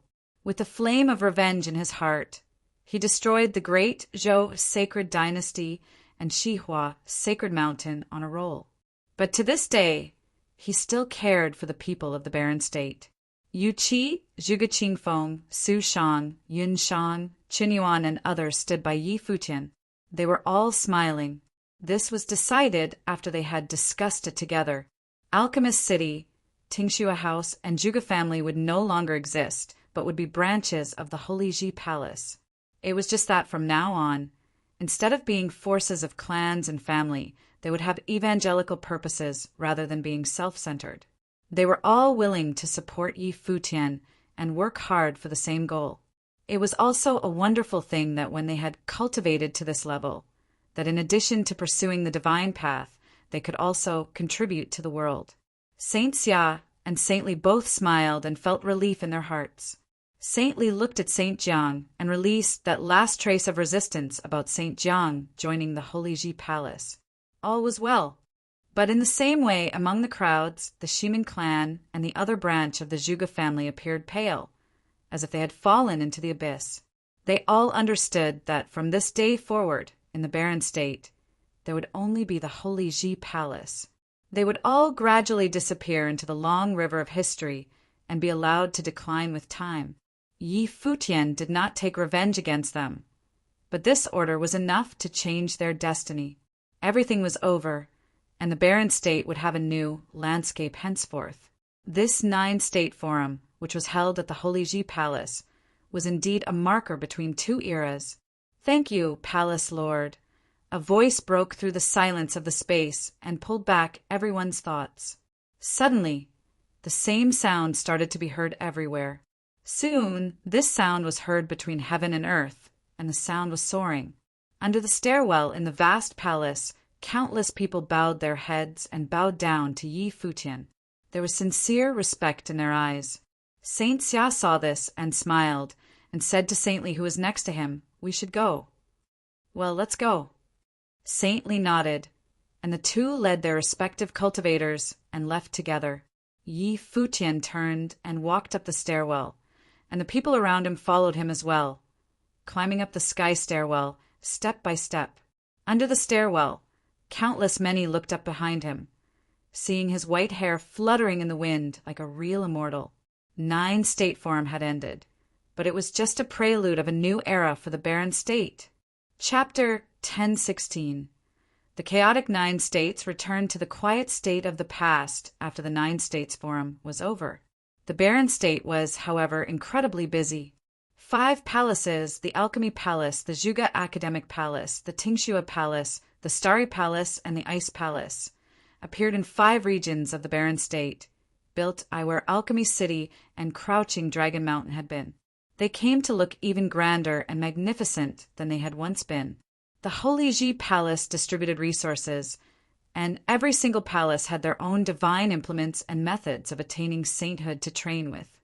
The chaotic 9 states returned to the quiet state of the past after the 9 states forum was over. The barren state was, however, incredibly busy. 5 palaces, the Alchemy Palace, the Zhuge Academic Palace, the Tingxue Palace, the Starry Palace, and the Ice Palace, appeared in 5 regions of the barren state, built where Alchemy City and Crouching Dragon Mountain had been. They came to look even grander and magnificent than they had once been. The Holy Ji Palace distributed resources, and every single palace had their own divine implements and methods of attaining sainthood to train with. The Holy Ji Palace had also borrowed and copied the training methods from the 3 holy lands of the Endless Ocean before distributing them to the Holy Ji Palace and the 5 palaces.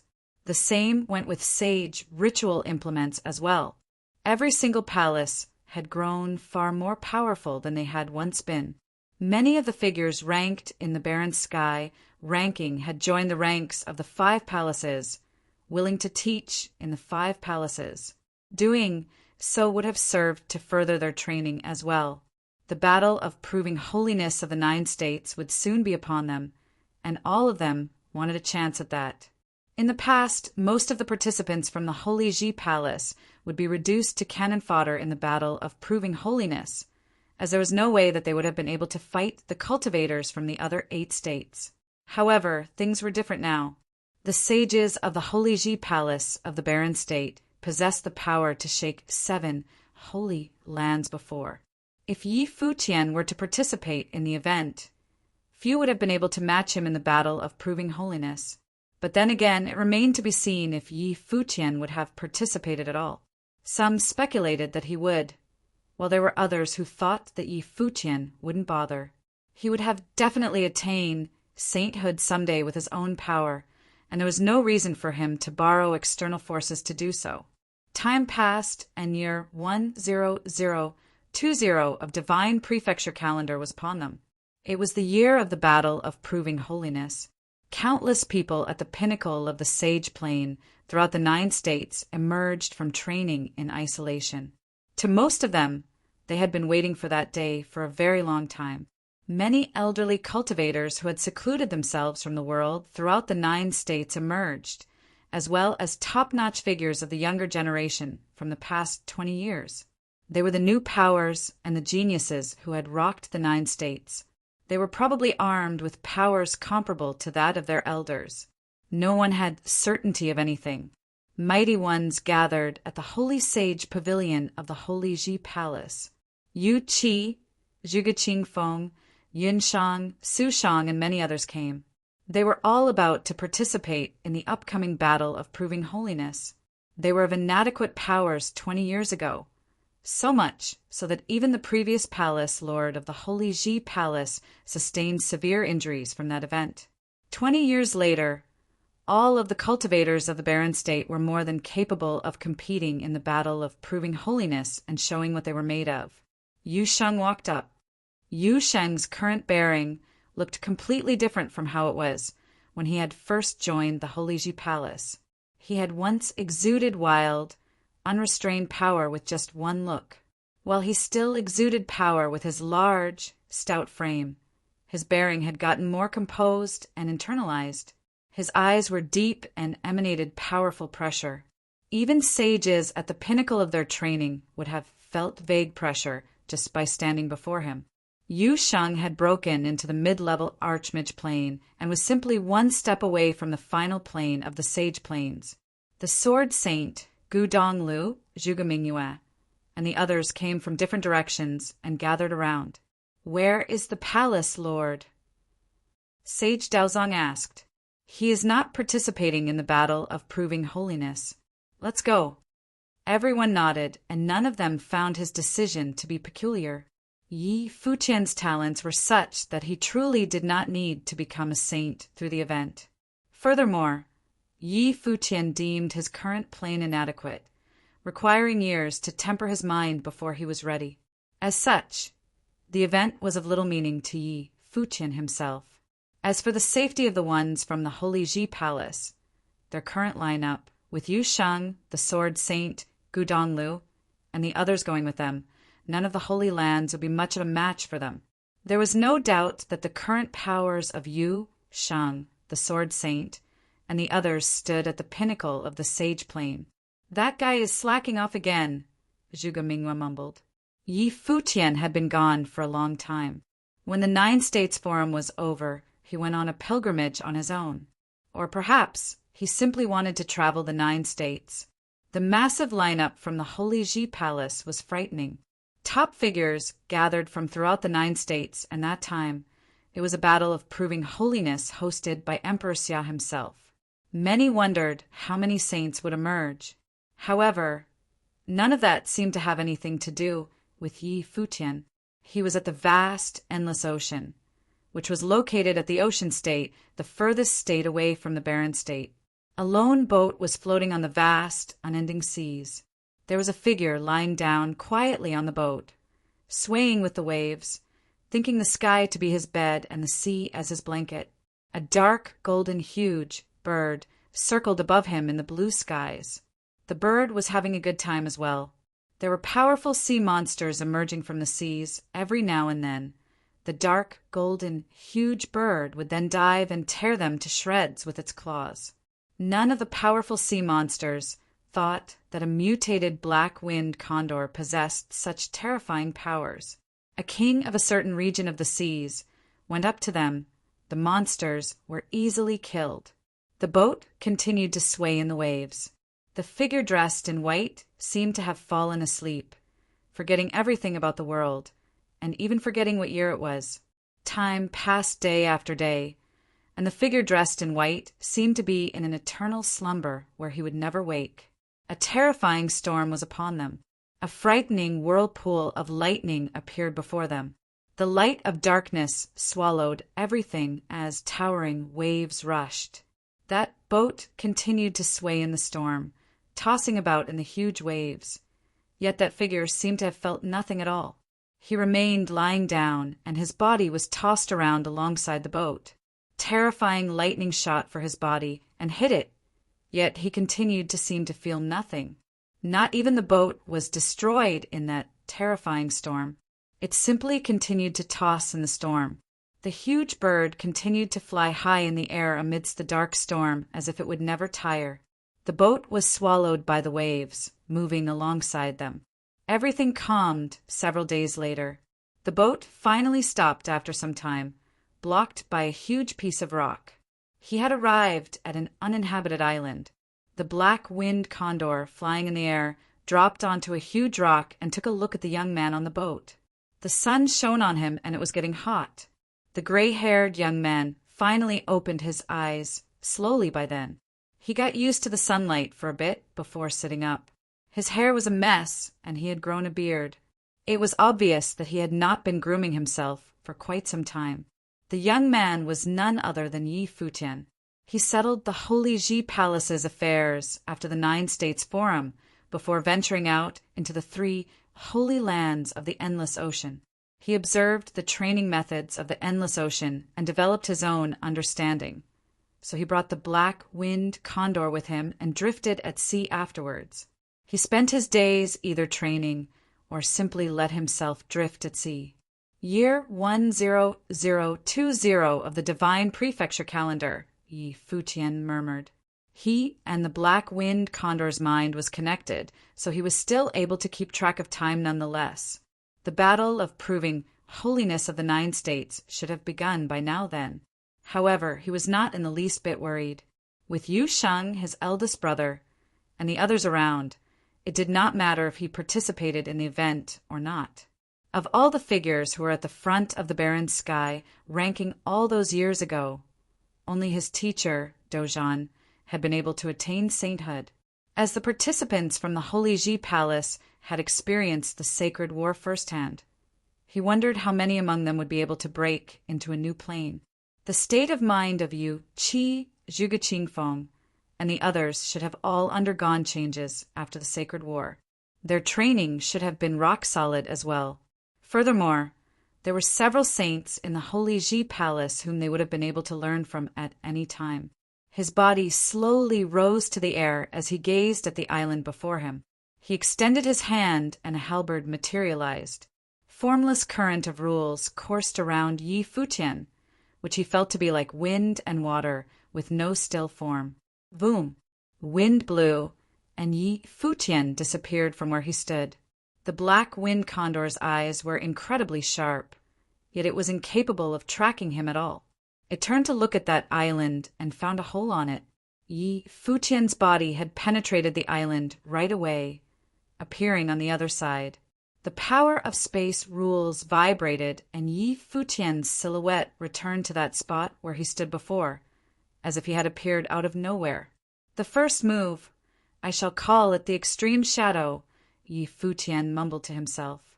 He then owned the divine implement that ranked third on the divine implement ranking, the halberd of space and time, so he naturally had to bring out its greatest power. That was the reason why he had visited the 3 holy lands of Ocean State. He was combining the methods he learned from the cultivators of the 3 holy lands with his own realizations and developments. His time spent adrift at sea allowed him to hone a mature way of the halberd, which belonged to him alone.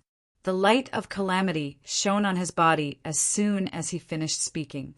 The light of the rules coursed around the halberd in his hand. Devastating force seemed to emanate from his body. The second move, annihilation. The halberd in his hand was thrust like before at lightning speed as soon as he finished talking. However, the devastating light of calamity went on to shroud the entire island instead. At the very next moment, the entire island began to crumble. It was reduced to countless pieces of rocks. Yi Futian's body spun in flight. He gathered devastating force about his body with the help from the speed of extreme shadow, as if that terrifying waves were about to bring down the sky. In that moment, space-time seemed to have grinded to a halt. The falling rocks were slowed considerably. Yi Futian turned his eyes forward and thrust the halberd slowly.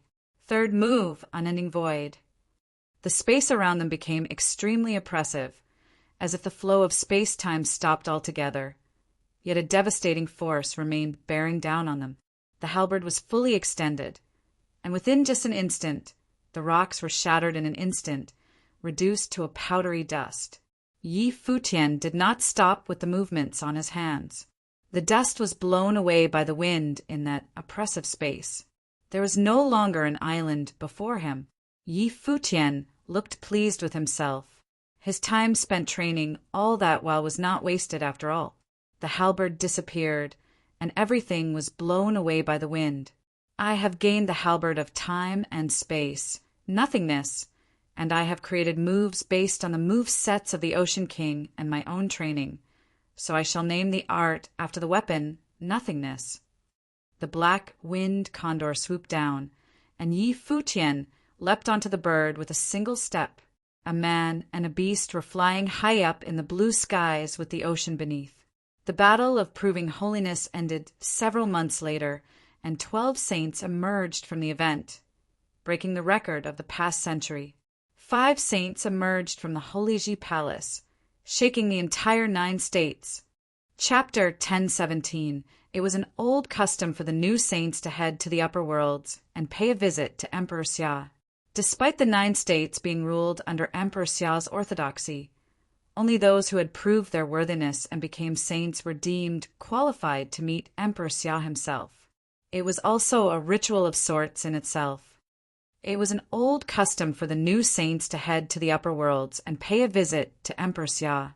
Despite the 9 states being ruled under Emperor Xia's orthodoxy, only those who had proved their worthiness and became saints were deemed qualified to meet Emperor Xia himself. It was also a ritual of sorts in itself. The news washed all over the 9 states before they returned.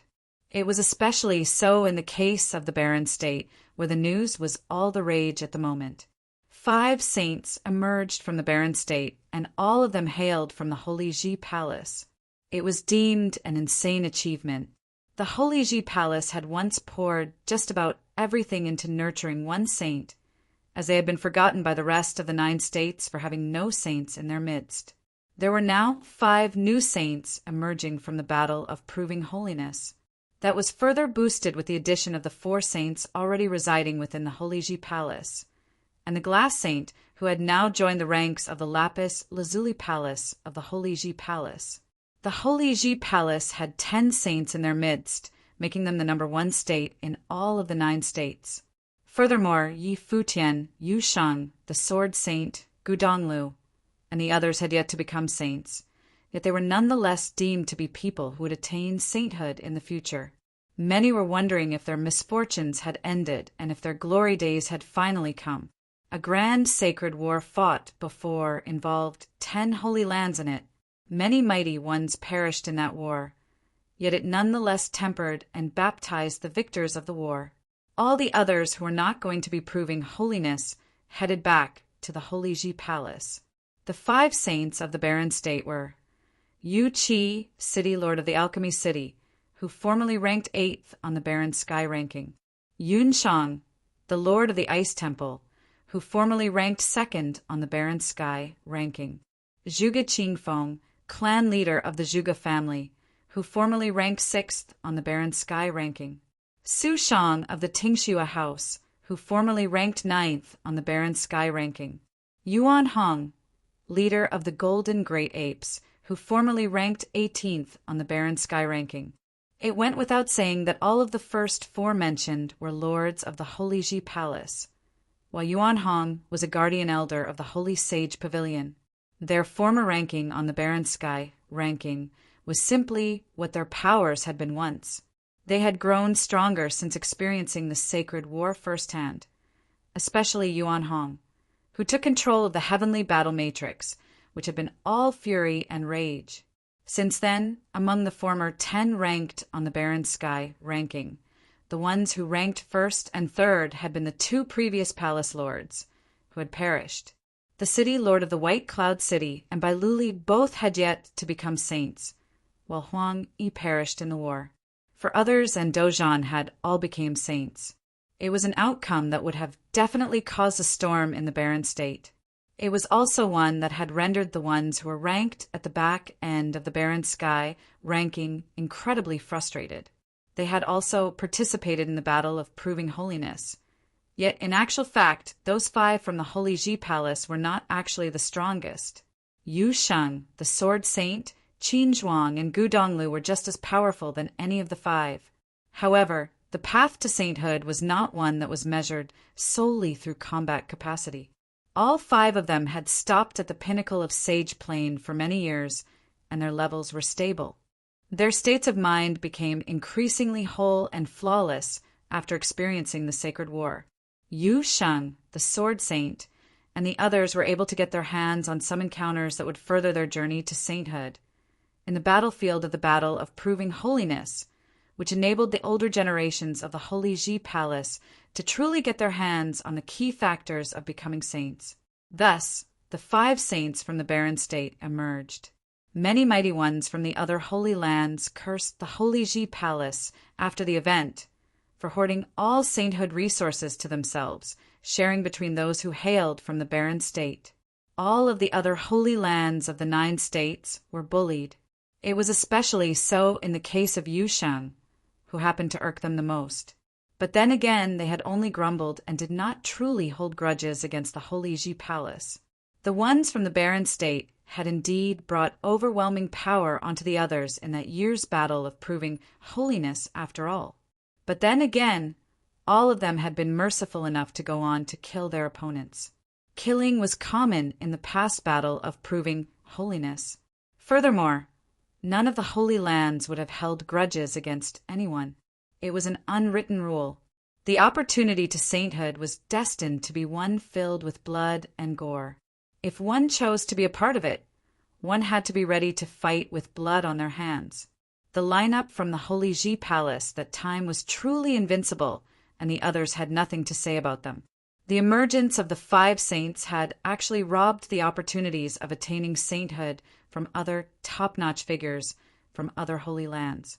The reason why the barren state had not been able to have even one saint emerge in their midst probably had to do with some being unstable in mind or plain level. But that was not to say that it was the case for every single participant of theirs.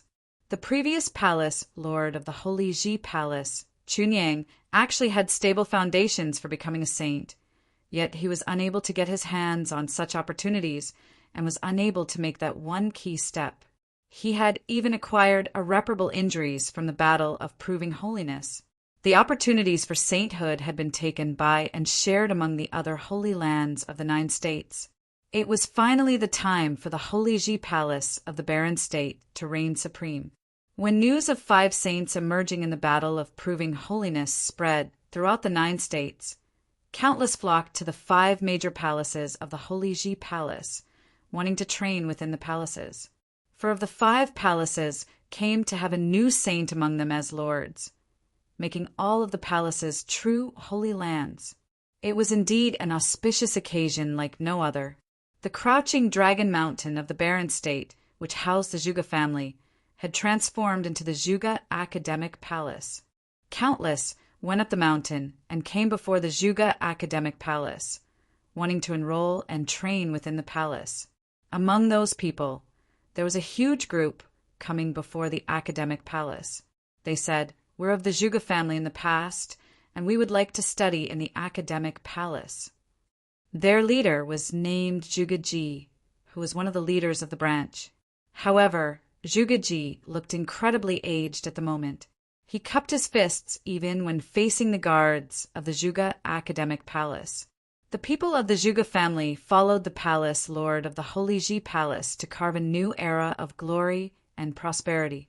The clan leader of the Zhuge family, Zhuge Qingfeng, is now a saint and is on his way to visit Emperor Xia. So please do come again. The people of the clan are all studying within the Academic Palace, and we have never heard of other branches of the family. A student outside the palace turned to look at Zhuge Ji and said plainly, there were 2 branches of the Zhuge family, the clan leader being of one branch and we of the other. We truly are the people of the Zhuge family. Zhuge Ji was not angry and continued to explain. Since the family has split into 2 branches, what are you people doing here? The youth asked coldly. It was apparent that they knew of the history pertaining to the matter. We intend to return to the family properly. We shall offer our apologies when the clan leader returns, Zhuge Ji said. Well, you people just keep waiting outside then. The youth sounded rather disdainful. They had abandoned the clan leader when the family was in trouble all those years ago and had formed their own branch to save their own skin. With the Holy Ji Palace now getting glorious and Zhuge Qingfeng becoming a saint, they wanted to come back and reap the benefits. If you people think that this is how things in the world work, think again. If I were Zhuge Qingfeng, I'd tell you people get the hell out of my face. We shall wait outside then, Zhuge Ji said. The group sat somewhere not far away from the academic palace. Zhuge Xing was among the group. He lowered his head and said nothing. All of the others looked dejected. Sainthood, eh?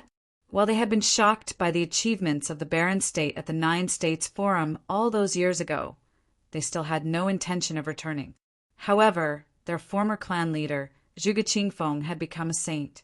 It was the saint in the legends.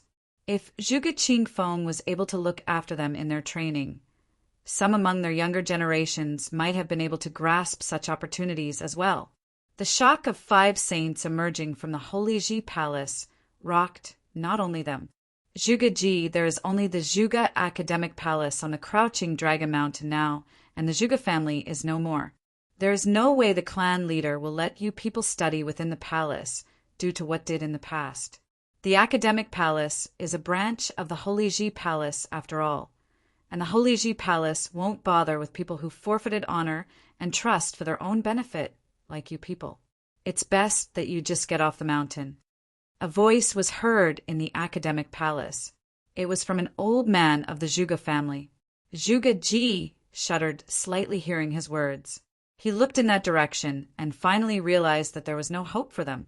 He stood up and took a good look at the Zhuge Academic Palace on the Crouching Dragon Mountain, before kneeling on the ground and bowing as if he was expressing all the pain and suffering in his heart. Zhuge Ji stood up and then said, "It's best that you all leave. There will only be the Zhuge Academic Palace from here on out." He knew that there was no hope for their branch.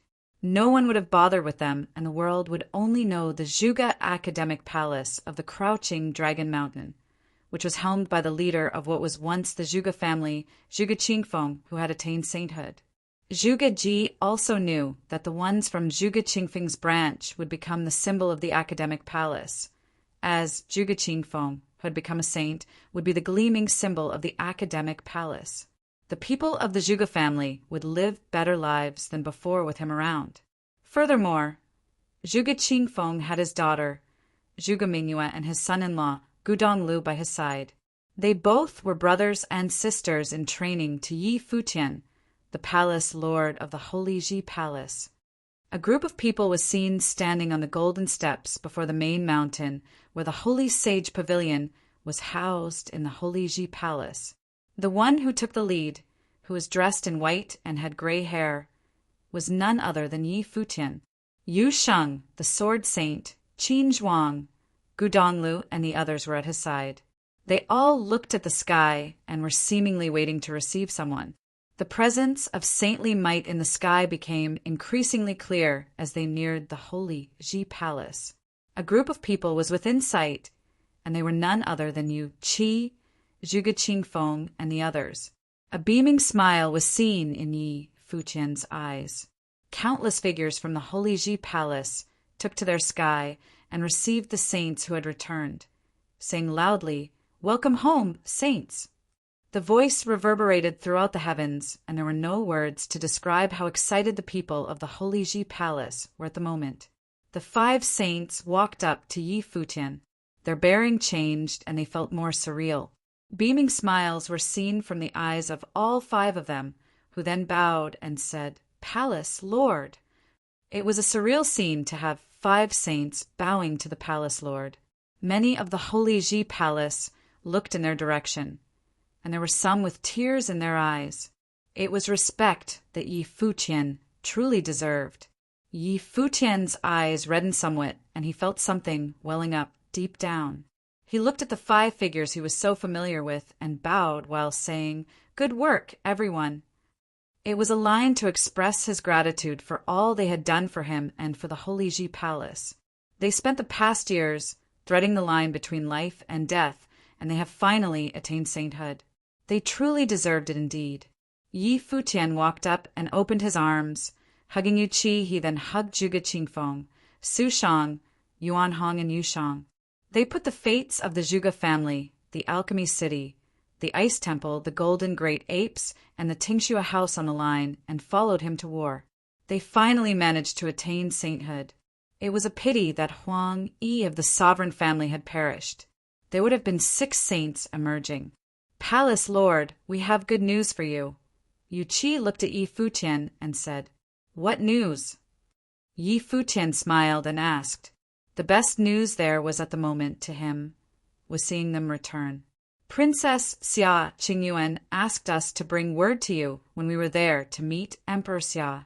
She looked into the places that she had brought the people of the 9 states on pilgrimages before, and the princess claimed that there was a chance that your wife lived." Yu Qi looked at Yi Futian and said. Yi Futian felt his body shuddering violently and his heart racing. "Is there more?" Yi Futian inquired with a shuddering voice. "Is it true that Jiu could still be alive?" The princess didn't say much. "I'm guessing that what she meant by all that was for you to ask her personally up in the upper worlds." Su Shang smiled and said to Yi Futian, "Xia Qingyuan." Yi Futian's heart continued to race, and he felt like beating her to a pulp. He looked at the sky and wanted to head there right there and then. "Futian, get the matters of the Holy Ji Palace settled first." Zhuge Qingfeng did not address him as Palace Lord, but had instead addressed him by name. He knew that the day for Yi Futian to leave was near. He was too good to stay behind in the 9 states. Chapter 1018. Yi Futian naturally knew what Zhuge Qingfeng meant. Although as far as he was concerned the upper and lower worlds were connected, this was not an obstacle for him. Yi Futian naturally knew what Zhuge Qingfeng meant. Although as far as he was concerned the upper and lower worlds were connected, this was not an obstacle for him.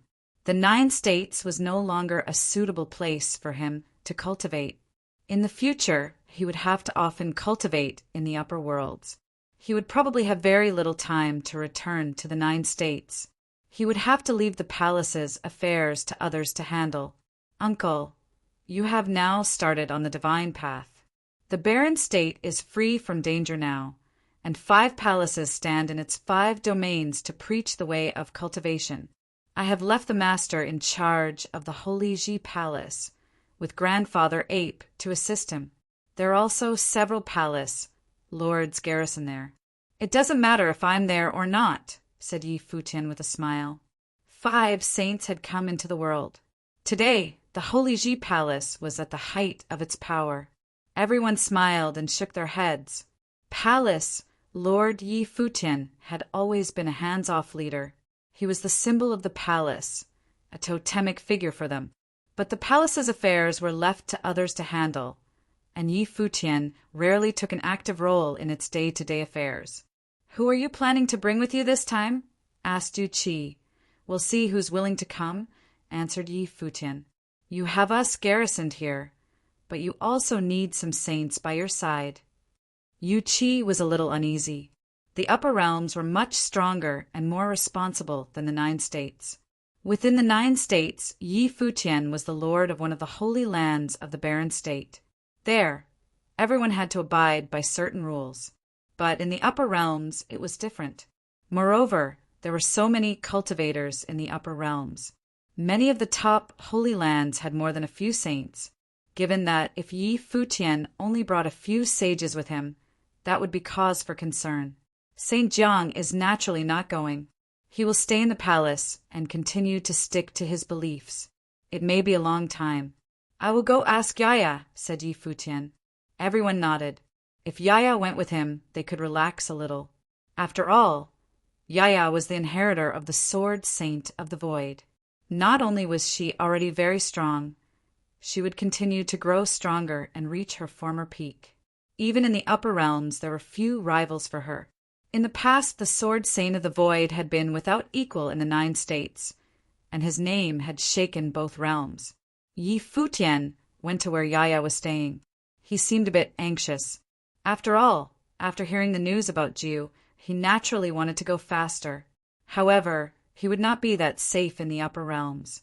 At Jiu Tian Temple, he had defeated the Jiuying Sword Saint's cherished disciple Pei Qianying, and his opponent had been a cultivator of Lihan Heaven that had been witnessed by Xia Qingyuan, so no one dared to move against him. But if he spent a long time cultivating in the upper worlds, he did not know what would happen. When Yi Futian came to see Yaya, her eyes were closed in cultivation. The village chief had come with him. She opened her eyes and stared deeply at him. Complicated emotions played across her face. The memories of cultivating in both worlds melded together. Souls mingled, influencing each other. Before she had transformed, everything that had happened in Toonkeeper Village had shocked her soul greatly. These events had also branded Yi Futian's soul. Even though she was now the Sword Saint of the Void, the memories could not be erased. "I'm going to the upper realms to cultivate," said Yi Futian. Yaya stared at him and said nothing. Seeing her cold expression, Yi Futian smiled. "Take care of yourself, Yaya." On saying this, he turned to leave. In the end, he did not say what he had come to say. His friendship towards her had already been repaid. She had helped him break the great Zhou sacred dynasty and kill the great Zhou sacred king. He still thought of her as a sister, but she was different than before. She was now guided by the will of the Sword Saint of the Void, and he had no right to ask her for anything. As for the village chief, he would naturally follow Yaya. After he left, Yi Futian thought for a while. Someone else came to mind, someone who might be suitable for him to choose. Yi Futian came to Lapis Lazuli Palace and came across Glass Saint still standing there in deep meditation. She seemed detached from the world. As she stood there like that, her whole aura seemed non-existent. "Have you decided where to go?" asked Yi Futian. Glass Saint looked over at him. Her beautiful face held a cold and lonely expression, like a winter's moon. There was not a trace of emotion. "If not, why don't you come with me to the upper realms? Maybe you'll find a path for yourself there," he said to her. She looked at him in the same way for a while, then said, "Fine." She did not vacillate at all, agreeing with him directly. This made a strange look come over Yi Futian's face. He looked long and hard at Glass Saint. He had no way to know what she was thinking. Nowadays, she kept a distance between her and everyone else, making her cold and beautiful. "I'll let you know when we're leaving." Yi Futian did not say too much, leaving her with that one last sentence. Afterwards, Yi Futian called together the various palace lords to confirm a few matters dealing with the palace's resources and the requirements of the core disciples. At the same time, he confirmed who would be coming with him. This time the older generation would not go, especially those who had been with him all along. 3 days later, many cultivators from the palace came to the main stairway to Holy Sage Pavilion. They knew that Lord Yi Futian was going to the upper realms to cultivate. Although he could come back whenever he wanted, he still would not come for a long time. He would keep his status as Palace Lord of the Holy Ji Palace, since he could not be replaced. After all, in the 9 states, Yi Futian's name was still the symbol of the barren state. One day, when the Holy Ji Palace stood at the peak of the 9 states, he could pass down the title. Yi Futian stood upon the steps. All the cultivators of the palace had come to see him off. Beside him were those who would go with him. Among them, the cottage disciples were obviously there. This time Shui, he was not going, but would stay in the barren state instead. Little Grass was still young, and he planned to accompany her until she grew up. After all, they had no foundation in the upper realms. If Yi Futian and the others could establish a stable foundation in the upper realms, he may bring Little Grass there sometime in the future. Beitang Xinger would go with them. She had not cultivated to a high level, but she always followed second sister. When her master had brought her back to the cottage, third brother had gotten revenge for her, and second sister had taken care of her as she grew up. Thus, she was closest to Zhuge Mingyue and Gu Donglu. She had spent the past few years with the Zhuge clan. She would go wherever they went. As for Sword Saint, Zhuge Mingyue, Gu Donglu, Luo Fan, and Yi Shaoshi, nothing more need be said. Besides the people from the cottage, Yu Sheng, Yi Wuqin, Huang Zhuge, Yuan Zhan, Su Kei, Zui Qianqiu, Phoenix, Yun Shuisheng, and Lulan Shui were all naturally going. The people from the older generation would not go, but their juniors would all follow Yi Futian from birth until death. The road ahead might be dangerous, but it would be full of opportunity. They had all had the opportunity to prove their holiness.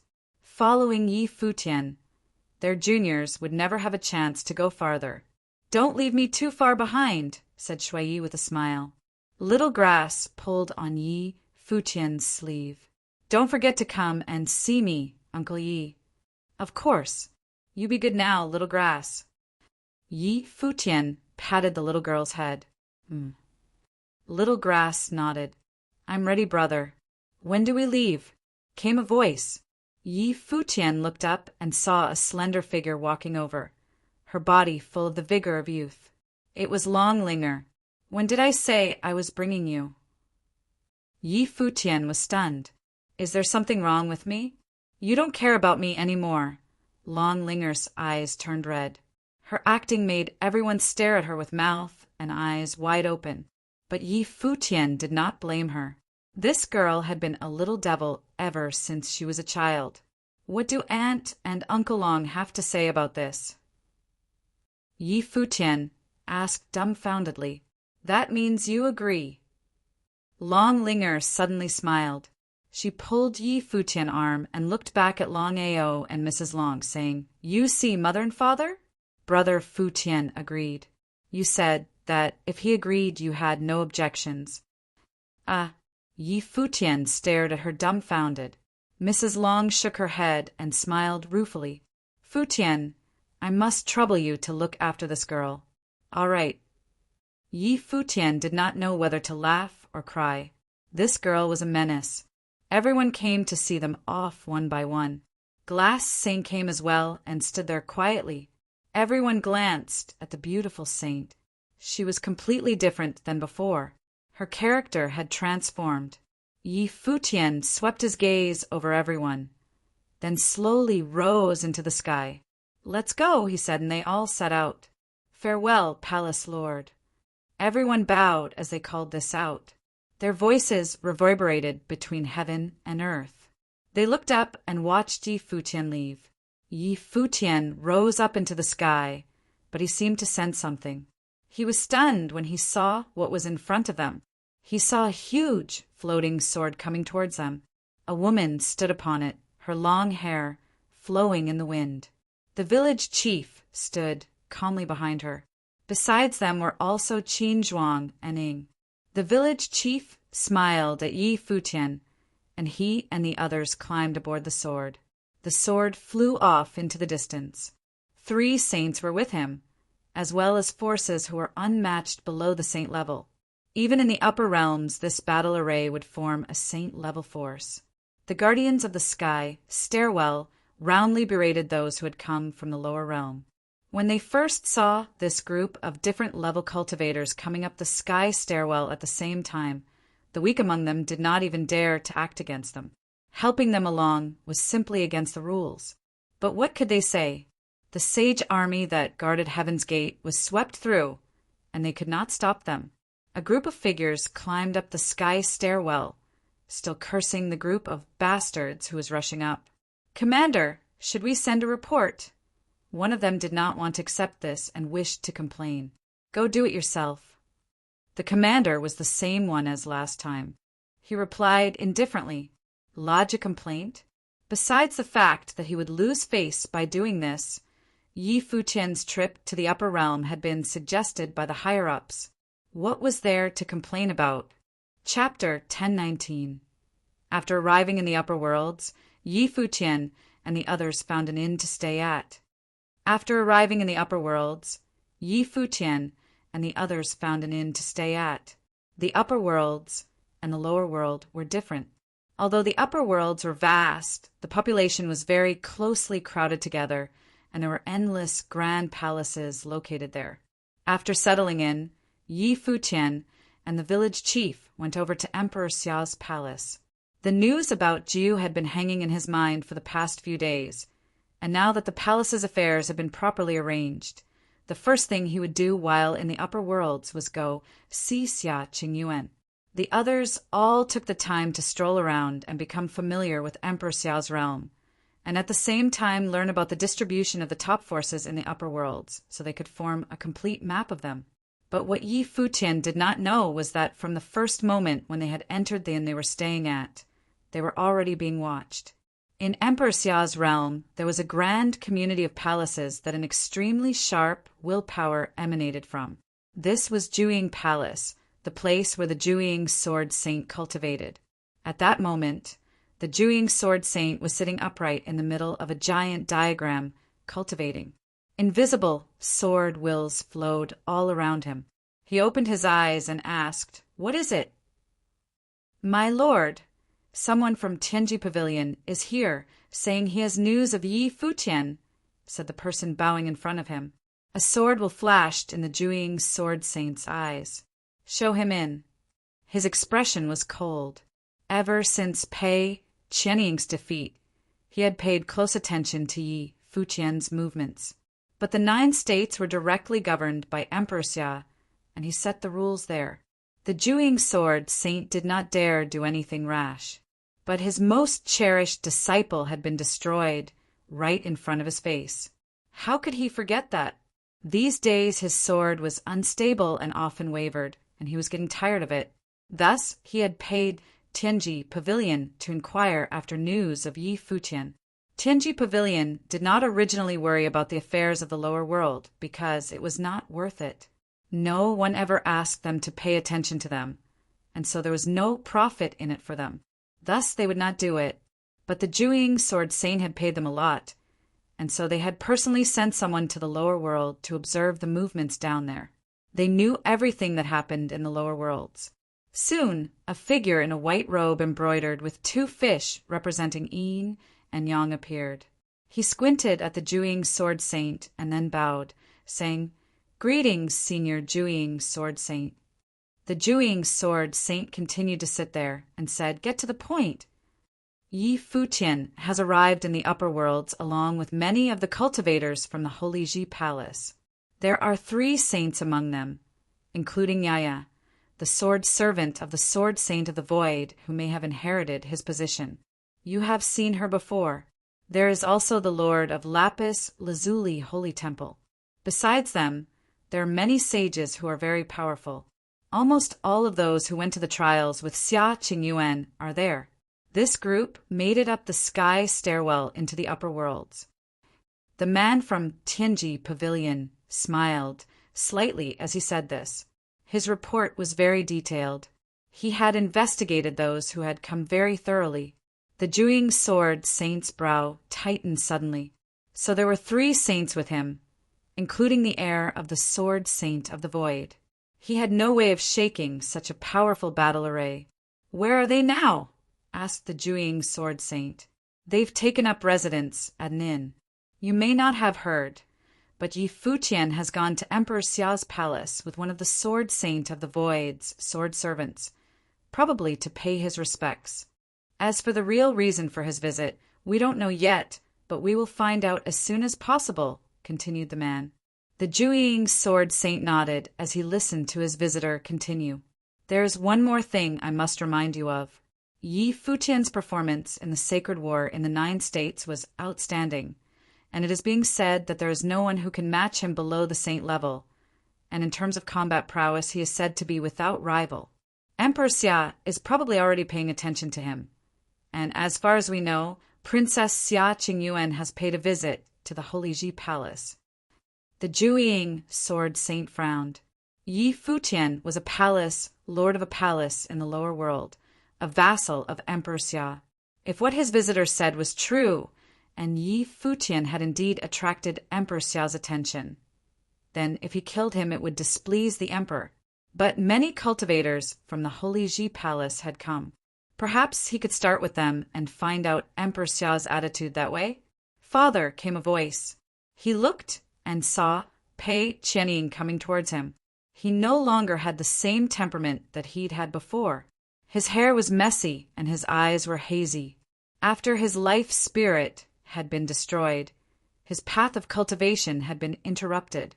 Everyone looked at each other coldly. His former fellow disciples of the Lihan Heaven looked at him and saw that his eyes were full of only sorrow. He had lost the right to cultivate with them. Even though he was a member of the Jueying Sword Saint's family, you could see in his eyes that things were different now. Once everyone had worshipped and respected him, but now all that was left was contempt and pity. I want him to die." Pei Qianying's voice was full of poison. The Juying sword saint looked at Pei Qianying with displeasure, but he did not say anything. He only sighed.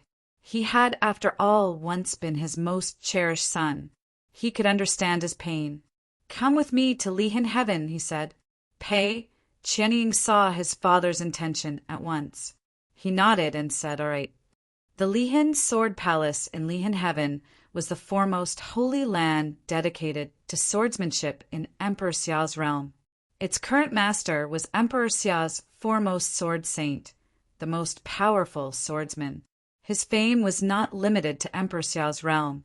From this, it could be seen how high a position Lihan Heaven occupied in Emperor Xiao's realm. Lihan Heaven was like a fairyland. Clouds drifted by this place that looked like a home for immortals. At that moment, there was a saint cultivating in front of the palace. Pei Qianying knelt on the ground and kowtowed, weeping bitterly. In front of him was a man with an incredibly swift and sturdy aura about him. He was clearly also a saint. "I have always practiced hard in order to strive for glory to repay the debt of gratitude I have for my master. No matter where I was, I could always turn to you for guidance in my swordsmanship. Now, my cultivation has been ruined, and I am no longer worthy to study under you. I did not dare to taint your vision, master, and so I have not come to visit you these past few years. I hope that you can forgive me." Pei Qianying's voice was sincere. In the past, he would not have been able to do this, but now honor and dignity were worthless for him. All he wanted was revenge. "Rise and speak," said Pei Qianying's master. But Pei Qianying stayed bowing. He said, "I am ashamed. I have come to you because I heard that the man who did this to me has come to the upper worlds. I was defeated in that battle at Futian Temple. I was weaker than him, so there was no dignity in me bringing up this matter, and even less dignity in asking you to deal with it. But because of this battle, I have affected the reputation of Lihan Heaven. I was humiliated in front of a crowd, and my life spirit was destroyed. Many people have been talking about this. I hope to one day see a cultivator from Lihan Heaven crush Yi Futian and wipe away the shame that I have caused." After saying this, he touched his head to the floor again and said, "I have no power. I cannot wipe away my own shame. Please forgive me, master." The man in front of him looked at him. Although Pei Qianying's voice was sincere, and everything he said seemed to be for the benefit of Lihan Heaven's reputation, he also knew that Pei Qianying was seeking revenge. But that was understandable. What level has he cultivated to? He is an upper-level sage. This man considers everyone to be beneath his notice, and boasts that he has no rivals below the saint level. He is called the foremost figure in the 9 states who is not a saint. His combat ability is impressive. None in the 9 states can match it. The people of the lower world say that even in Emperor Xiao's realm, there is no one below the saint level who can beat him, said Pei Qianying as he looked up at his master. The youths on both sides of him frowned and gazed at Pei Qianying coldly. There was a little bit of hatred in their eyes. Pei Qianying had once been the star of Lihan Heaven and had entered Futian Temple. Now he had abandoned all dignity just for a chance at revenge. He was deliberately provoking them, trying to make them take action. Feng Xiao and Mo Li have been to the lower world. They were there at the Imperial Mausoleum. "Is this the person who won Ren Huang's inheritance for his holy land?" asked an elder. "Yes. He possesses an extremely powerful divine implement, said to be number 3 on the divine implements ranking of the 9 states. He was surrounded, and yet he managed to fight his way out of an encirclement of top sages all by himself," answered someone beside him. "The one who stole Ren Huang's sword will, Yi Wuchen, and the one that received Ren Huang's inheritance have come with Yi Futian to the upper worlds," said Pei Qianying. The elder looked at Pei Qianying, then turned to the man beside him and said, "Since he was defeated at Futian Temple, let's do this according to Futian Temple's rules." When he heard these words, Pei Qianying clenched his fists and bowed to the floor again. The Juying sword saint said nothing, standing there quietly all along. When he saw Pei Qianying bowing there, he sighed to himself. However, he was giving up his dignity for the sake of revenge. He knew that no matter who won and who lost, the ending was already determined the moment that Lihin Heaven decided to act. Yi Futian did not know that he had been watched ever since he had set foot in the upper worlds. Of course, he knew that the Juying Sword Saint and Lihin Heaven would send people against him. That was why he had brought Yaya and Glass Saint to protect him. At that moment, he had arrived in front of Emperor Xiao's palace and was looking up at it. He was a bit uneasy. Was this really Renhuang's palace? It was so impressive and dignified, truly supernatural. He stepped forward to the foot of the palace. Cultivators were guarding the gate, and when they saw Yi Futian and the village chief, several of them stepped forward and blocked the path. "Who are you?" asked a guard. Yi Futian took a deep breath and said, "Yi Futian, Palace Lord of the Holy Ji Palace in the Barren State, and a vassal of Emperor Xia. I've come to seek an audience with Princess Xia Qingyuan." The guard stared at him. There was no doubt that this was indeed Yi Futian. Who would dare stand in front of Emperor Xiao's palace and tell lies? That would be looking for death. "Let me report to my superior," said one of the guards. "All right," Yi Futian nodded.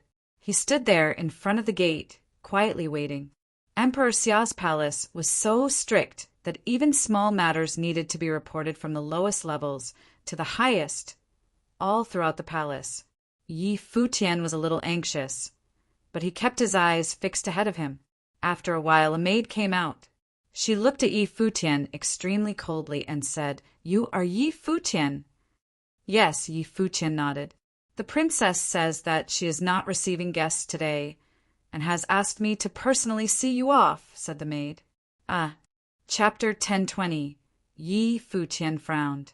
Xia Qingyuan intended to tell him the news, yet she kept him outside the door. It was apparently to settle the score of him behaving disrespectfully to her at the Holy Ji Palace that day. Yi Futian frowned. Xia Qingyuan intended to tell him the news, yet she kept him outside the door. It was apparently to settle the score of him behaving disrespectfully to her at the Holy Ji Palace that day.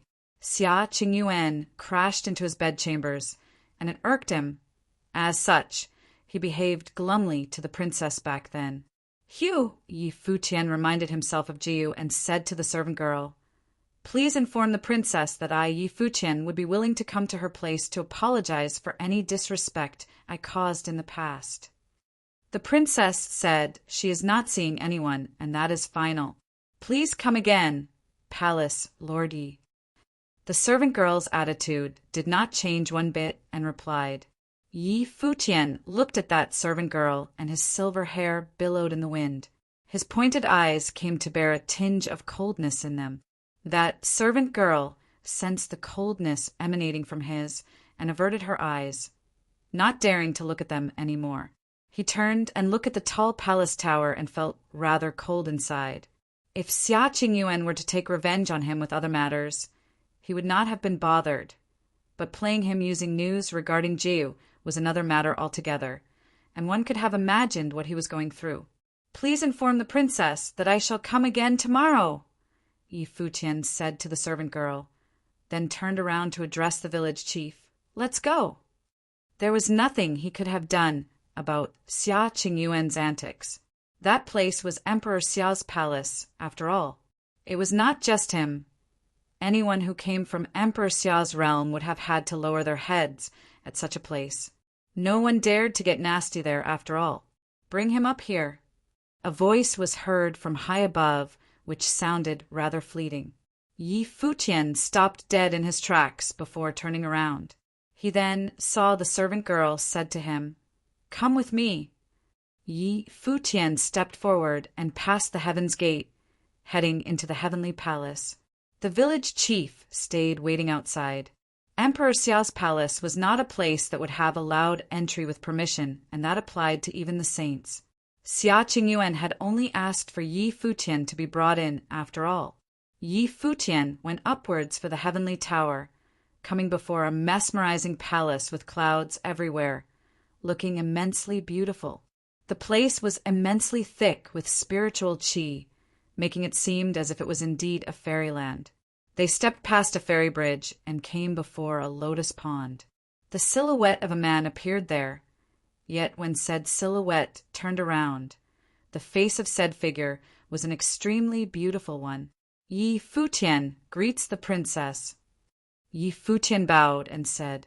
Xia Qingyuan simply looked at him coldly without saying anything.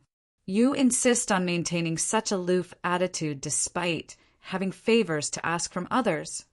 Xia Qingyuan looked at Yi Futian. She was unable to sense one bit of sincerity from him. There is no way I dare to behave in an aloof manner before you, princess. What happened in the Holy Ji Palace in the past was all my fault for not receiving you in a proper manner. I hereby sincerely apologize, and I hope you would not be holding a grudge against me, Yi Futian said with a low voice. Such pretense indeed, Xia Qingyuan said coldly. Yi Futian looked at her and struggled to keep his emotions in check. Xia Qingyuan knew what was going through his mind just by looking at his expression. She then said coldly, I've witnessed that battle of the sacred war 3 years ago in the Holy Ji Palace. Hua Jiu was apparently using external forces to invoke her powers. I looked into the places where they have studied and deliberately afterwards, finding a ruins with a supreme being in it. Her methods of training was also very exceptional. Yi Futian listened intently and felt rather tense. He then asked, May I know what was so special about said method of training? You're here in the upper worlds to train now. Do you know how many realms are there here? Xia Qingyuan asked. I do not. Yi Futian shook his head. There are 3,000 realms of the Great Path. Xia Qingyuan looked at Yi Futian. So I brought people of both lower and upper worlds of Emperor Xia's realm to train outside. Although we've been to a myriad of places, the places that we've been to are only a handful in comparison. If it had been other days, Yi Futian might have been astounded by what he heard. However, at present, there was little more than a flutter in his mind, which disappeared as quickly it came. He then asked, What does that have to do with my wife? That ruins was left behind by one of the top-notch figures of the 3,000 realms. One thought connecting the divine and the 3,000 realms could have been reached. Your wife's soul remained intact, and it was possible that she was taken away by that supreme being. If that turned out to be the case, then there was a chance that she might have survived, Xia Qingyuan replied. Yi Futian's heart raced. He had already given into despair. Despite Hua Qingqing's words before she left, he still found that unbelievable. He had witnessed Jiu disintegrating right in his arms back then, after all. Her body disintegrated and her soul took flight into the heavens. Even if her soul had stayed intact at that moment, there was no way she could have stayed alive. As such, he did not have much hope before he came. However, upon hearing what Xia Qingyuan said, a flame of hope lit up within his mind. 3,000 worlds of the Great Path. One thought connecting the divine could reach the 3,000 realms. If there was such massive forces existing in the world, then there was little else that was deemed impossible. The possibility of Jiu's soul being brought away was very, very real. An intense heat welled up within his mind at the thought of that. He had been despaired for 3 years, and his hope was reignited. One could have only imagined what was going on in his mind at the moment. Princess, may I know who that top-notch figure might be? Yi Futian asked. It was too far away from you. You won't be able to look for her even if that is what you intend to do right now. Remain diligent in your training and get to St. Plain before you consider anything else. Xia Qingyuan did not tell Yi Futian. Yi Futian stared at her, and she replied coldly, What I've told are nothing but the truth. It is up to you if you want to believe me. I would say no more about anything else. She then turned around to face the pond and paying no heed to Yi Futian. Seeing how she carried herself, Yi Futian knew that he would not have been able to get further answers. He bowed to her back and said sincerely, "Thank you, Princess, for telling me all that. I'd be taking my leave." Yi Futian turned around and left after that. A silhouette appeared beside Xia Qingyuan without making a sound. It was none other than Emperor Xia himself. Xia Qingyuan eyed Emperor Xia and said, "You know that Queen's method of training was special, father. It is possible that there are countless throughout the 3,000 realms acquiring her lineage. She was but training using the powers of that queen. Even if the queen had been capable of saving Huajiu, the chance of her doing so would have been infinitely minuscule. Why do you tell me this and give him hope, father? Wouldn't it be rather cruel if said hope bursts one day? Are you pitying him then?" Emperor Xia smiled and said to Xia Qingyuan. Xia Qingyuan's eyes remained composed and simply looked at her father. Emperor Xia knew her daughter's personality well, and simply smiled, saying, "That guy is intensely sentimental, having his hand ended up bleached due to emotional trauma and all that. In that case, it would seem that emotions serve as good driving force to further his training without a doubt. Telling him this would prompt him to train more diligently. Do you believe that? If the day comes where his hope proves to be little more than a bubble, wouldn't it have been a greater blow to his mind?" Xia Qingyuan asked. If such a day truly comes, his state of mind would be even more strengthened. He isn't someone so easily crushed. Don't underestimate him, and don't forget he has beaten you once. Emperor Xia smiled and said, "The supreme ruler of Emperor Xia realm would have only been so tender when talking to his beloved daughter. Do you find that he has quite a nasty temper?" Emperor Xia smiled and asked his daughter. Xia Qingyuan did not respond. Emperor Xia looked at his daughter and naturally knew how proud her daughter was as a person, be it status or talents. She was peerless in all of Emperor Xiao's realm. Anyone that she would have spoken to in such a soft-spoken manner was probably someone who had beaten her. If it had been someone else, she might have been able to scare them until the legs give with just one look. What is his actually? Xia Qingyuan asked curiously. She only knew that when his father was looking into Yi Futian, a mysterious figure visited Emperor Xiao's palace one day. The lockdown was lifted afterwards, and her father summoned all of the saints below to the upper worlds, decreeing that the news regarding the sacred war shall not be leaked. Shadow guards were sent to the lower worlds and kept watch over all who had participated in that battle. She had never seen his father being concerned over anything since she began to remember things. I'd like to know as well. Emperor Xia stroked her head, looking doting and tender. The coming of the mysterious figure that day, coupled with everything he found about him, made her deduce that Yi Futian's background held earth-shattering secrets. Secrets that were utterly terrifying. Xia Qingyuan glared at her father rather furiously for patting her head like that. Emperor Xia laughed and continued patting after seeing her expression. If someone outside were to witness the exchange, they would have definitely been astounded. Rumor had it that Emperor Xia was extremely doting to his little princess, and the truth was more real than what was speculated. But regardless of who he is, he ends up irking you nonetheless. How about I give an order and have him serve you and listen to your every order? Emperor Xia chuckled and continued, I'd like to see if that guy dare refuse. Xia Qingyuan recalled the times she had invited Yi Futian and had been rejected all the same. She came to find that proposal rather tempting, but upon recalling that putrid face of his, she refused altogether. No need for that. All right, if you come to need it done, then just let me know, Emperor Xia said with a smile before disappearing from the spot. The people from the Holy Ji Palace arrived at an inn, and everyone gathered. The three swordsmen, Yi Wuchen, Su Kei, Zui Qianqiu, walked together. The three of them had been training together all the time back in the Holy Ji Palace, and they were very friendly with each other. The upper worlds are very bustling indeed. I'm guessing that there'd really good booze around, Zui Qianqiu mumbled.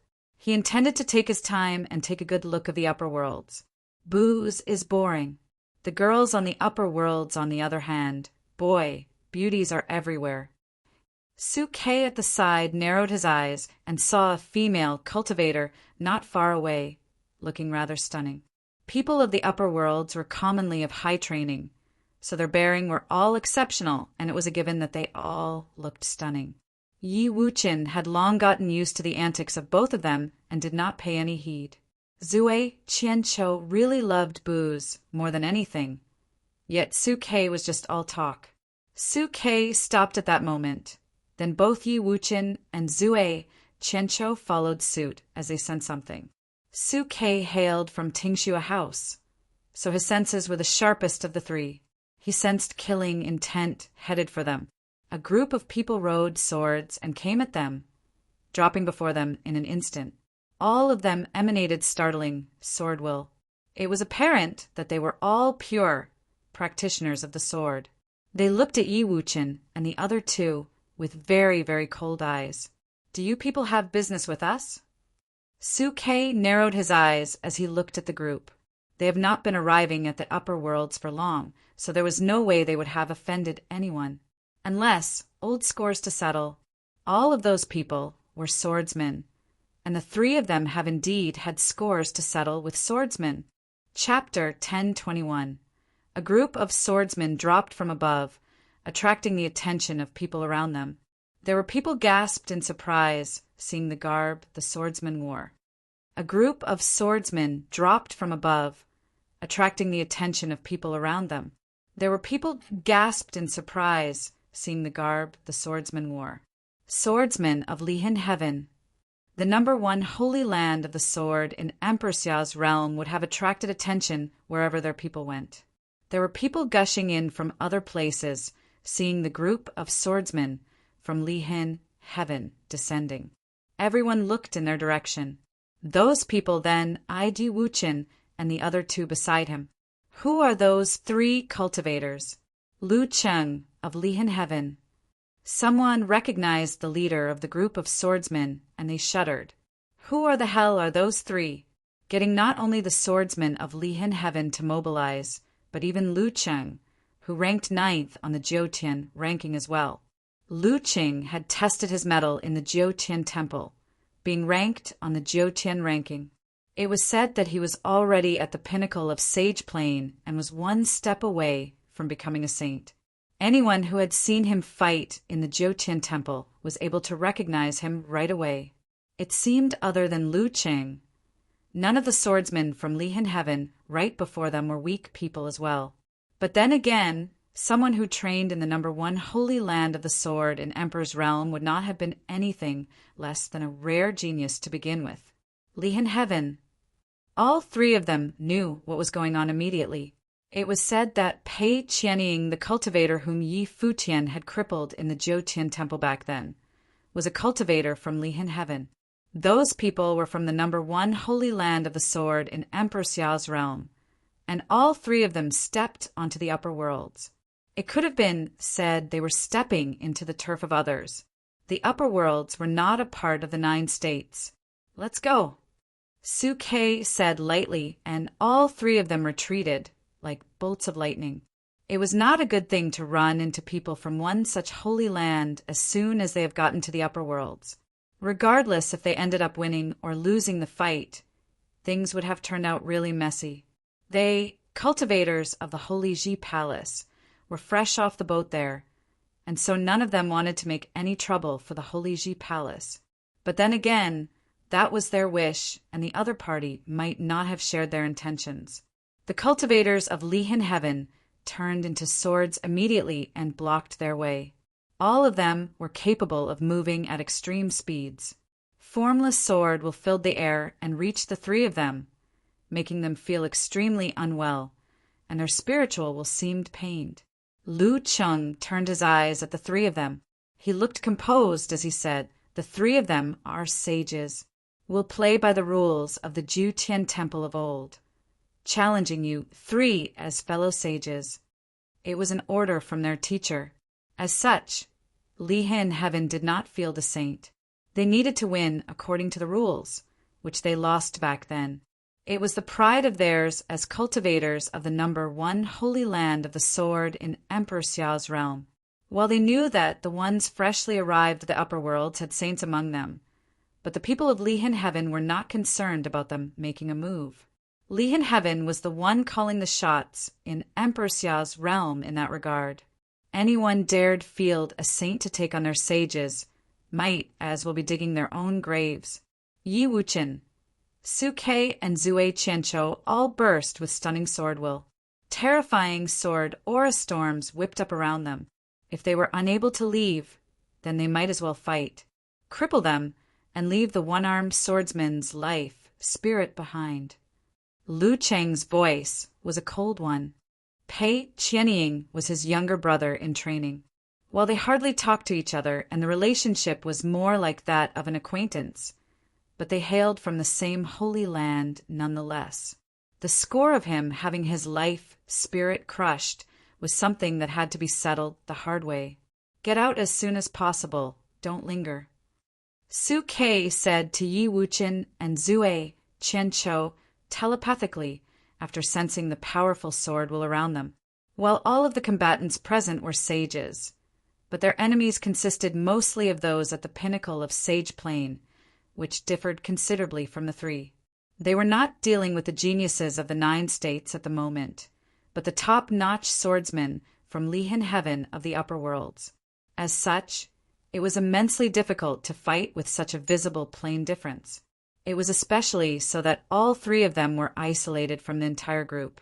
A swordsman from Lihin Heaven stepped forward in the air, and light of flames seemed to glow from his clothes. His body became intensely hot like the sun. Divine fires of the sun shone from above, and terrifying sword aura whipped around. In an instant, a sword of rules coalesced.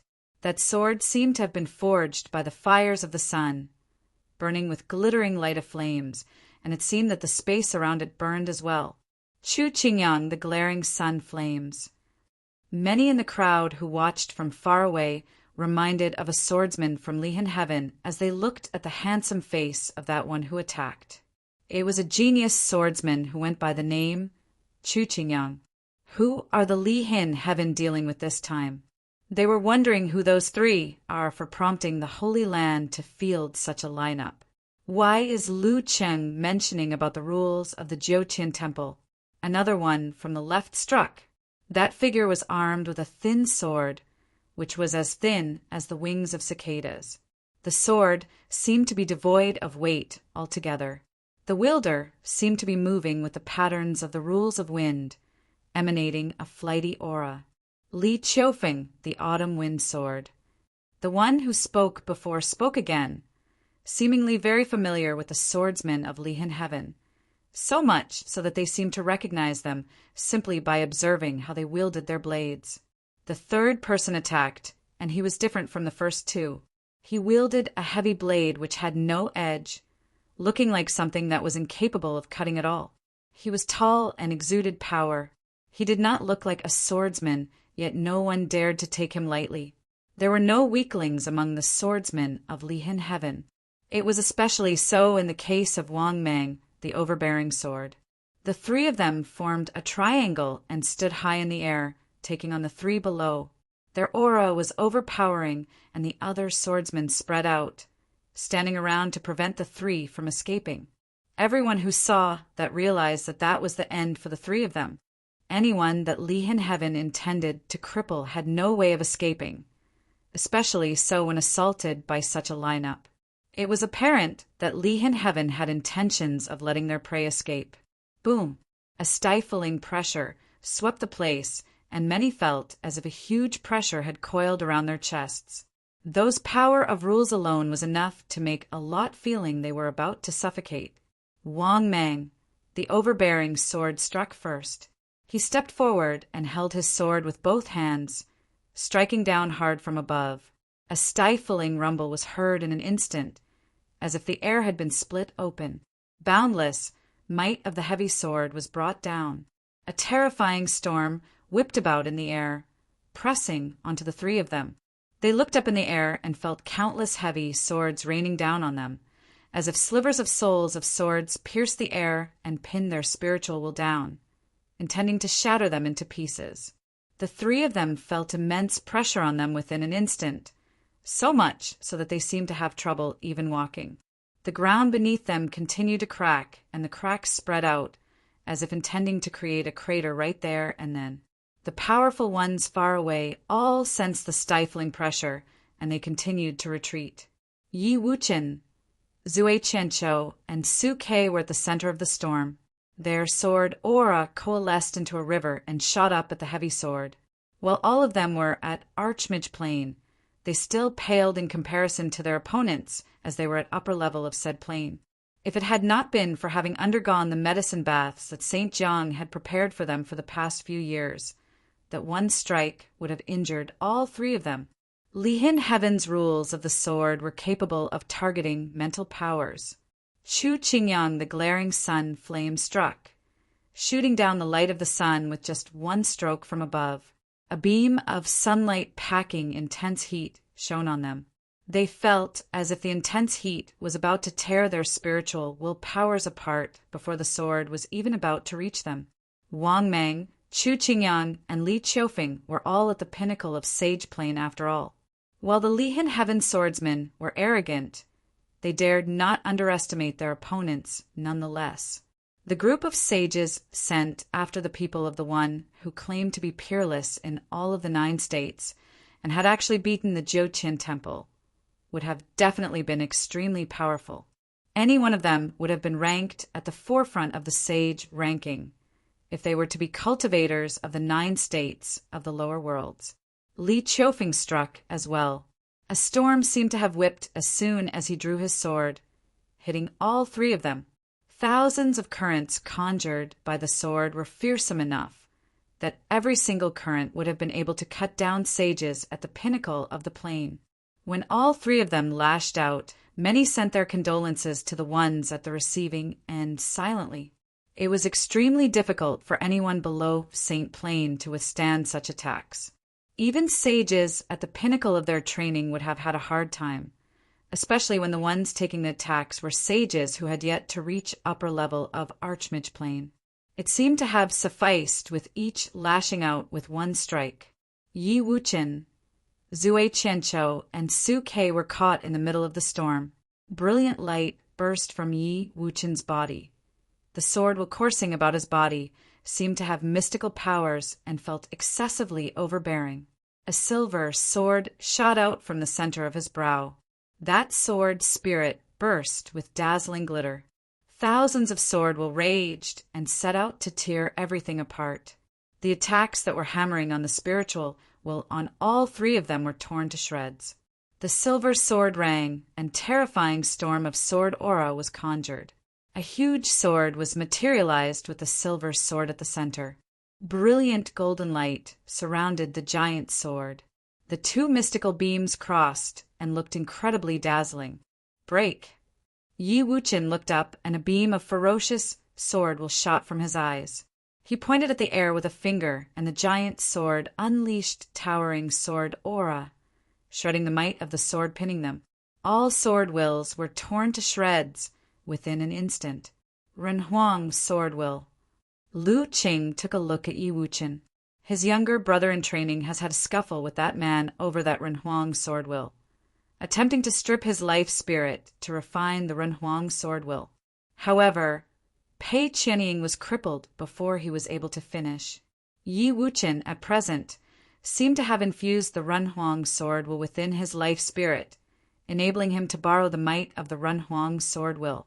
The 3 who were attacking sensed it as well. They did not spend more than mere moments being stunned and quickly struck yet again. Wang Meng, the overbearing sword, conjured a sword madra, and the might of the overbearing sword grew even more terrifying. Boundless golden swords appeared above all 3 of them. Every single sword was branded with glittering patterns, enabling all of them to burst with greater might. Cut! Wang Meng shouted coldly. The overbearing swords zipped down like bolts of lightning in an instant, dropping down onto the heads of the 3 below from above. Terrifying storms whipped up around Yi Wuchen. The Renhuang sword was infused with his life spirit, and countless swords appeared as well, shooting above and clashing with the sword aura that was raining down. The giant sword that was conjured by his life spirit clashed with the overbearing sword, and frightening storms resulted. The overbearing sword shuddered, and the patterns on it cracked and crumbled bit by bit. The sword eventually shattered as the cracks grew. "Run." A single word was heard from Yi Wuchen. He shot up like a bolt of lightning. The sword spirit was even quicker than he was, heading straight for Wang Mang.